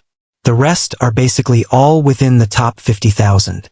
Our class only has 58 students in total. Isn't the proportion of top students way too high? Qin Feng listened quietly, committing all this information to memory. 58 people in the class, and those in the top 10,000 make up close to half of them. At rank 67,000 something, I'm definitely in the bottom tier of the class. Just then, the classroom door was pushed open.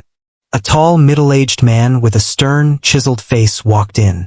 He wore a tight-fitting black combat suit that clearly defined his muscles. As he walked, he carried an air of iron-blooded slaughter. His gaze was as sharp as an eagle's. As he swept it across the room, the entire noisy classroom fell silent in an instant. He walked to the front of the podium, placed his hands on the desktop, and leaned forward slightly. My name is Wu Shangfeng. Starting today, I am the homeroom teacher for Year 1, Class 3. His voice was deep and powerful, each word landing like a steel bearing dropped on the floor. Welcome to Chiming First Martial High School. He scanned the room and continued. First, I'll explain the most basic rules of the school. First, Chi High School doesn't use a traditional grade system. It uses a level-based system. All students whose vitality index has not reached 10, and who have not broken through to the second-level martial artist threshold are considered first years. When your strength breaks through and you become a second-level martial artist, you will automatically be promoted to second year, and so on. Once your strength reaches the level of a level 4 martial artist, you can apply for graduation. After graduation, whether you choose to apply for Starry University or enlist directly in the military, the school will provide you with the highest level of recommendation based on your performance during your time here. Remember, you cannot graduate until you have reached the level of a level 4 martial artist. Wu Shangfeng's words caused a suppressed stir in the classroom. I've heard about this. There was a monster of a senior last year named Lin Xian. He got an S-rank contract within half a year of enrolling, broke through to level 4 martial artist in less than a year, and graduated to go straight to Starry Sky Martial Arts University. Yeah, but there are also people who are still stuck as first years in their second year, unable to break through. Qin Feng listened to the surrounding discussion, a great interest growing in him for this promotion system based solely on strength. If I want to raise my strength quickly and keep improving, I have to fight for higher-level resource contracts. Quiet! Wu Shangfeng's voice wasn't loud, but it easily suppressed all the chatter. Second, regarding the advancement of resource contracts. Every one of you currently holds a D-rank contract. To raise its level, you need to earn merit points. Merit points are the sole standard for measuring your value during your time at this school. Your ranking in final exams, completing tasks issued by the school, winning campus challenge matches, representing the school in interstellar competitions, achieving a high rank in the subspace network arena. All of these can earn you merit points. The more merit points you have, the more resources you can redeem, and the faster your contract level will increase. Wu Shangfeng paused and pulled up the course schedule. Third, regarding your courses. The school's instruction is mainly divided into 3 parts: cultural studies, martial Dao classes, and combat classes. Cultural studies will mainly cover subjects like comprehensive history of the empire, advanced alien race linguistics, and the theory of interstellar war. Don't think for a second that cultural studies are unimportant. Ignorance is the most common reason for the downfall of the strong. For martial Dao classes, the school will systematically teach the intermediate body refining technique and the advanced body refining method, as well as various basic meditation techniques and cold weapon killing techniques. What you learned in middle school was just scratching the surface. Here, you will learn how to truly fight. As for combat class, it's simple. A cold, hard smile touched the corners of Wu Shangfeng's lips. You will form small squads and use the subspace network to accept low-intensity missions officially posted by the Empire. For example, clearing out star thieves from an abandoned mining area, or hunting some low-level mutated exotic beasts. People can die in actual combat, so be mentally prepared. Qin Feng committed all this to memory, his heart filled with hope for the next 3 years of school life. This is my first step toward the Star Sea, the beginning of my journey to becoming one of the strong. Wu Shangfeng's gaze swept over every student present. Finally, one last thing to tally up. Anyone who already has a subspace network pass, raise your hand. As his voice fell, the 20-some students in the front rows, including Sherpatian, all raised their hands in unison. In the back row, Qin Feng also calmly raised his hand. Wu Shangfeng's gaze lingered on him for a moment, but he didn't ask any questions. Very good. He nodded. For those students without a pass, don't worry. The school can provide you with an interest-free student loan to help you acquire one. You can pay this money back to the school in the future when you're able. Now, those of you who don't have one, come up here to register. On the lecture platform, Wu Shangfeng closed the datapad in his hands. The tally is complete. His voice echoed in the silent martial arts room. All the necessary rules have been explained. Wu Shangfeng glanced at the digital clock on the wall. It is now 10 in the morning. You have 4 hours until the first class at 2 in the afternoon. You're free to do as you please during this time. Go get acquainted with your dorms. Meet the comrades you'll be with for the next few years. Or go explore the school you fought so hard to get into. Reassemble here at 2 o'clock sharp. Dismissed. After speaking, Wu Shangfeng turned and walked out of the classroom without the slightest hesitation. The oppressive atmosphere in the classroom was instantly shattered. Students stood up in 2s and 3s. Some excitedly discussed their future classes, while others eagerly paired up and headed toward the dormitories. Qin Feng gave a slight nod and pulled up the campus map on his terminal. A three-dimensional panoramic view of the campus was projected into the air in front of him. He quickly located the position of Building 18 in Sector F, planned the most convenient route, and then got up and left the classroom. The dormitory area was located on the east side of campus. The environment was quiet and secluded, with rows of modern-looking dorm buildings nestled between green trees and artificial lakes. Following the map's directions, Qin Feng quickly found Building 18. He took an anti-gravity elevator to the 4th floor and arrived at the door of room 402. He lightly swiped his student card on the access control system. Identity verification successful. Welcome home, student Qin Feng. A soft electronic voice sounded as the alloy door slid silently inward. Qin Feng walked into the dorm, and the sight before him was a little unexpected. This wasn't the crowded communal dorm he had imagined, but a rather spacious apartment. A common living room of about 50 square meters was furnished with a comfortable sofa and coffee table. An entire wall was a massive floor-to-ceiling window, offering a serene view of the dormitory area's lake. Around the living room were 4 closed doors, each labeled with the letters A, B, C, and D. At this moment, 2 people were already sitting on the sofa in the living room. One of them was a chubby kid. He looked to be about the same age as Qin Feng, with a round face, black-framed glasses, and a loose-fitting tracksuit. He was holding a datapad, engrossed in whatever he was reading. He was sunk into the soft sofa, looking endearingly plump and cheerful. The other person, however, made Qin Feng's gaze sharpen slightly. It was Sherpatian, the one who had ranked in the top 100 on all of Planet Chiming in the high school entrance exams, whose life force index was close to 10 even before enrolling, the acknowledged strongest in their class. He was dressed in an immaculate white training uniform, sitting cross-legged on the other side of the sofa with his eyes closed in rest. His posture was ramrod straight and his aura was restrained, but even at rest, he exuded a sharp, proud air that warned others to keep their distance. Hearing the door open, both of them looked up at the same time. The chubby kid was the first to stand up, a warm and cheerful smile on his face. "Hey, new roommate? Hello. I'm Chen Duo, assigned to room C. And you? Qin Feng. Room D." Qin Feng responded. Qin Feng. Chen Duo scratched his head, seemingly trying to recall the class roster. Oh, I remember now. Welcome. He familiarly patted the sofa next to him. Sit. Don't be a stranger. On the other side, Sherpatian also opened his eyes. His gaze rested on Qin Feng for a moment. He just gave a slight nod as a greeting before closing his eyes again to continue his meditation. His pride was obvious, but he showed no hostility or contempt, just the natural reserve of a top-tier genius. Qin Feng walked to the door of room D and swiped it open with his student card. The room wasn't large, about 20 square meters, but the layout was very practical. A bed, a desk, a wardrobe, and a private bathroom. Small but perfectly formed.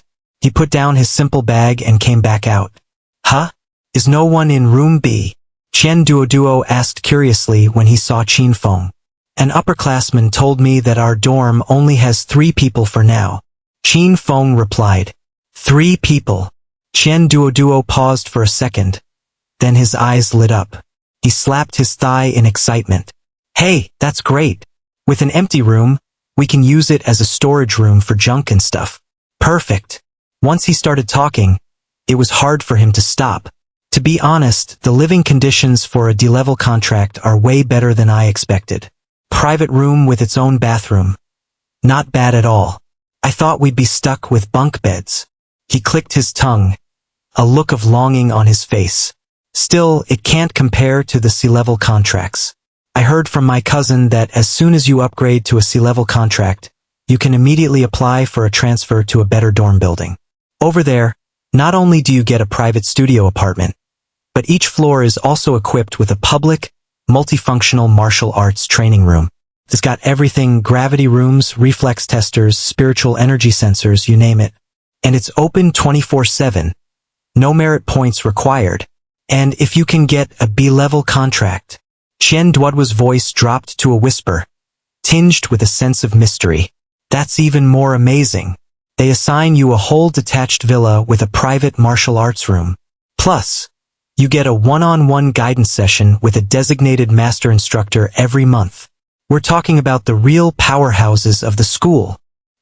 He spoke with animated excitement, while Sherpatian, off to the side, remained with his eyes closed in rest, as if everything around him was of no concern. Qin Feng, however, listened quietly, committing all this useful information to memory. Oh right, I haven't asked yet. Chen Duo looked at Qin Feng. Bro, how were your entrance exam scores? What was your rank? Before Qin Feng could answer, he turned to Sherpatian. Brother Sher, no need to even ask you. The whole school's been talking about it. You're a top 100 big shot. You don't mind if I call you Brother Sher, right? Sherpatian slowly opened his eyes, glanced at him, and gave a soft in tacit agreement. Hee. Chen Duo rubbed his hands together. As for me, my scores were average, middle of the pack. Ranked somewhere over 30,000. But my life force index is decent at 4.8. My combat skills are just a bit lacking. What about you, Qin Feng? A 4.8 is only ranked in the 30,000s? Qin Feng was surprised, then answered truthfully, my life force index during the entrance exams was 1.23, and my rank was 67,000. A flicker of surprise crossed Chen Duo's face when he heard this rank. Over 67,000. Sherpatian, who had been silent all this time, opened his eyes again upon hearing Qin Feng's results. I can see your body absorbs spiritual energy spontaneously, and your pores are all normal. It doesn't seem right that you only had a 1.23 during the entrance exams. Sherpatian asked softly, did you have a health problem before? Yes. I just recovered from a serious illness. Qin Feng nodded. I see. Sherpatian nodded in understanding. If there's anything you don't understand about cultivation in the future, you can ask me, he said. His meaning was clear. We're in the same dorm, so we're brothers. Sherpatian might have seemed cold and aloof, but he was only 15 or 16 years old after all. Right. Chen Duoduo nodded vigorously from the side. Brother Sher is right. From now on, we're comrades in the same trench. Don't worry, Qin Feng. With me and Brother Sher looking out for you, you'll have no problem with your cultivation. You'll catch up slowly. The atmosphere in the dorm was much better than Qin Feng had expected. One was a warm, cheerful, well-informed, and overly familiar guy. The other was a responsible, top-tier genius who was cold on the outside but warm on the inside. Let's go. It's almost time to eat. Let's go out for a walk, get familiar with the campus, and then grab a big meal at the cafeteria. Chen Duoduo sprang up from the sofa and, without taking no for an answer, started pulling Qin Feng and Sherpatian toward the door. Although Sherpatian was expressionless, he didn't refuse. The three of them left the dorm building together and strolled along the wide main road of the campus. See? This is our school style. Chen Duoduo pointed his chubby finger at the surrounding buildings. Simple, direct, efficient. You won't find a single ornamental garden without a practical purpose. All the roads are straight and wide for the rapid movement of personnel and supplies. All the buildings are massive, sturdy blocks made of the toughest alloys and composite materials, exuding a sense of power. Everything here is designed for one purpose, to improve one's martial Dao strength. Qin Feng looked in the direction he was pointing. It was just as he said. The entire campus layout radiated an air of extreme pragmatism and militaristic style. Lining both sides of the road were several massive buildings that crouched like colossal black beasts. That biggest black cube up ahead is the school's central cultivation hall. Chen Duoduo explained. It's divided into over 1,000 individual cultivation rooms. You've got gravity rooms, reflex rooms, spiritual energy sensing rooms, virtual combat rooms. You name it. I heard the top-tier gravity rooms can even simulate over 100 times normal gravity. He clicked his tongue. But students on D-level contracts like us don't get to use those nice places for free. We can only use the most basic public training grounds. If you want to get into those individual cultivation rooms, you have to spend merit points to rent them. They continued walking and passed a bustling building with a huge electronic screen constantly scrolling through mission information.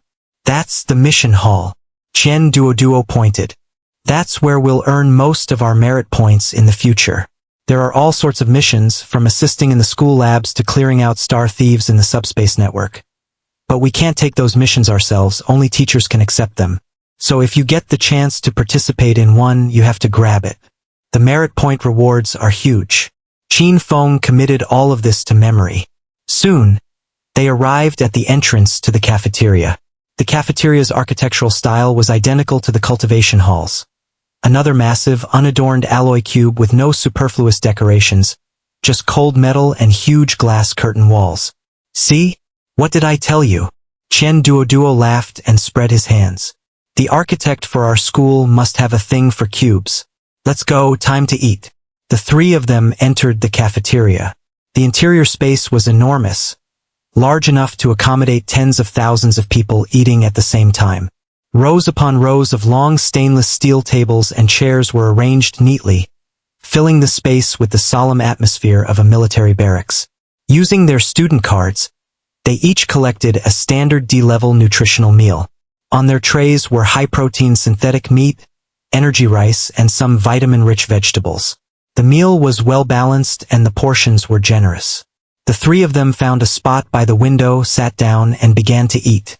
By the way, about the merit points. Chen Duoduo spoke indistinctly while stuffing his face. I heard from my cousin that there are actually a ton of ways to get them. He swallowed a mouthful of food, held up a finger, and began to list them off. The most common way is through exams. You get points based on your rank. Then there are the missions I just mentioned, which are the main source. Also, you can get points for winning internal school challenge matches. Besides those, there are other methods. For example, if you achieve a high rank in the Imperial Arena on the subspace network, the school will give you a reward. If you represent the school in something like the Interstellar League and place well, the points will come pouring in. You can even get a windfall if you accidentally unlock some hidden school achievement or break a long-standing school record. Basically, Chen Duoduo concluded, as long as you want to earn merit points starting tomorrow, for the next 3 years, you can be so busy you won't even have time to sleep. Listening to his explanation, Qin Feng gained a clearer understanding of the high school life that awaited him. Having a know-it-all roommate like Chen Duoduo would certainly save him a lot of time he would have otherwise spent figuring things out on his own. After they finished eating, seeing that it was almost time, the three didn't linger any longer. They got up together and headed toward classroom building 7 in Sector C. At 2 p.m., all the students of first year, Class 3, gathered punctually in the martial arts room. Their new school life had officially begun, marked by a tight and efficient pace. The first class was Cultural Studies. The instructor was an old man with white hair and gold-rimmed glasses. He didn't introduce himself. He simply walked to the lectern, activated the holographic projector, and began his lecture on the first chapter of a comprehensive history of the Empire, the Dark Era and the Rise of the Emperor. The old man's voice was calm and steady as he spoke of the 10,000-year Dark Age after humanity lost its subspace travel technology, a time when they were isolated in scattered corners of the void. He also recounted the grand epic of how the Emperor, that eternal, sun-like powerhouse, single-handedly reunited the human empire, built the subspace network, initiated the Great Crusade era, and laid the very foundation of the empire that stood today. It was an age of heroic epics, utterly captivating. Qin Feng sat by a window in the back row, listening with rapt attention. He carefully recorded every key date and major historical event on his data slate. This seemingly dry historical knowledge could one day become a crucial piece of information that meant the difference between life and death in a battle against an alien race or an unknown civilization. Sometimes, a trivial gap in information was all it took to decide the life or death of a martial artist. Not everyone was as focused as he was. Not far from him, a few students were already slumped over their desks, snoring softly. Most of them were top-ranked geniuses who poured all their energy into the martial Tao. In their eyes, strength was the foundation of everything.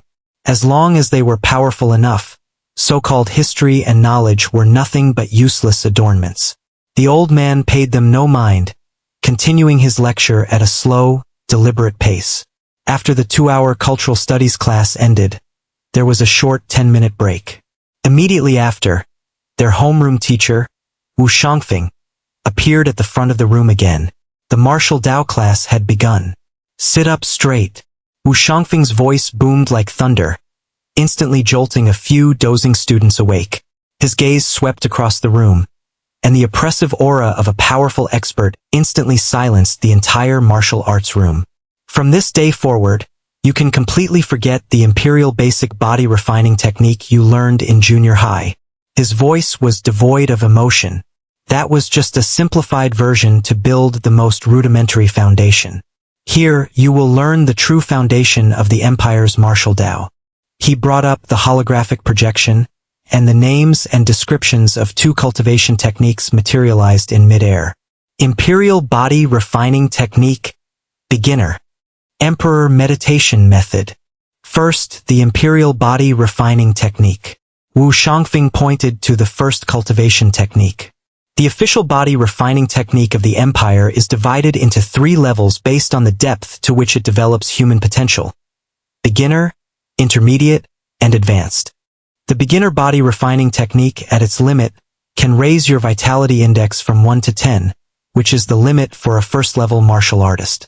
What you practiced in junior high falls into this category. The intermediate body refining technique can raise your vitality index from 10 to 20, corresponding to the scope of a second-level martial artist. As for the advanced body refining method, it can raise your vitality index to 30, the limit of a third-level martial artist. To go beyond that, you will need to seek out more specialized and powerful legacies.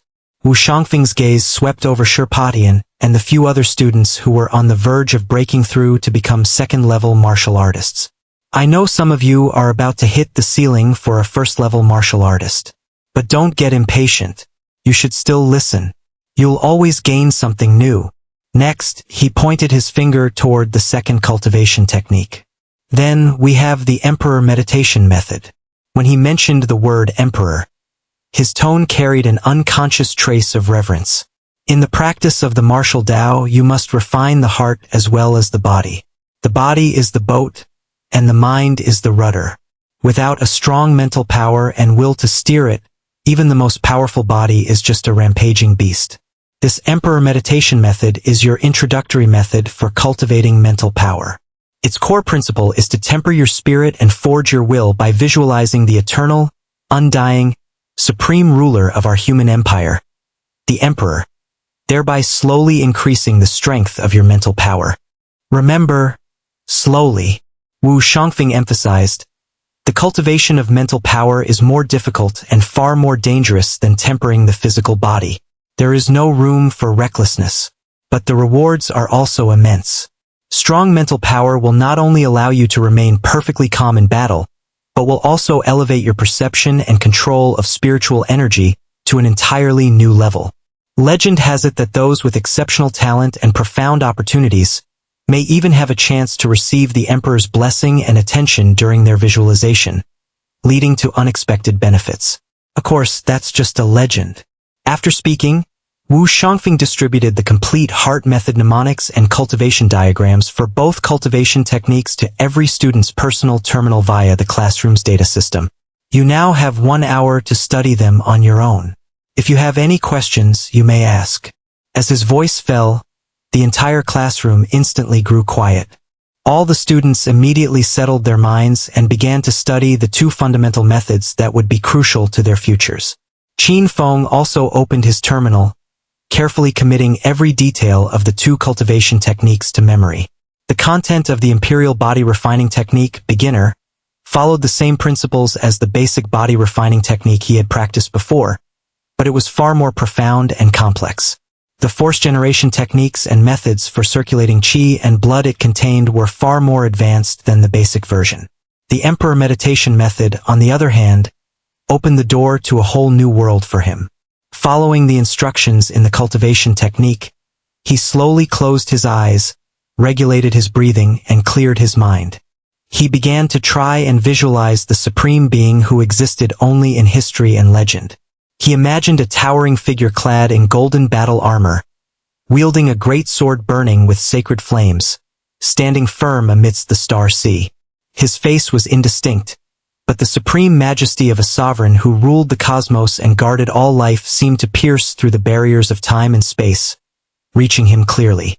The moment he succeeded in forming this vague image, the panel deep in his consciousness silently refreshed.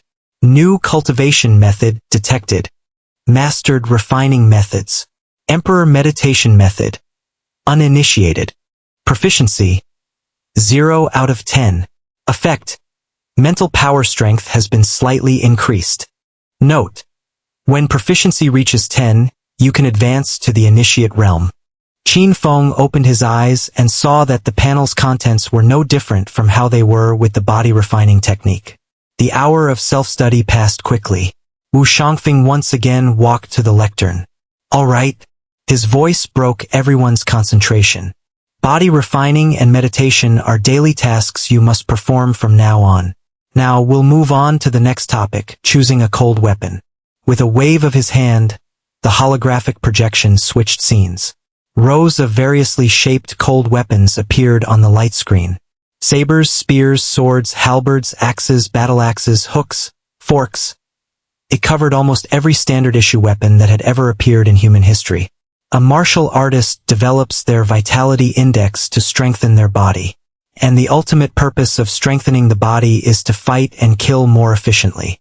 In the history of the Empire's wars, spiritual weapons like the laser guns, star-annihilating cannons, and personal power armor you're familiar with are all very powerful, but they are external objects.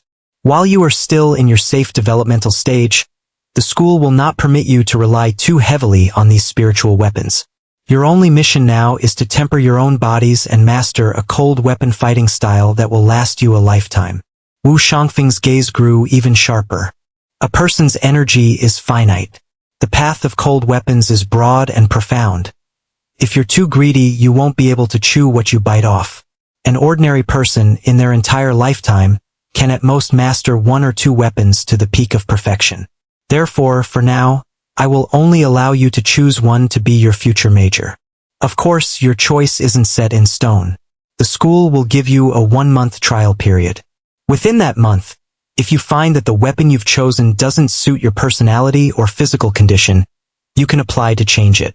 With that, he began to explain the pros and cons of the mainstream weapons on the light screen one by one. The saber, the courage of 100 weapons.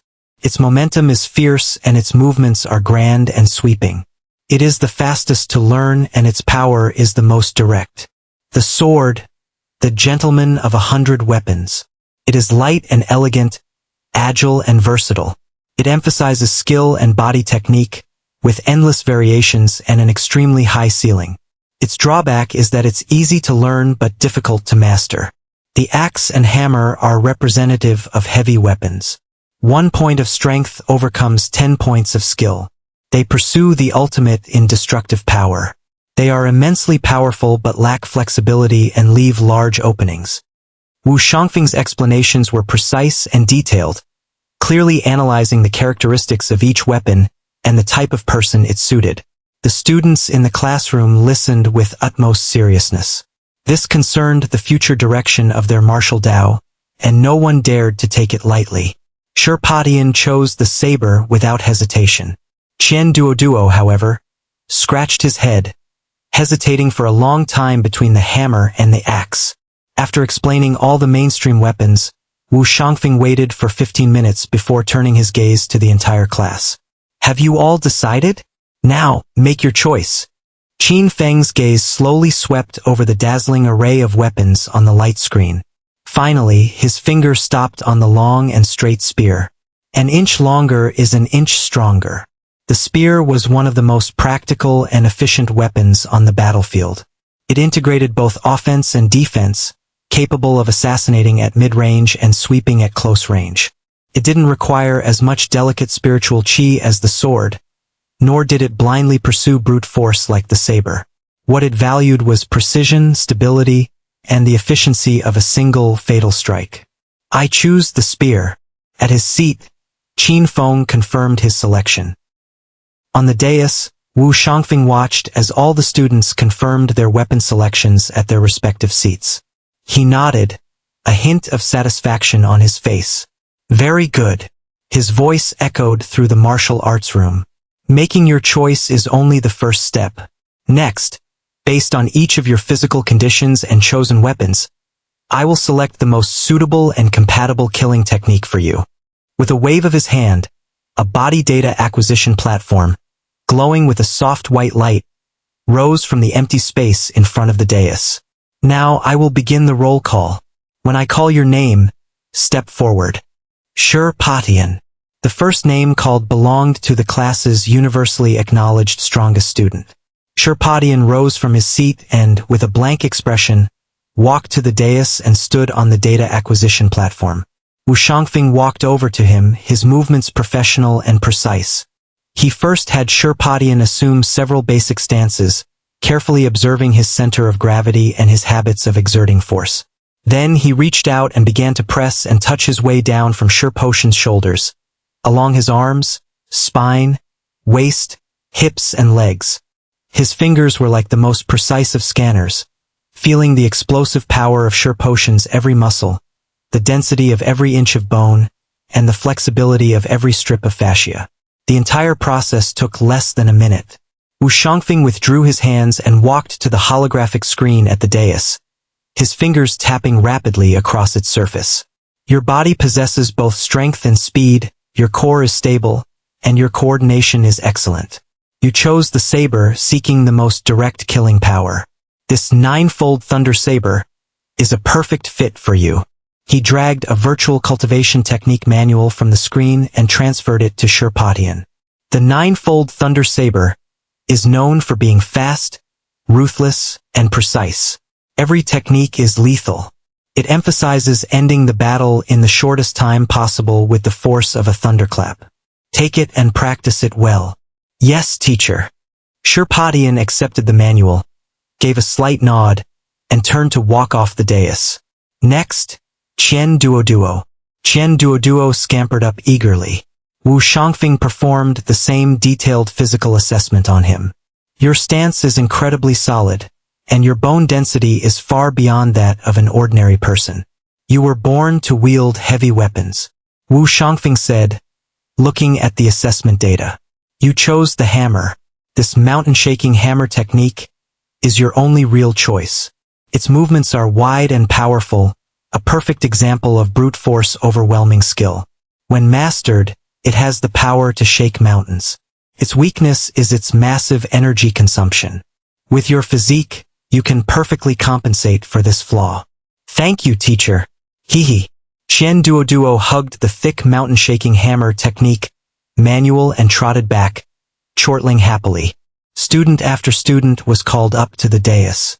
Wu Shangfeng displayed the astonishing professionalism expected of a homeroom teacher at a top-tier martial arts high school.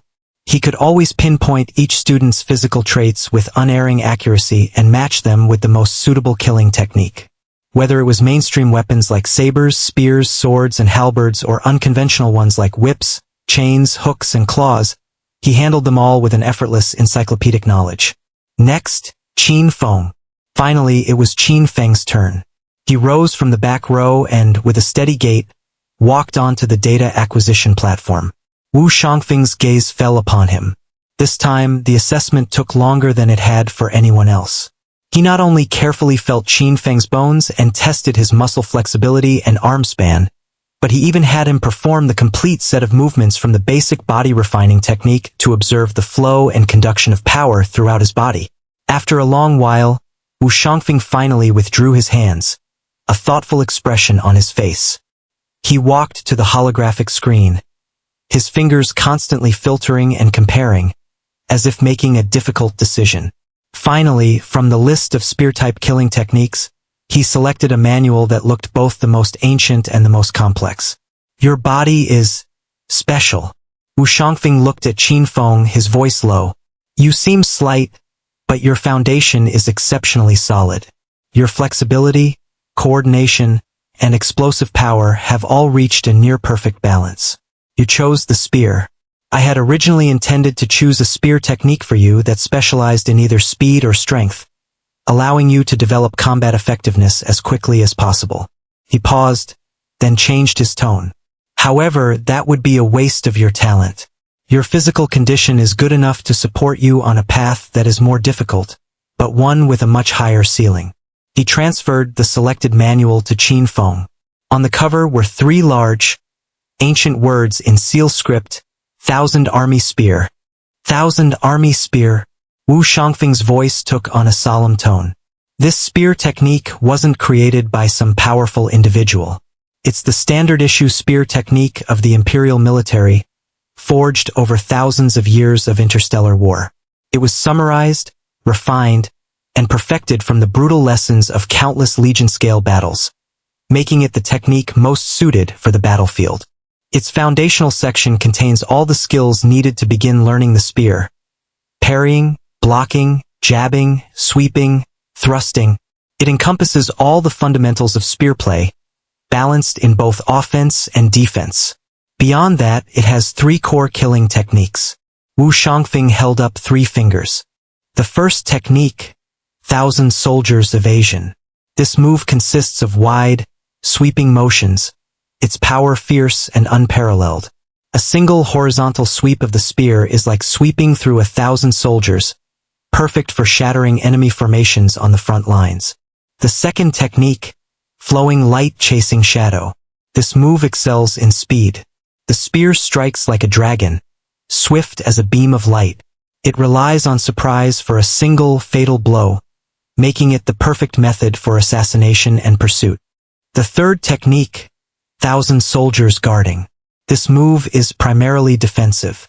The spear's momentum is continuous and unbroken, creating a defense so tight not even water could pass through. Once executed, it is like being guarded by 10,000 soldiers, utterly impregnable. It will allow you to remain undefeated even when surrounded by enemies. Offense, speed, defense, body technique, power, and skill. This 1,000-army spear integrates and balances every possible function of a long spear into a single whole. The spear is already difficult to learn, and the 1,000-army spear is universally acknowledged as the most difficult of all level 1 spear techniques to cultivate. You will need to spend a great deal of time to slowly comprehend, learn, and master it. Wu Shangfeng looked at Qin Feng, his gaze sharp. I'm giving it to you in the hopes that you won't squander your talent. You have the ability to master it. He then added, also, you must remember that all killing techniques are divided into 5 stages: initiation, adept, master, perfection, and control. Initiation means you have grasped the basic techniques of the killing technique. Adept means you can use it skillfully in combat. Master means you have comprehended its essence and can use it at will. Perfection, then, means you have completely integrated the killing technique into your very being, achieving effortless control, a state where man and spear are one. As for the final stage, control, a hint of yearning entered Wu Shangfeng's tone. That means you have completely transcended the killing technique itself. From a commanding vantage point, you can modify and simplify it at will, or even use it as a foundation to create your own, more powerful killing techniques. Qin Feng accepted the 1,000-army spear manual and nodded solemnly. Yes, teacher. All right, you may go. Wu Shangfeng waved his hand. This first killing technique is a free gift from the school as part of your D-rank contracts. In the future, if you wish to learn more killing techniques, you will need to raise your contract rank or exchange merit points for them. Qin Feng walked off the dais and returned to his seat. Next, Wu Shangfeng continued to call out names one by one, selecting and imparting suitable killing techniques to the remaining students. By the time the last student had received their killing technique manual, the afternoon's martial Dao class was drawing to a close. Wu Shangfeng stood up straight and surveyed the room. All right, the body refining technique, the meditation technique, and the killing techniques, I have now imparted all of them to you. As your homeroom teacher, I have done what I am supposed to do. A profound smile appeared on his face. Starting tomorrow, aside from 1 practical combat class per month, which I will personally oversee, all other time in this classroom will be for you to use as you see fit. In other words, self-study. That statement, like a giant boulder dropped into a calm lake, instantly stirred monstrous waves in the hearts of all the new students. Self-study. Qiming First Martial High School actually has its students do self-study? I know what you're thinking. Wu Shangfeng seemed to have anticipated their reaction.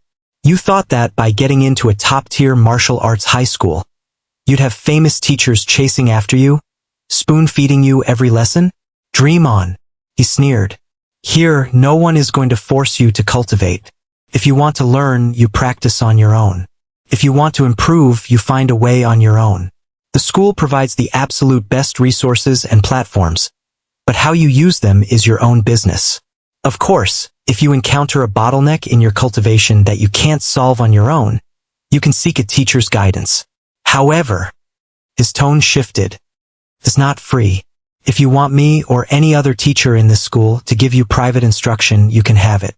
In exchange for merit points. Or you can work hard to raise your contract rank. At C rank, you will naturally receive 1 free private tutoring session with a master teacher each month. At B rank, you get 3. One last reminder. Wu Shangfeng glanced at the school calendar on the wall. 1 month from now will be your first monthly exam. The top-ranked students will receive a large number of merit points as a reward. After saying his piece, Wu Shangfeng ignored the shocked, stunned, and bewildered students below and turned to leave the classroom without another word. The entire martial arts room fell into a dead silence. Qin Feng sat in his seat, carving every one of his homeroom teacher's words into his heart. No hand-holding from teachers. Everything depends on me. If I want extra guidance, I have to fight for it, compete for it, and earn those merit points. This extreme, competition-driven law of the jungle made Qin Feng feel a sliver of pressure. But more than that, he felt a thrill of excitement welling up from deep within. After their homeroom teacher, Wu Shangfeng, disappeared from the doorway, the entire martial arts room fell into a brief, suffocating silence. Everyone was still reeling from the immense shock of his final words. Self-study. No teacher supervision, no fixed class schedule. Everything depended on self-discipline. To obtain more resources, they had to fight for grade points with sweat and strength. This extreme law of the jungle was like a bucket of ice water, jolting all the freshmen who were still basking in the joy of being admitted to a top martial arts high school. A moment later, the silence was broken. The top students, led by Sherpatian, were the first to move. They didn't exchange a single word. They simply stood up in silence, gathered their belongings, and walked straight out of the room. Their destination was clear: the school's central cultivation hall. Their actions were like a silent command. The rest of the students quickly reacted. Some left in pairs or small groups, while others, like Qin Feng, left the room alone. From that moment on, the cruel yet liberating life of self-study at Qiming First Martial Arts High School officially began. Evening. In the public cafeteria. Qin Feng, Sherpatian, and Chen Duoduo were sitting at their usual spot by the window. Each had picked up a standard D-class nutritional meal. This won't work. I have to make a plan. Chen Duoduo put down his utensils. An unprecedentedly serious expression appeared on his round, chubby face. He pulled up his personal data slate and started scribbling on it. My biggest flaw is my terrible self-discipline. If no one's watching over me, I could sleep in until noon. He looked up at Qin Feng and Sherpatian, his eyes full of sincerity. Brother Sher, Qin Feng were brothers from the same dorm. I have a proposal. From now on, let's follow a unified schedule, act together, and keep an eye on each other. What do you think? Sherpatian didn't say anything, merely glancing up at him in tacit agreement. Okay. Qin Feng nodded. Great. Chen Duoduo slammed his hand on the table excitedly and pushed his data slate in front of them. Look, here's the preliminary plan I drafted. On the light screen, a schedule, precise down to the minute, was clearly displayed. Dorm 402, Year 1 Class 3 Cultivation Pact, Draft. Wake up time, 5 a.m. daily. Rest time, 9 p.m. every night. Sleep duration, ensure 8 full hours of sleep. This is the golden time for bodily recovery and growth and cannot be shortened. Cultivation contents. Daily cultivation is divided into 3 major modules: body refining technique, combat techniques, and meditation techniques. Schedule. 5 a.m. to 11 a.m., morning public martial arts room. Practice the Imperial Body Refining Technique. 1 p.m. to 6 p.m., afternoon public martial arts room. Practice individual combat techniques. 7 p.m. to 8:30 p.m., evening public martial arts room. Second round of Imperial Body Refining Technique practice. 8:30 p.m. to 9 p.m., before bed in the dorm. Practice the Emperor Meditation Technique. So, what do you think? Chen Duoduo looked at them expectantly. In the morning and evening, we focus on the body refining technique. That's our foundation. It has to be solid. In the afternoon, we specialize in combat techniques until the skills are drilled into our very bones. Before bed, half an hour of meditation to temper our mental power. I factored in time for meals and breaks, too. Over the course of a day, aside from 8 hours of sleep, every remaining moment is spent on cultivation. His plan was simple and brutal, yet exceptionally efficient. It utilized every second of the day to the absolute fullest. I definitely couldn't stick to this on my own. But the moment I think about both of you going off to cultivate, I'd feel like a total loser if I didn't go. This way, I can force myself to keep up with you. Chen Duoduo scratched his head, looking a little embarrassed. It's fine. Sherpatian spoke this time. His voice was as cold as ever, but it carried an air of undeniable approval. I have no problem with it. Qin Feng also agreed. All right. Chen Duoduo pumped his fist. Then it's settled. We'll supervise each other, push each other, work hard together, and improve together. After dinner, the 3 of them didn't return to the dorm. Instead, they followed the plan and went directly to the central cultivation hall. As they passed through the cafeteria, They each swiped their cards at a vending machine to collect a basic spiritual energy potion, which was included in their D-class contract. When they arrived at the public martial arts room in the central cultivation hall, many students were already there, cultivating so hard they were drenched in sweat. The three didn't talk much, each finding an empty spot. They twisted open the milky white basic spiritual energy potions and downed them in one gulp. A vast and pure energy exploded within their bodies, providing ample fuel for the high-intensity training that was to follow. Qin Feng sat down cross-legged and regulated his breathing. He didn't immediately begin practicing the body refining technique. First, he mentally reviewed the methods of the new version of the Imperial Body Refining Technique, Basic, which Wu Shangfeng had taught them that afternoon. The new body refining technique was largely similar to the foundational version in its movements, but its core, the pathways for circulating qi and blood and the details of force exertion, was far more refined. He slowly rose to his feet and assumed the opening stance. He exhaled slowly, then inhaled. His movements were very slow. He strove to make every detail perfectly match the descriptions in the technique's diagrams. Guided by his will, a current of qi and blood, more condensed than ever before, flowed slowly along the new meridian pathways. His muscles, fascia, and bones began to hum with a subtle, pleasant vibration as they were washed over by this new stream of energy. 1 repetition, 2 repetitions, 3 repetitions. He was completely immersed in this state of ultimate control over his body. Time slipped by quietly with the dripping of his sweat. After he had practiced the new body refining technique dozens of times, right as his body began to ache with that familiar soreness of approaching its limit, the panel deep within his consciousness finally showed a change. Imperial Foundational Body Refining Technique has been updated to Imperial Body Refining Technique, Basic. Proficiency is being transferred. Transfer complete. Imperial Body Refining Technique, Basic, Proficiency +1. Refinement Method, Imperial Body Refining Technique, Minor Accomplishment. Proficiency, 16 out of 1,000. The new body refining technique integrated seamlessly with the old one, and the increase in proficiency was not affected in any way. Qin Feng didn't stop, relying on the vast energy provided by the basic spiritual energy potion. He continued to push his body to its limits in a second and then a third round of training. When the electronic clock on the wall pointed to 8:30 p.m., Qian Duoduo walked over, panting heavily, and flopped onto the floor. It can't go on. It's time. We should head back, he said, wiping the sweat from his forehead as he called out to Qin Feng and Sherpatian, who were still cultivating. Sherpatian also slowly ceased his practice. His training uniform was completely soaked in sweat as well. Qin Feng finished his last movement and stopped as well. He glanced at his panel.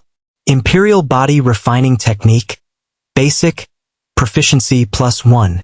Refinement Method, Imperial Body Refining Technique, Minor Accomplishment. Proficiency, 17/1000. One evening of cultivation had increased his proficiency by 2 points. The three of them left the central cultivation hall together, dragging their exhausted bodies back to the dorm. After returning to their own rooms and taking a shower, Qin Feng sat at his desk and activated the communication terminal on his wrist. He initiated a video call with his father, Qin Dahai. The light screen flickered to life, and his father's familiar, concerned face appeared. "Dad, are you all settled in?" Qin Dahai asked. "Everything's fine." Qin Feng nodded and briefly told his father about what he had seen at school, including the class system based on level, the importance of grade points, and the brutal self-study model.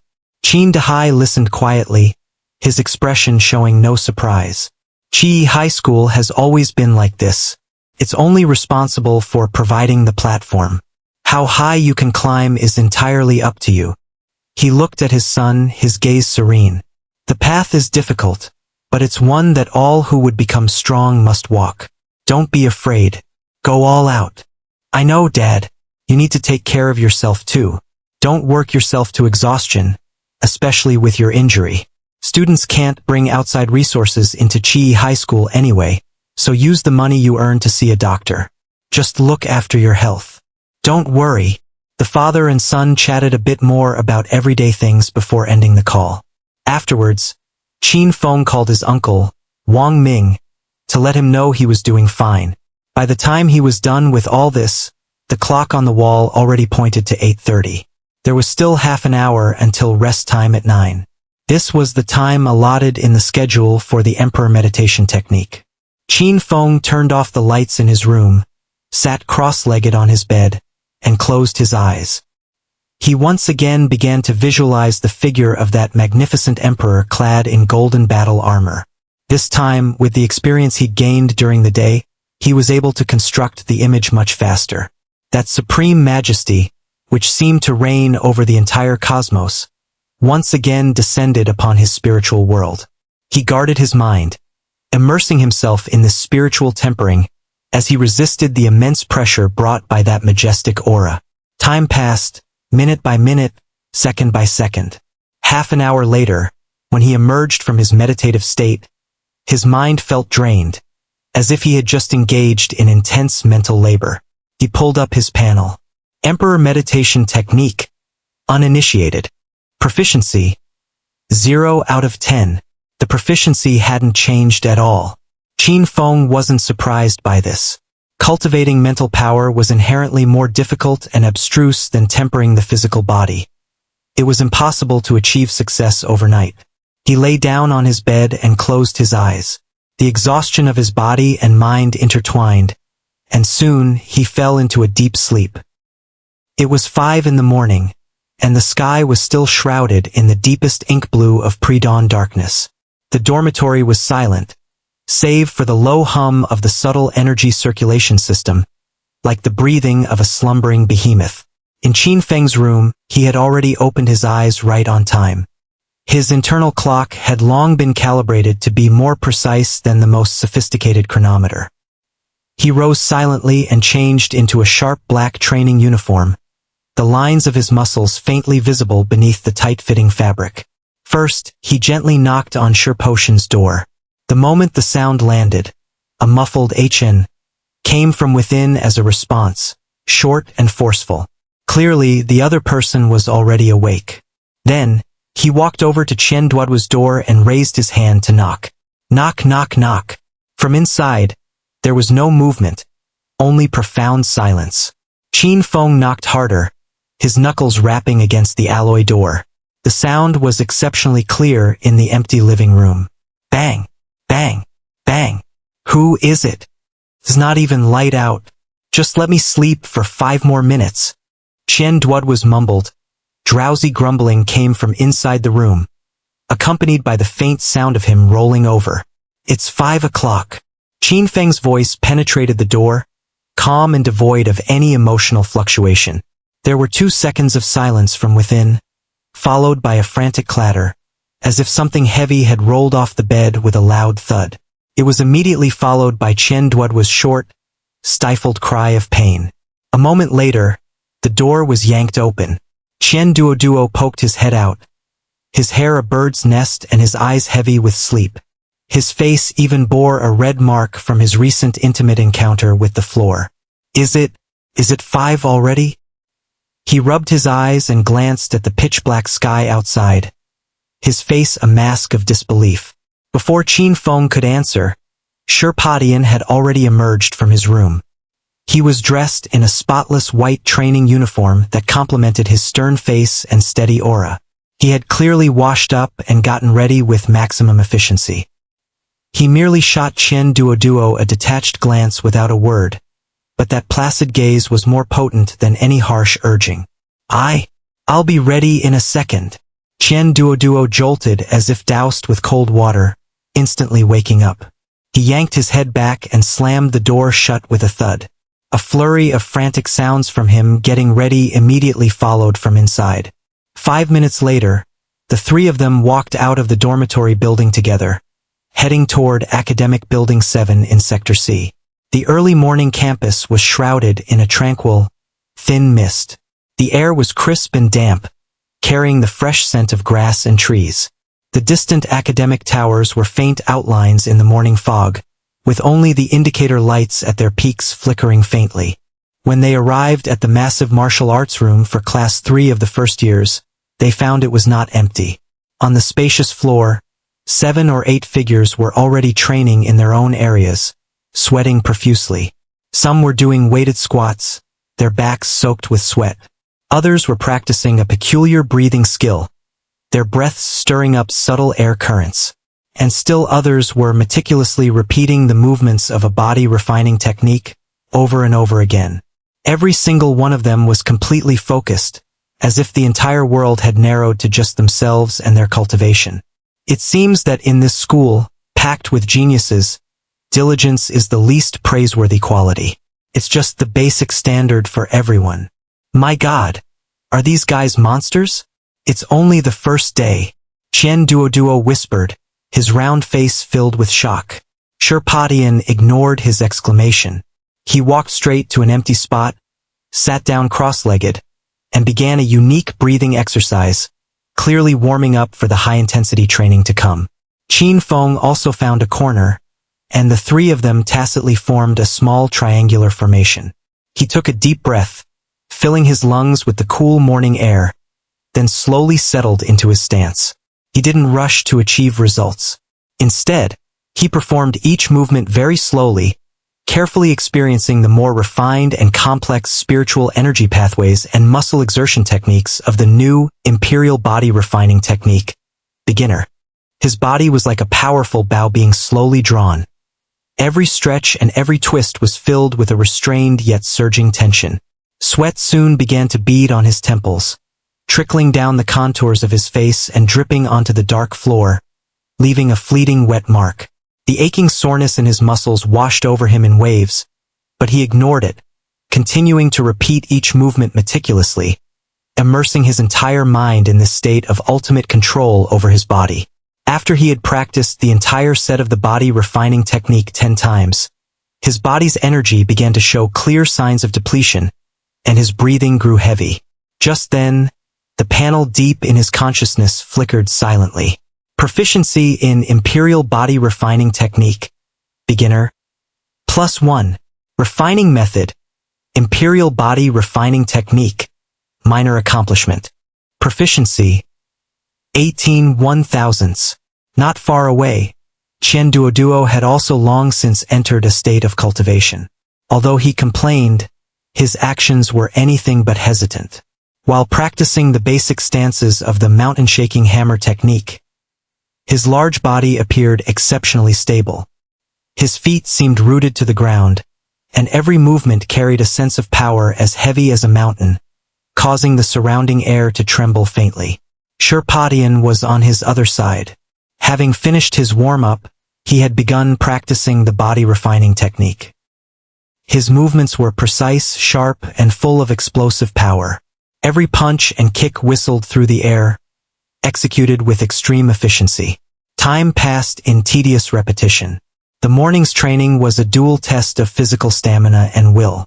Qin Feng pushed himself to his limits again and again, feeling the process of his muscle fibers tearing and then regenerating under the nourishment of his qi and blood.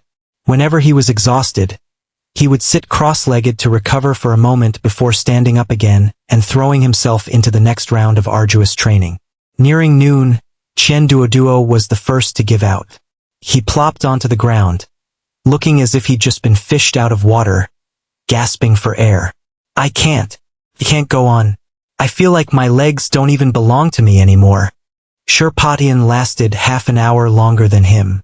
He also slowly stopped his exercises, walked to the side, and took out a water bottle to rehydrate. Although his breathing was also a bit ragged, it remained steady. Qin Feng was the last to stop. When he completed the final set of movements, his proficiency increased by another 2 points. Proficiency in +2. Refining Method. Imperial Body Refining Technique. Minor success. Proficiency. 21 thousandths. His life force index also experienced an imperceptible increase. Life force index. 1.39. In reality, as long as he had enough time, Qin Feng could definitely catch up.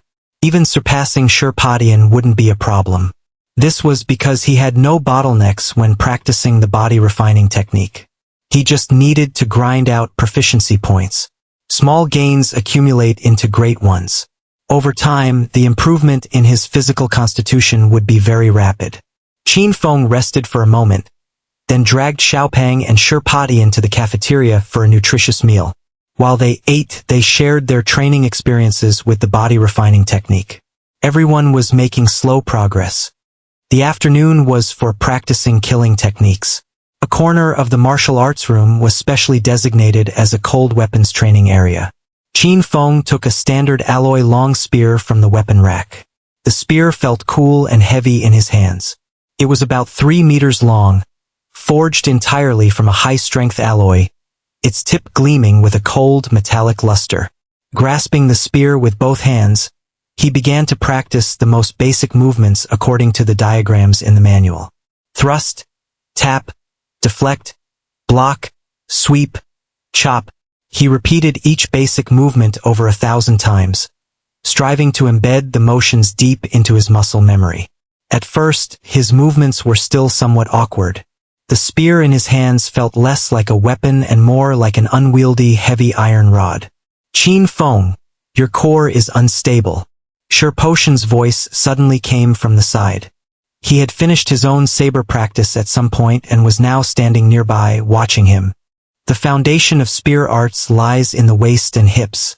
Right now, you're relying too much on arm strength. Power must originate from your foundation, be transmitted through your waist and hips, and then out to the spear tip. Try to find the feeling of your whole body's strength twisting together like a rope. Hearing this, Qin Feng stopped, nodded at Shirpatian, and then began to adjust his power generation according to the advice. After he completed the 1,000 standard basic movement, the panel refreshed again. Detecting new killing technique. Killing technique mastered. 1,000 army spear. Uninitiated. Proficiency. 1 out of 10. Realms. Entry. Minor success. Major success. Perfection. Control. Qin Feng didn't stop. For the entire afternoon, he repeated the basic spear techniques. He went from being clumsy to proficient, and then to having a preliminary grasp of its power generation methods. As evening approached, his killing technique panel finally changed again. Proficiency in +1. Killing technique. 1,000 army spear. Uninitiated. Proficiency. 2 out of 10. To use those 3 killing moves, I'll need to reach the minor success realm at the very least, Qin Feng calculated. If my fundamental techniques aren't solid, then using the killing moves is out of the question. After dinner, the 3 of them returned to the martial arts room for a second round of body refining technique training. Having adapted during the day, Qin Feng's mastery of the new version of the body refining technique grew more and more refined. His body, like a piece of refined iron being repeatedly forged, became tougher and more condensed with each round of being pushed to its absolute limit. When the electronic clock on the wall pointed to 8:30 p.m., Qian Duoduo was once again the first to be killed in action. He sprawled on the ground, completely out of breath. Brother Shi, Qin Feng, are you guys made of iron? Qian Duoduo complained. We're all tired. I'm tired too. But, do you want to die in obscurity, or become famous throughout the world? You choose. Shirpatian chuckled. Damn it. I'll just grit my teeth and push through. Qian Duoduo clenched his fists. Qin Feng finished his last movement and also stopped. He called up his panel and took a look. Proficiency in +2. Proficiency in +2. Refining method. Imperial body refining technique. Minor success. Proficiency. 24 1000. Life force index. 1.398. In one day, his proficiency in the body refining technique had increased by a total of 7 points. After a night's rest, it should increase even more. And his life force index had steadily grown to 1.398. At this rate, it will take 5 months to reach major success, and there's still perfection after that. The increase in my life force index is directly correlated with the increase in my body refining technique proficiency. When the body refining technique reaches perfection, my life force index should be around 10. In other words, to reach a life force index of 10 and become a second-level martial artist, I'll need at least a year. Qin Feng calculated silently. A 1-year gap. There was a full 1-year gap between him and Sherpatian. A rough calculation. In about a year, I should be able to raise my life force index to 10 and become a second-level martial artist. After all, as my life force index goes up, my proficiency will increase faster too. Qin Feng's eyes lit up. This miraculous panel gave him the reward for his hard work, a real-time feedback loop of his improvement. The future is promising. Qin Feng took a deep breath. In truth, whether it was proficiency or the life force index, they were just data representations. All the feedback and improvements were based on Qin Feng's own progress. Back in his dorm, he washed away the day's fatigue. Qin Feng sat at his desk and, as planned, began his final meditation for the day. He closed his eyes and visualized the figure of the emperor in his mind. In the world of his mind, that supreme majesty descended once more. Qin Feng guarded his mind, using his own will to resist and temper himself against it. The process was silent yet exceedingly dangerous. Each confrontation was like a contest of strength on the mental plane, consuming a massive amount of energy. Half an hour later, he slowly opened his eyes, his mind feeling completely drained, as if he had just engaged in intense mental labor. He called up the panel. Uninitiated. Proficiency. 0 out of 10. His proficiency was still 0. Qin Feng wasn't surprised by this. The cultivation of mental power was a gradual process that couldn't be rushed. He let out a long, slow breath. The exhaustion of his body and mind intertwined, and before long, Qin Feng sank into a deep sleep. In this deep slumber, his body began a new cycle of repair and growth. Time was consumed in an almost extravagant manner. For the geniuses immersed in arduous cultivation, the passage of day and night lost all meaning. The only measure was the surging power within their bodies and the ever-clearer comprehension of the martial Tao in their minds. In the blink of an eye, a month slipped by. Central Cultivation Hall, Public Martial Arts Room. Bang! A dull, heavy thud resounded in the punch-testing area. Qian Duoduo's massive frame, like that of an enraged bear, threw a fist that carried a vicious, howling wind, smashing it fiercely onto the specialized punching target. On the electronic screen above the testing machine, numbers jumped frantically before finally settling. 1987 kilograms. Ha! Ha! Qian Duoduo gasped for breath, sweat pouring down his round cheeks, but his eyes shone with excitement. Not bad. Sherpatian, standing to the side, nodded and gave an objective assessment. Your explosive power has increased by nearly 10%. You're about to reach the entry level for the mountain-shaking hammer technique. All killing techniques were inextricably linked to fist techniques. A direct increase in explosive punching power usually represented progress in comprehending killing techniques. Hehe. I have to thank you and Qin Feng for keeping an eye on me, Brother Sher. Qian Duoduo gave an honest, simple laugh. If it weren't for you guys, I'd probably still be sleeping my days away in the dorm. My turn. Sherpatian walked over to another testing machine. He didn't use a weapon, simply standing there calmly and adjusting his breathing. The next second, he moved. A standard straight punch, completely unadorned yet fast as lightning, carried a sharp, unstoppable momentum as it precisely struck the center of the target. 4,998 kilograms. A punch force of nearly 5,000 kilograms. Brother Sher is on another level. He's about to break through to second-level martial artist. Qian Duoduo clicked his tongue in amazement. Sherpatian retracted his fist and glanced at the data. His face was expressionless, clearly unsurprised by the result. His gaze turned to the last person. Qin Feng, you're up. Qin Feng nodded and stepped forward. He also used no weapon, merely taking a basic punching stance before throwing a punch. 1,389 kilograms. Great improvement, Sherpatian said, surprised, as he looked at the number. A month ago, Qin Feng's base punch force was less than 1,000 kilograms. In just 1 month, the amplification was significant. His life force index alone shouldn't account for such a large improvement. This meant Qin Feng's comprehension of killing techniques was extremely high, far surpassing their own. Although they were stronger than Qin Feng when it came to their rate of progress, they were far behind him. Qin Feng's killing technique had definitely reached the entry level. As expected, no one who gets into Qi High School is a simple character.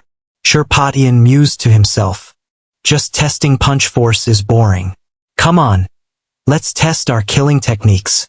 Qian Duoduo's interest was piqued. He raised the heavy hammer in his hand and took a stance. Qin Feng, you attack me first. Let me see how your 1,000 army spear is coming along. All right. Qin Feng walked to the weapon rack and took down the familiar alloy long spear. He gripped the spear with both hands, and his entire demeanor changed in an instant. His usual calm was replaced by an aura as heavy as a mountain and as deep as an abyss. Be careful. The moment the words left his mouth, Qin Feng moved. With a shift of his feet, his figure lunged forward like a phantom. The long spear in his hands transformed into a silver streak of light, stabbing straight for Qian Duoduo's chest. Qian Duoduo's pupils shrank. Not daring to be careless, he immediately blocked with his hammer held horizontally. Clang! A crisp clang of metal on metal rang out. The tip of Qin Feng's spear precisely struck the body of Qian Duoduo's hammer. A condensed burst of force erupted, shaking Qian Duoduo and forcing him back half a step. Before he could stabilize himself, Qin Feng's spear technique changed. The thrust became a sweep, whistling through the air as it aimed for his lower body. Qian Duoduo hurriedly brought his hammer back to defend, but Qin Feng's assault was like flowing mercury, relentless and unending. Taps, thrusts, deflections, blocks. The most basic spear techniques were executed with effortless ease, linked together seamlessly, forcing Qian Duoduo into a flustered, passive defense. To the side, Sure Potion's eyes revealed an unconcealable astonishment. 10 minutes later, Qin Feng retracted his spear and stood still. He was exhausted. As for Qian Duoduo, while he seemed to be frantically parrying, his life force index was actually far higher than Qin Feng's. He was now only breathing a little heavily. No more, no more. He waved his hands repeatedly. Qin Feng, you monster. It's only been a month. How is your spear technique more practiced than mine? Says you. Qin Feng gave a wry smile. I could work myself to death and still not break your defense. My life force index is still too low. My strength, speed, and endurance can't keep up with you. Qin Feng. Shirpatian also walked over. He looked at Qin Feng, his voice low. If this were the Imperial Arena, under equalized stats, Xiaopeng would definitely not be able to beat you. Your 1,000 army spear must have reached the entry level a while ago, right? Yeah. Qin Feng nodded. Entry level? Qian Duoduo's eyes went wide. Brother, sure, you're not kidding, are you? The 1,000 army spear is recognized as the most difficult first-level gun skill to practice. He reached the entry level in just 1 month. His technique transitions are smooth, his force generation is masterful, and he already has his own rhythm. Those are the signs of the entry level. Shirpatian gave his professional judgment. He looked at Qin Feng and continued, your rate of progress is fast. Very fast. Hee. That goes without saying. Qian Duoduo sidled up, a proud look on his face as if he shared the honor. Our Qin Feng is a rising star. This just shows how high his comprehension is. Shirpatian didn't refute him. To cultivate a spear technique widely recognized as the most difficult to the entry level in just 1 month. Such speed could not be explained by hard work alone. There had to be an element of talent, or rather, comprehension, involved. What they didn't know was that on Qin Feng's panel, the results of his month of arduous cultivation were clearly displayed. Name, Qin Feng. Life Force Index, 2.98. Martial Artist Level, First Level Martial Artist. Refining Method, Imperial Body Refining Technique, Minor Accomplishment. Proficiency, 312/1000. Killing technique, 1000 army spear, entry. Proficiency, 31 out of 100. Effect, at the current realm, comprehension for cultivating spear techniques is slightly increased. Realms, entry, minor accomplishment, major accomplishment, perfection, control. Refining method, Emperor meditation technique, uninitiated. Proficiency, 9 out of 10. Reaching 10 proficiency will advance to entry level. In 1 month, his body refining technique proficiency had crazily increased by nearly 300 points, at a rate of 7 to 10 points per day. His life force index had also soared to nearly 3.0 as a result. And the 1000 army spear, just as Sherpadian had said, had successfully reached the entry level with its proficiency at 31 points. The slowest progress was with the Emperor meditation technique. In 1 month, its proficiency had barely reached 9 points, just 1 point shy of the entry level. Let's go. Time to eat. Qin Feng closed the panel and said to the other two. In the public cafeteria, they sat at their usual spot by the window. The three of them discussed their upcoming plans while eating their nutritional meals. Phew, we finally made it through the first month. Qian Duoduo gulped down a large mouthful of water and let out a long sigh. Tomorrow is our first practical combat class, and the day after that is the monthly exam. After the exam, we'll have to figure out a way to earn merit points. Sherpadian paused, raised his head, and looked at the two of them. The resources from a D-rank contract can no longer keep up with my cultivation speed. I suspect you two will soon face the same problem, so we have to raise our contract levels as soon as possible. Exactly. Qian Duoduo immediately perked up, pulling up his own data panel and swiping across it. I already looked into it. To get from D rank to C rank, you need 100 merit points. From C to B, 1000. From B to A, 10,000. And for the legendary S rank, you need a whopping 100,000 merit points. He smacked his lips. There are a few main ways to earn merit points. The first is our practical combat class tomorrow. I heard the teacher will grade our performance during the mission and award points directly. If you do exceptionally well, you might even get dozens of points in one go. Second, the monthly exam the day after tomorrow. As long as you place in the top 100 of our year, you get merit points as a reward. The higher your rank, the richer the reward. I heard if you make it into the top 10, you can get over 100 points at once, enough to upgrade directly to a C-rank contract. Besides that, there are some achievements that aren't restricted by your strength. Qian Duoduo looked at Qin Feng. For example, your rank in the Imperial Arena, or some of the school's test courses, like the Gravity Copperman Alley or the Countercurrent Racetrack. As long as you achieve a certain result, the school gives you a one-time reward of merit points. For newcomers, this is pretty much the most direct way to get them. Hearing this, Sherpadian nodded. There's one more thing. We've been cultivating our killing techniques for a month. It's time to test them in the arena. Real combat is the fastest way to improve your fighting skills. Right. Qian Duoduo slapped his thigh. That's exactly what I was thinking. Starting today, we have to add the Imperial Arena to our daily training plan. We can split our afternoon killing technique practice time, spend half of it fighting in the arena, or even spend all of it there. Sounds good. Qin Feng agreed. I have no problem with that. Sherpadian was concise. We can add each other as friends. It's better to practice with people you know first. No need to rush into ranked matches to climb the ladder. All right. Qian Duoduo clenched his fists, his face filled with motivation. Then our training plan needs an update. We're adding the Imperial Arena and the Get Merit Points phase. From now on, our schedule will be tighter, and our days will be even busier. The meal ended with the three of them planning and looking forward to the future. Let's go. We should get to bed early tonight for the practical combat class tomorrow. I heard for the practical combat class, our homeroom teacher accepts a mission and then takes us to complete it. If we're lucky, we can get a lot of merit points. If you're unlucky, you could also die. The next morning, as dawn broke, all the students of class 1 to 3 had gathered on time in their class's martial arts room. Unlike their usual freeform training, the atmosphere today was exceptionally solemn and grave. The 57 freshmen had all changed into black combat suits. They stood silently in their dormitory groups, awaiting their first practical combat class since the school year began.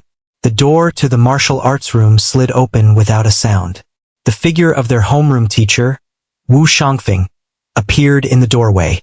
The instant he stepped into the room, an overwhelming pressure, so powerful it was suffocating, washed over the entire space like an invisible tide. He simply stood there calmly, but the air around him seemed to thicken. One could even see with the naked eye faint golden wisps of spiritual energy, like tiny electric arcs, flaring in and out of existence in the void around his body, creating a miniature tide of spiritual energy. This pressure was a world apart from what they had felt when he spoke from the lectern previously. Qin Feng's pupils constricted in that instant.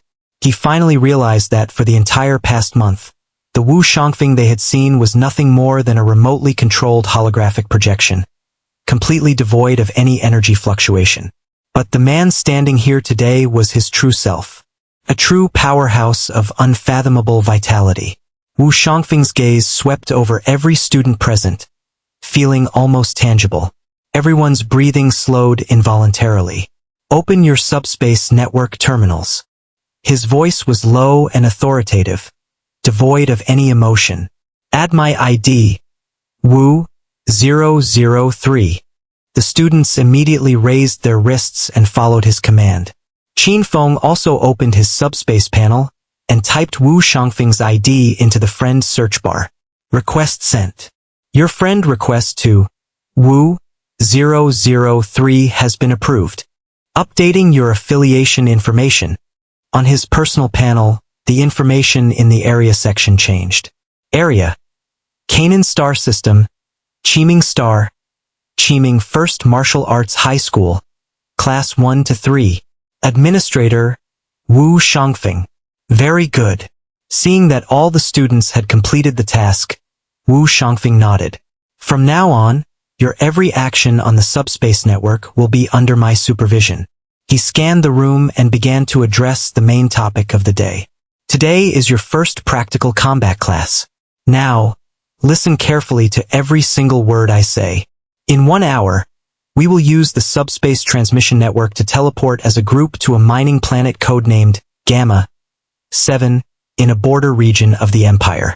Our mission objective is to clear out an abandoned mining outpost on the planet's surface and annihilate all alien race life forms within it. The target species for this mission, greenskins. The moment the word greenskins was spoken, complex expressions appeared on the faces of many students. Pay attention. Wu Shangfeng's voice suddenly turned cold. First, you will operate in your dormitory units. Your job is to cooperate and look out for each other. I don't want to see any form of individual heroism. That will only get you and your teammates killed faster. Second, according to our intel, the individual vitality metrics of the alien race life forms in the mission area do not exceed 10 points. In other words, their strength is on par with the standard physical attributes you're locked into in the arena.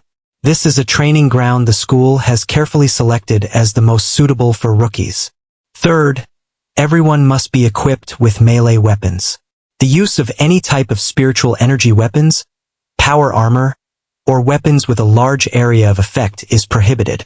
Fourth, and this is the most important point, Wu Shangfeng's gaze became as sharp as a blade. Accepting missions from the Empire, traveling to the mission site via subspace teleportation, and executing your orders, this is the primary way you will earn resources after you leave this school. This is real combat, so adjust your mindset. On the battlefield, maintain absolute composure. Only with extreme calm can a martial artist unleash their full potential. Any superfluous emotion is a deadly poison. After Wu Shangfeng finished speaking, the entire martial arts room fell into absolute silence. The 57 students, 41 boys and 16 girls, all held their breath. Aside from Qin Feng's special 3-person dorm, the other students, grouped by their standard 4-person rooms, silently exchanged looks with their roommates. Now, Go to the supply depot and retrieve your gear. Wu Shangfeng waved his hand. Level 1 light composite armor and a level 1 standard weapon. You have half an hour to get suited up. Use the remaining time to get into the right mindset and search the subspace network for all available data on the greenskin race. Be fully prepared. Dismissed. The words had barely left his mouth before the students sprang into action, hurrying toward the supply depot at the back of the room. Qin Feng followed the crowd and received a fitted set of black light armor, along with a 3-meter standard alloy long spear identical to the one he usually used for training. He donned the armor, slung the long spear across his back, then returned to his seat and opened the subspace network's database. He sat with Chen Duoduo and Shirpatian, and the three of them simultaneously typed the word greenskins into the search bar. A massive amount of data instantly flooded the screen.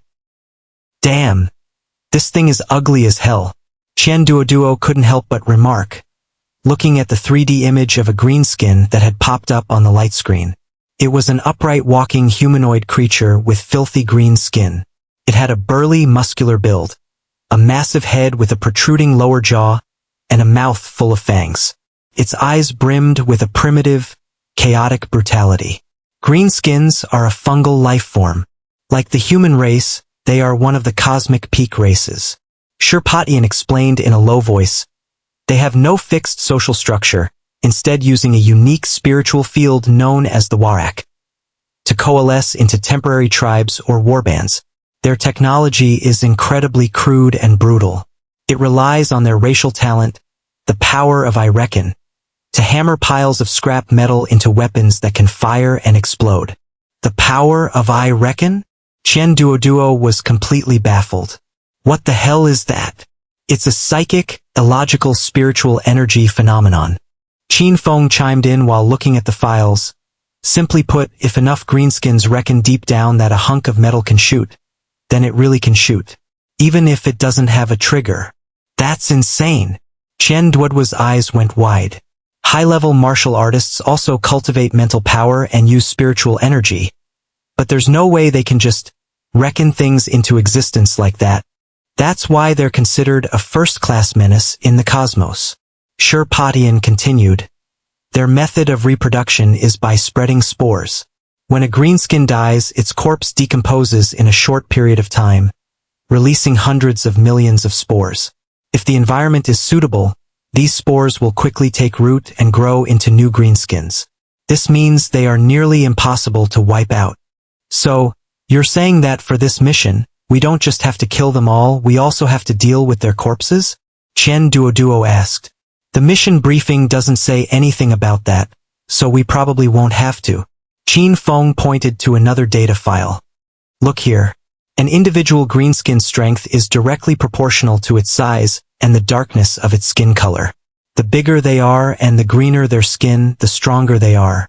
The ones we're up against this time should all be of the lowest rank, the green-skinned kid level.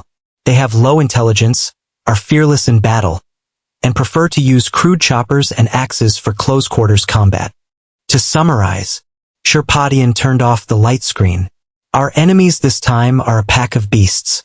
They aren't smart, but they're very strong and unafraid of death. Their weapons are trash, and they have virtually no tactics. They just swarm you and fight to the death. Sounds like they won't be too hard to deal with. Chen Duoduo breathed a sigh of relief. Don't get careless. Shirpatian glanced at him, his tone serious. The files say that when greenskins get excited in a fight, they secrete a special hormone that numbs their pain and gives them a slight boost to their strength and speed. It'll be a huge problem if you get surrounded. That's right. Qin Feng nodded. Our advantage is that we're organized, we have tactics, and our equipment is better. We absolutely cannot let this devolve into a chaotic brawl. We need to leverage our dorm-based squad coordination and take a steady, methodical approach. The three of them quickly exchanged information and formulated a preliminary strategy. An hour passed quickly. Wu Shangfeng's figure reappeared at the podium. Time's up. Attention, everyone. Connect to the subspace transmission network. Target, Gamma 7. Move out. Wu Shangfeng's voice echoed through the silent martial arts room, like a general giving the order for an all-out assault. He raised his left wrist. On it was a dark gold wrist-mounted terminal, its design far more archaic and substantial than the student's. He reached out with his right hand and tapped the terminal screen. A wave of spiritual energy, far more powerful and vast than what the students had produced when activating their passes, erupted from Wu Shangfeng.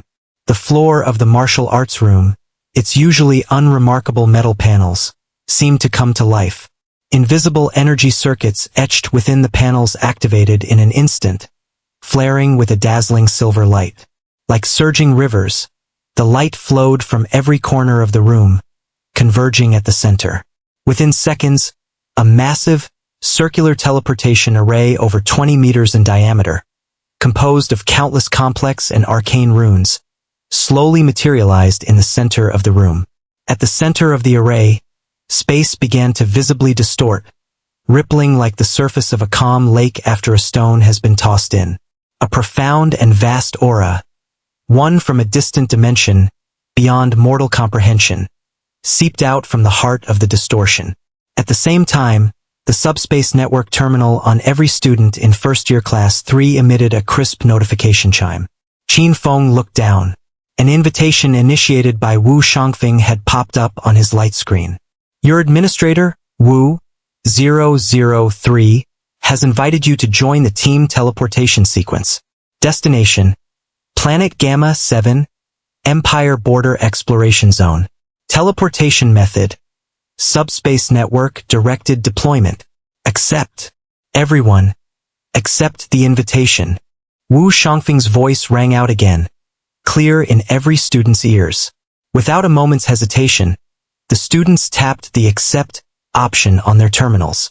The moment Qin Feng tapped accept, he felt an invisible, subtle connection form between the terminal on his wrist and the massive teleportation array in the center of the room. A fine, silver thread of light shot out from his terminal, connecting to the edge of the teleportation array. The same thing happened to the other 56 students. 57 threads of light, like a spider's web, bound all the students tightly to the teleportation array. Brace yourselves. Wu Shangfeng's voice seemed to come from far away, tinged with a faint, blurry distortion. The next second, the distorted space in the center of the teleportation array abruptly collapsed inward, forming a bottomless vortex shimmering with multicolored light. An immense, irresistible suction force pulled from the vortex. Qin Feng's vision blurred. In that instant, his entire world, along with time and space itself, was utterly overturned, shattered, and reassembled. His consciousness felt as if it had been forcibly ripped from his body and thrown into a bizarre tunnel composed of countless chaotic colors and fragmented light. An indescribable sense of speed made him lose all perception of up, down, left, and right.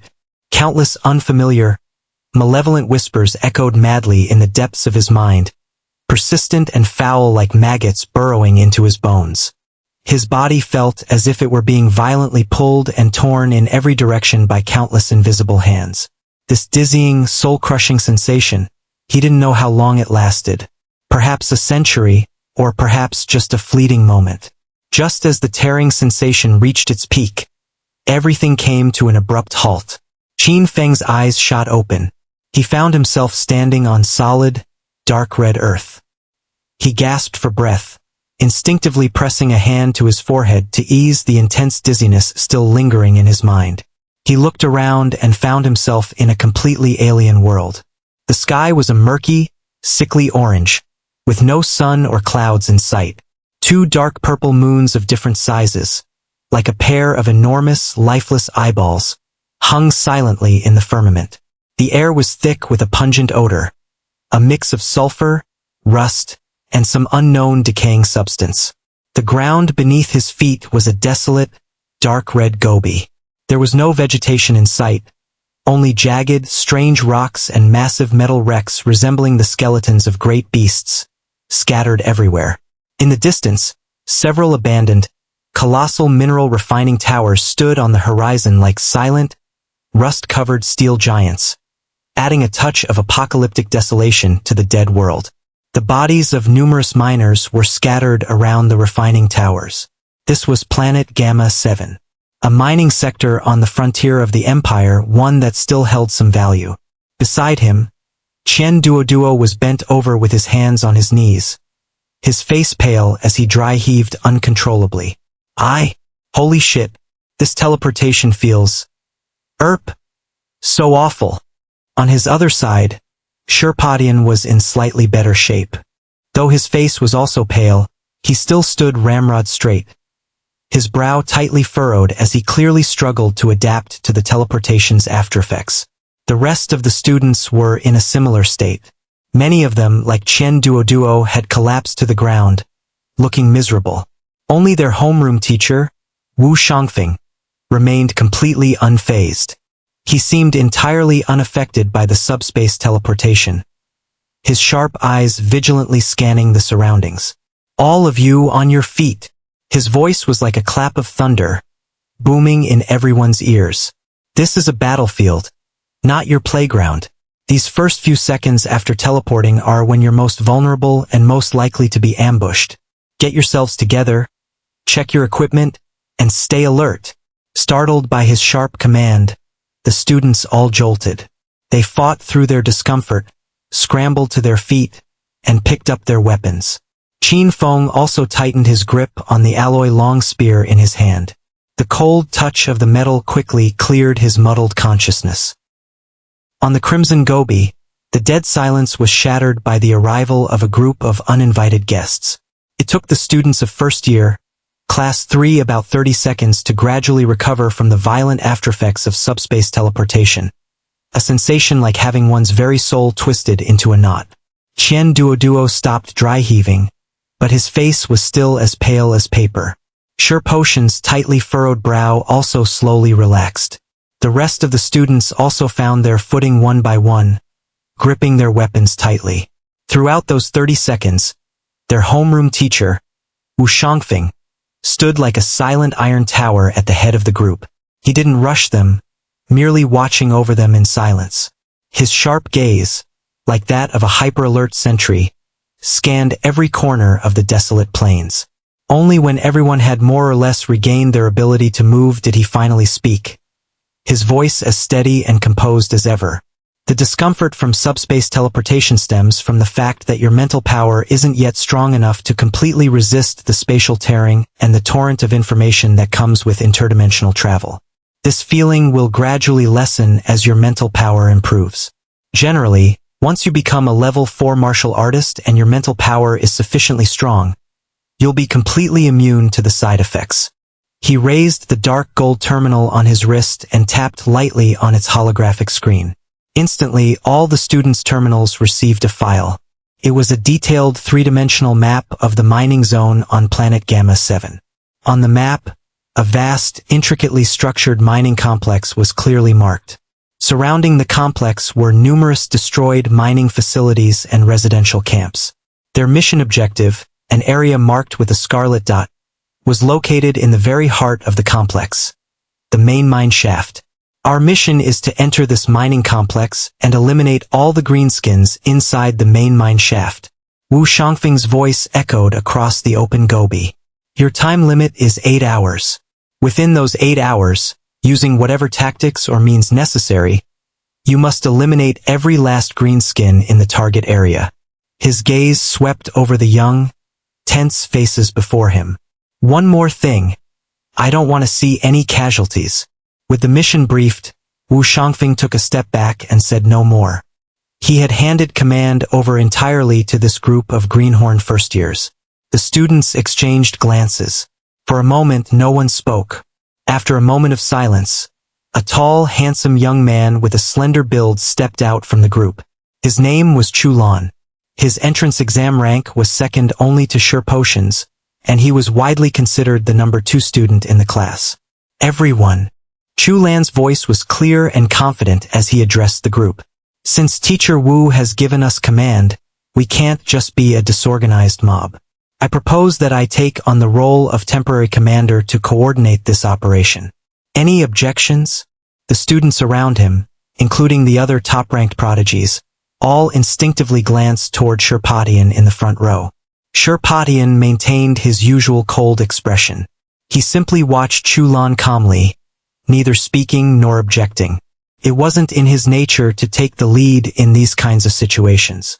Seeing that Sherpatian had no reaction, the rest of the students naturally had no objections either. Good. Seeing no objections, Chulan continued. I just looked at the map.